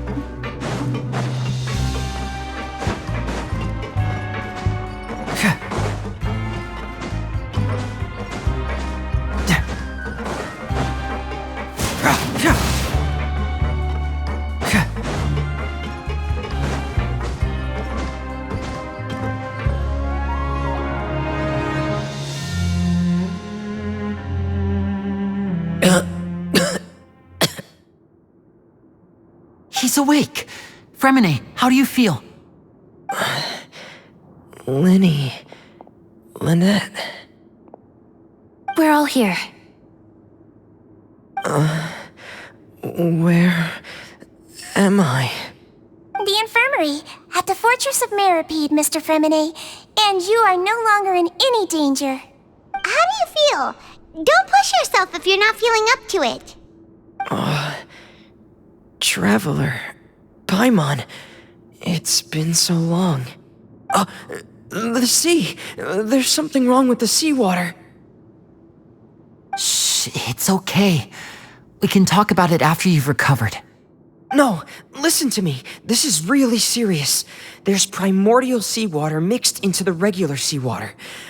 I don't know why it's there, but no one should touch it.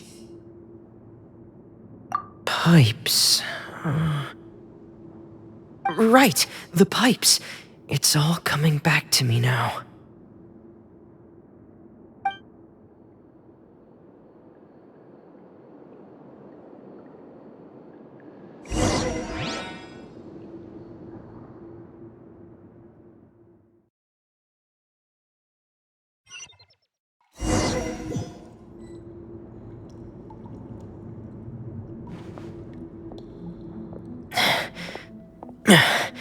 I'm in. Seems like this pipe hasn't been used in a long time. It looks abandoned.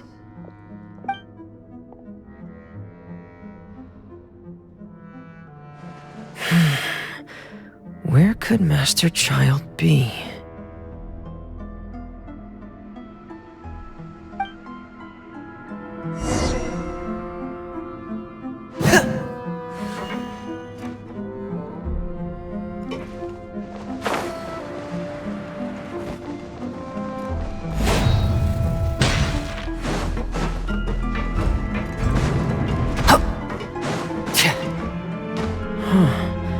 This mechanism looks like it's been tampered with.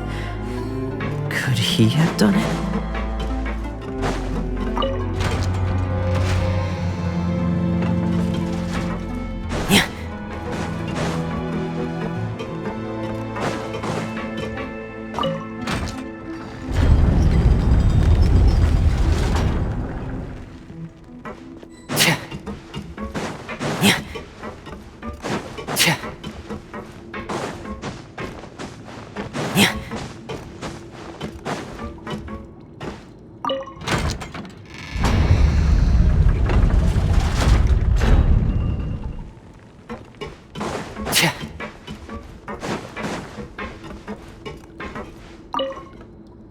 It's getting stuck on something.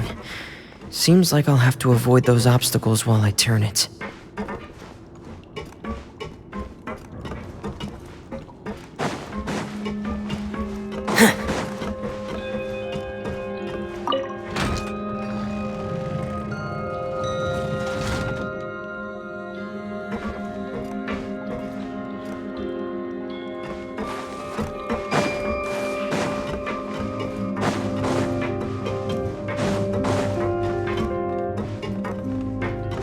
Yeah.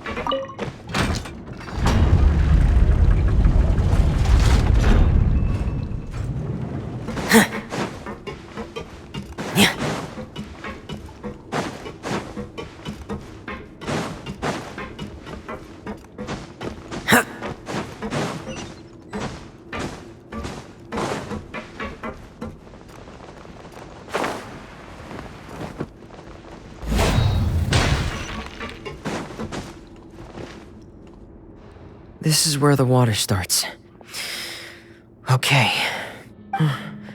Master Childe probably dived into the water. I'll go take a look as well.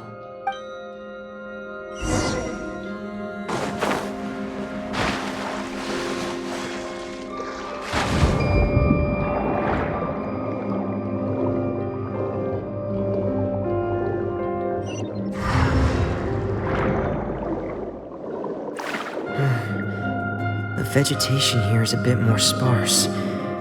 These traces aren't natural. A person must have left them, and recently. I should be going in the right direction. There are traces here too. I need to keep going. Huh? The traces are gone. But I don't see where he could have gone from here. Wait, what the?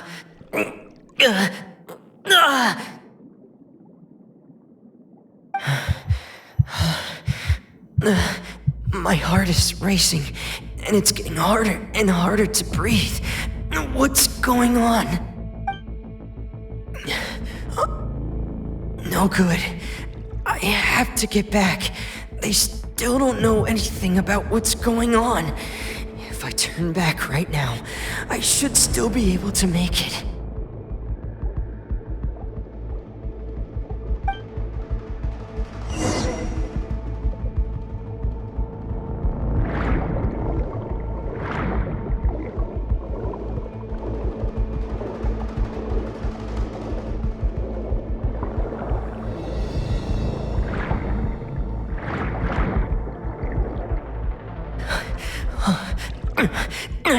I can't die here.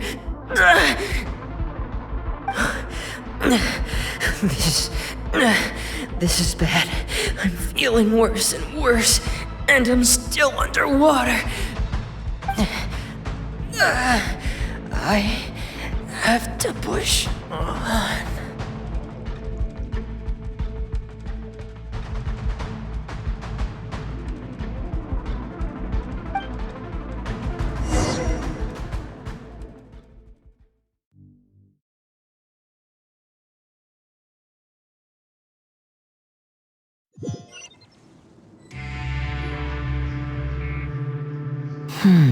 So, in other words, the trail you were following vanished, and you had no idea where Master Childe could have gone, but there was also no obvious place for him to have disappeared to.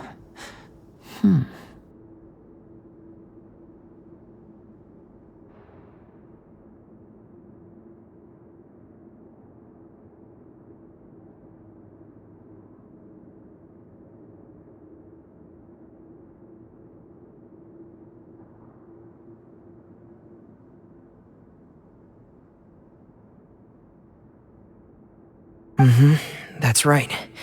I tried my best to swim back, but I had already put some distance between myself and the fortress, and I just couldn't find the strength to keep going. I probably passed out some time after that, and you know the rest.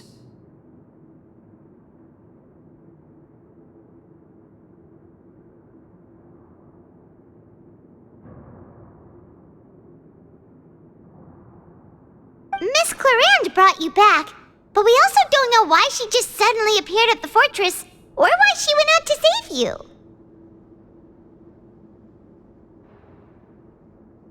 Miss Clarande, you say? I must go thank her in person. You're still too weak for Monet. You can go after you've had some more rest. Miss Lynette is right. I believe Miss Clarande will stay here as a guest for another few days, so there's no need to hurry. Guest? Then I can assume Risley was the one who invited her to come down here? You should ask His Grace about that. He'll be able to explain better than me. Yeah, it's about time he actually told us what's going on. Wanna come with us, Lenny? No, please go on without me. I don't want to leave just yet. Lenny. The logical part of my brain is aware that we're safe right now, but I still can't bring myself to leave. Both of you are just in danger. Understood. Then let's just sit together for a while. In that case, I'll leave the infirmary to you. The Traveler and I are going to head out for now. As long as you stay in here, I don't think you'll be disturbed. Thank you.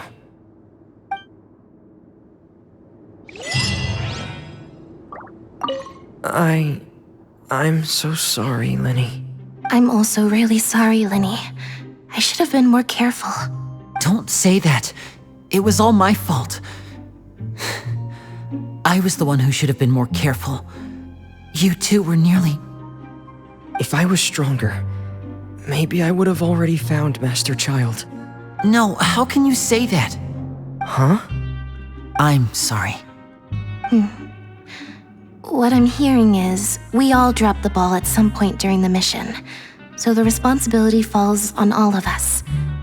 Isn't that right? Yeah, that's right. It's on all of us. Lenny, we understand that you're worried about us, but we're worried about you as well. Please don't blame yourself. We want you to keep your spirits up. Yeah.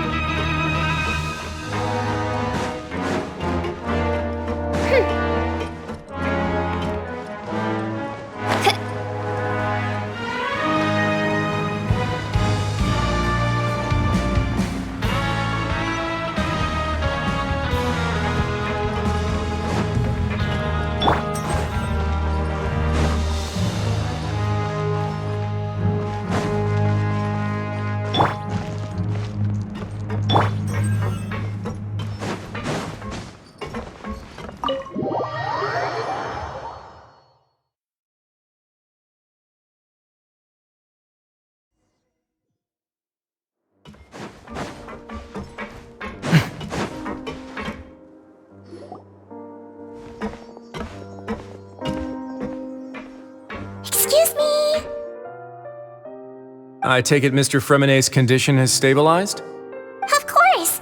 I wouldn't have left the infirmary otherwise. I've been expecting those two, but might I inquire as to the purpose of your visit, Miss Sigewinne? I wanted to check up on Miss Cloran. How are you feeling? Mostly fine, I think. If you don't mind, I'd like to perform another quick physical exam. It'll just take a few minutes. All right. Thank you for looking out for me. I'll take my leave for now, then.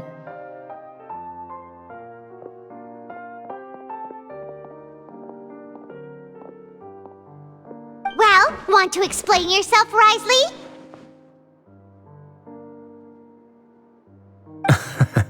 Of course, but I'm not partial to the word choice of explain.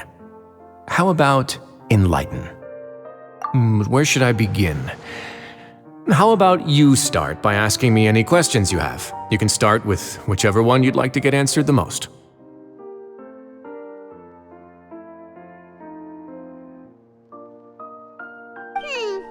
Then Paimon will begin. Did you know about Lenny's goals from the very beginning? No. I just knew they were Fatui operatives sent to the fortress by the Knave. As for their specific goals, I only figured those out as you made progress on your investigation. You managed to monitor and stay ahead of them even though you didn't know what they were trying to do? They came here with ulterior motives. I'm quite adept at discerning what that kind of behavior signals.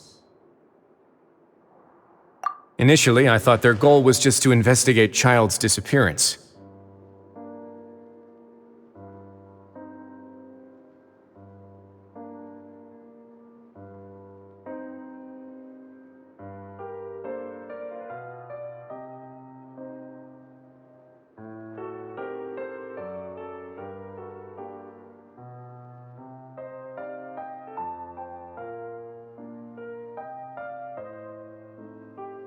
Linny suggested that I had deliberately let him escape, but in truth, I didn't really do anything special to help or hinder him while he was here. Everything he did, from finding helpers to leaving this place, he did on his own.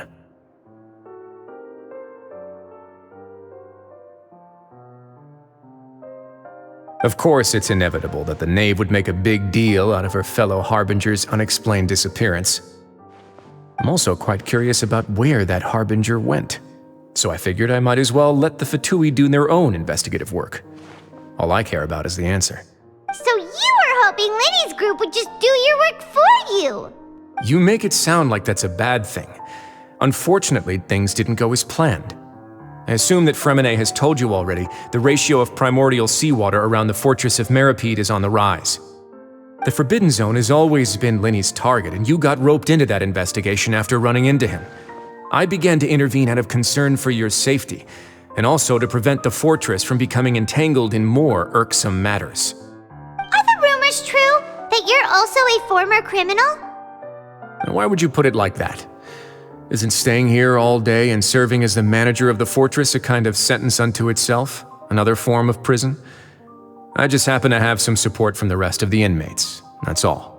Oh, right! Paimon wanted to ask, who invited Cloran down here? Me, of course. I paid her good mora to come down to the fortress for some field work. As a champion duelist, Miss Cloran could be considered to be an independent party. I needed to find an exceptionally capable person to help me get through the impending crisis. And saving Fremine was part of that crisis? You can think of it like that, yes. Credit where credit is due, that boy is quite adept at diving. Had conditions not been as hostile as they were, he probably would have found the missing Harbinger already.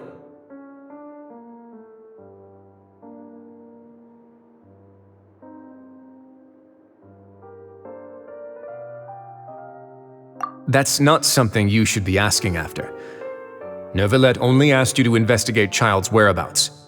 All I need to prove to you is that the Forbidden Zone had nothing to do with the Harbinger's disappearance. That should be clear now that you've spoken to Fremine. But we've already uncovered that there's something wrong with the infirmary, and we've answered a bunch of questions that you threw at us. Isn't it about time that you answer our last question in return? You make a compelling case. Do you really want to know the answer that badly? Yeah, Paimon really wants to know. Even if the truth may not be pleasant? Follow me.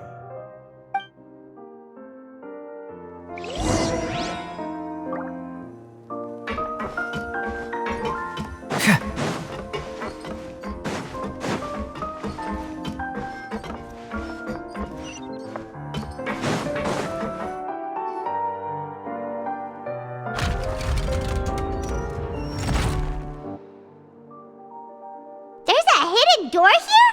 And a whole basement behind it? Huh. You're pretty good at hiding stuff, Risley. It seems you've forgotten just what kind of place the Fortress of Meropide is.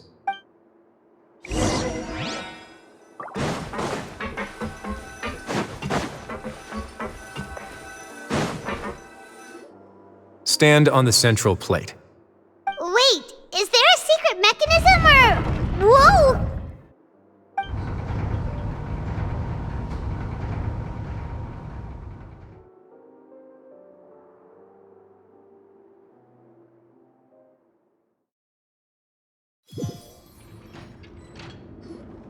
So, this is the Forbidden Zone?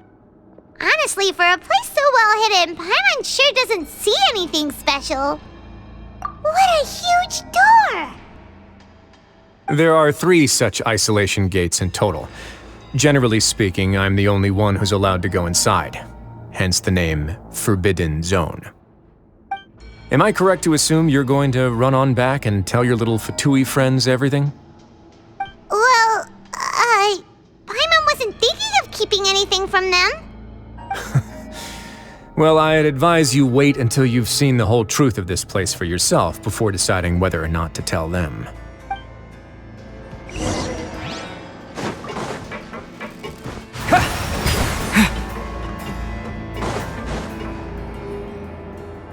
Huh, so there's a switch on the side.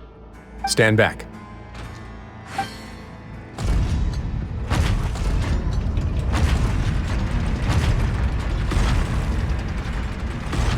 Whoa, they all just went up one by one. Go on, have a look.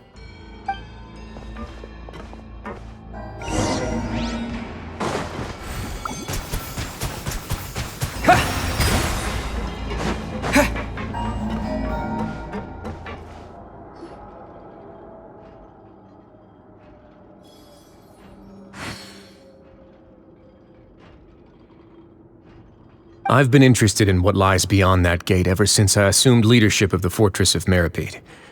Of course, it would be unwise to recklessly open it. but it'd also be risky and negligent to simply ignore any potential danger that could be behind it. The readings on that dashboard have not budged since the day when I first laid eyes on this place. But over the past year, the needle has crept upwards from its original position, likely because some parameter it's been tracking has changed, if only infinitesimally.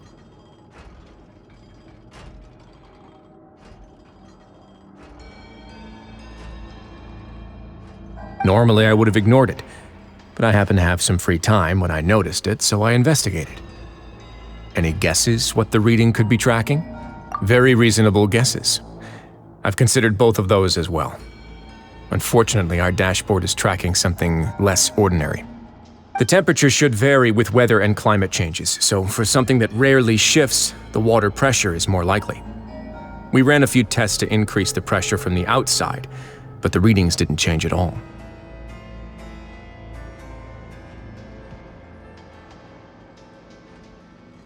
Later on, a few more possibilities occurred to me, such as a potential connection with the primordial sea. I began to make a few preparations based on that hypothesis. Over the past few days, the needle has moved again. With that, and the symptoms that Fremine displayed after leaving the fortress, I can now confidently conclude that the readings represent the concentration of primordial seawater in the seawater nearby. The concentration of primordial seawater? But we're already under the sea! And that is precisely the problem. We're at the bottom of the sea, and now we're surrounded by toxic seawater. Somehow, primordial seawater got mixed in, and the concentration is steadily rising. Yes, that's very likely. But forget about the two of us! Not even Nuevillette knows where the primordial sea could be, much less where we could find and plug a leak. Oh. Oh! Seems like you've figured it out. I believe the primordial sea lies directly beneath this sluice gate. For some reason, the primordial seawater levels have risen significantly, and it's now very close to us. The indicators are now red. Although the gate still stands, some primordial seawater has already leaked out and mixed into the sea around us. If this continues, soon it will no longer be able to hold back the primordial sea at all. Yeah, you know what the legends say. If this place falls, then everyone in Fontaine will be turned into puddles in the span of a night. But that's just too weird! Why would the Fortress of Meropide be built right above a sluice gate for the primordial sea? Who built this place anyway? Your expression tells me you think this might be part of a vast, complicated conspiracy. To be honest, you might find the actual answer may be exceedingly boring. It's just that the secret of the Forbidden Zone had been long forgotten by the nation before I rediscovered it with my research. There's no single founder of the Fortress of Meropide in any traditional sense. What we know about its history has been left to us by the people who used to live here. When the previous Hydro Archon Egeria ruled the land, all convicted criminals from Fontaine were exiled. The people drove the criminals away like a wolf pack chasing away the banished. The criminals received no sympathy of any kind from the people. They were exiled to the desolate seaside, where they experienced only pain, struggle, and the bone-chilling cold. Some of them began to repent, and prayed to the Hydro Archon, asking if there was still anything they could do. The Hydro Archon took pity on them, and said, "You may go guard my secret, deep underneath the waves." And so, leaning on the power of the Hydro Archon, they gathered underneath the sea and began to build a fortress. They became a community down there in the deeps, and over the years helped it to grow. As the number of exiles increased, more and more people joined the community. When the first group of exiles died, they left the yet unfinished fortress to their successors. The Hydro Archon continued to lend her support, allowing the fortress and what it stood for to continue growing ever larger. Before long, this dark underwater fortress became the sinner's only home. And with that, the people here stopped referring to the fortress as a prison. They saw themselves as repenting sinners who would regain their freedom once they had sufficiently redeemed themselves. But as time went on, people also realized that the fortress was a lonely place. Once they had gotten used to life here, they could no longer feel comfortable living in the overworld. Once they had finished serving their sentences, some people left and some others chose to stay. They'd find some idle position and let their withered souls fade away with the ancient secrets of the past. After many, many centuries, few people still remember the reason for the fortress's founding. Now they just see it as an integral pillar of Fontainian society, as the place where criminals deserve to be sent. Now and again, researchers manage to break one law or another and live out their days in the fortress. I learned all this from an elderly historian. Everyone else just thought he'd made it all up. But now you know every part of that history is true. Indeed. It's just as the prophecy says. If this gate fails, then everyone will be dissolved into the sea. To be frank, not really. But sadly, that hasn't stopped this prophecy from proving all too accurate. Prophecies are troublesome things. Just hearing one will create the first wave of panic. Seeing signs of it will bring about the second, and actually witnessing it in real time, the third. Let's go somewhere else. I want to show you something.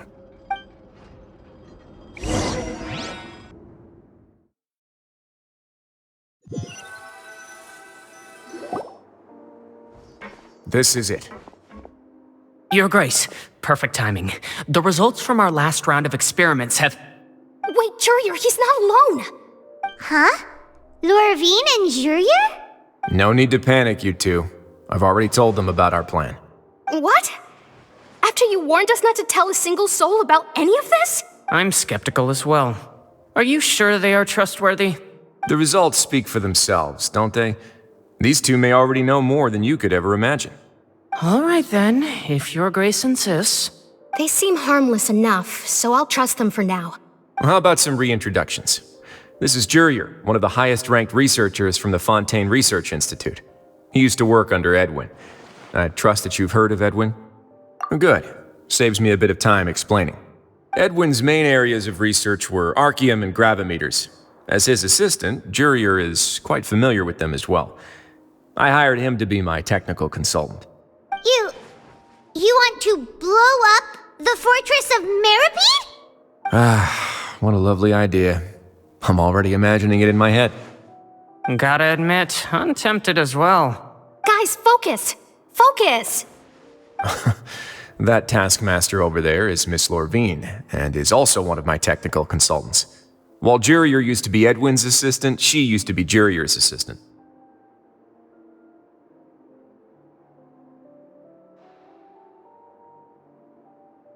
Ooh, are they together? See, everyone keeps asking this question. Are you too sure you're not a couple and just using your work as a convenient cover? Your Grace, I am not in a relationship with this man. If I dated her, I'd officially be madder than Edwin. Jeez, forget I said anything then. Follow me.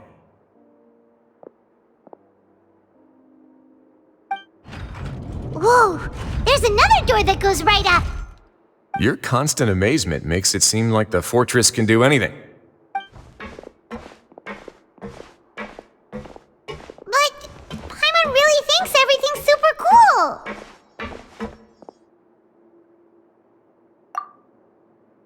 Well, let's spice it up a bit.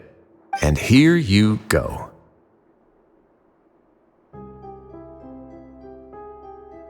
What a huge ship! This is also a production zone that Paimon's never seen before. What's going on? How much do you know about Fontainian history? Not much at all. Well, then maybe you haven't heard the story of ancient Lemuria. To give you a quick rundown, Fontaine used to be ruled by the Lemurian dynasty. According to legend, the Lemurian king Remus came to this land after being inspired by divine revelation from the seer Sibila, who had taken on the form of a golden bee. Taking the golden bee with him and riding on a huge ship, the Fortuna, he created his nation above the surging waves.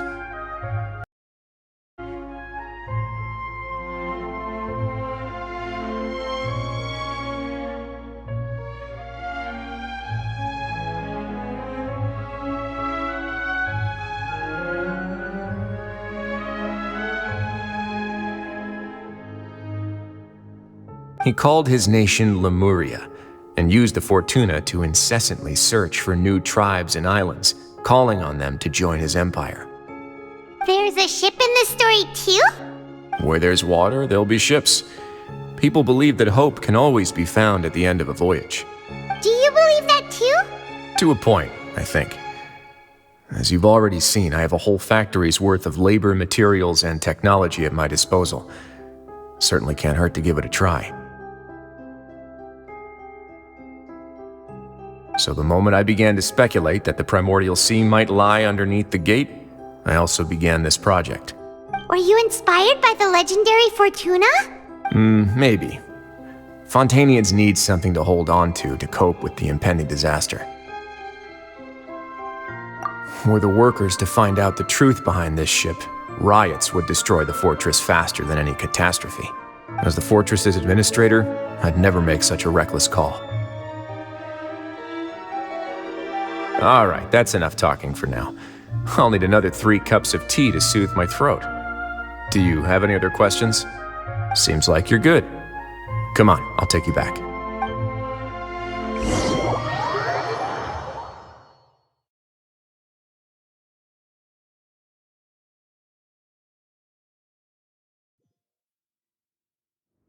I'll leave you here for now. Thank you so much. No worries. But don't forget, it's up to you whether or not you want to share what you just saw. What you do from here on out will likely affect those 3 as well.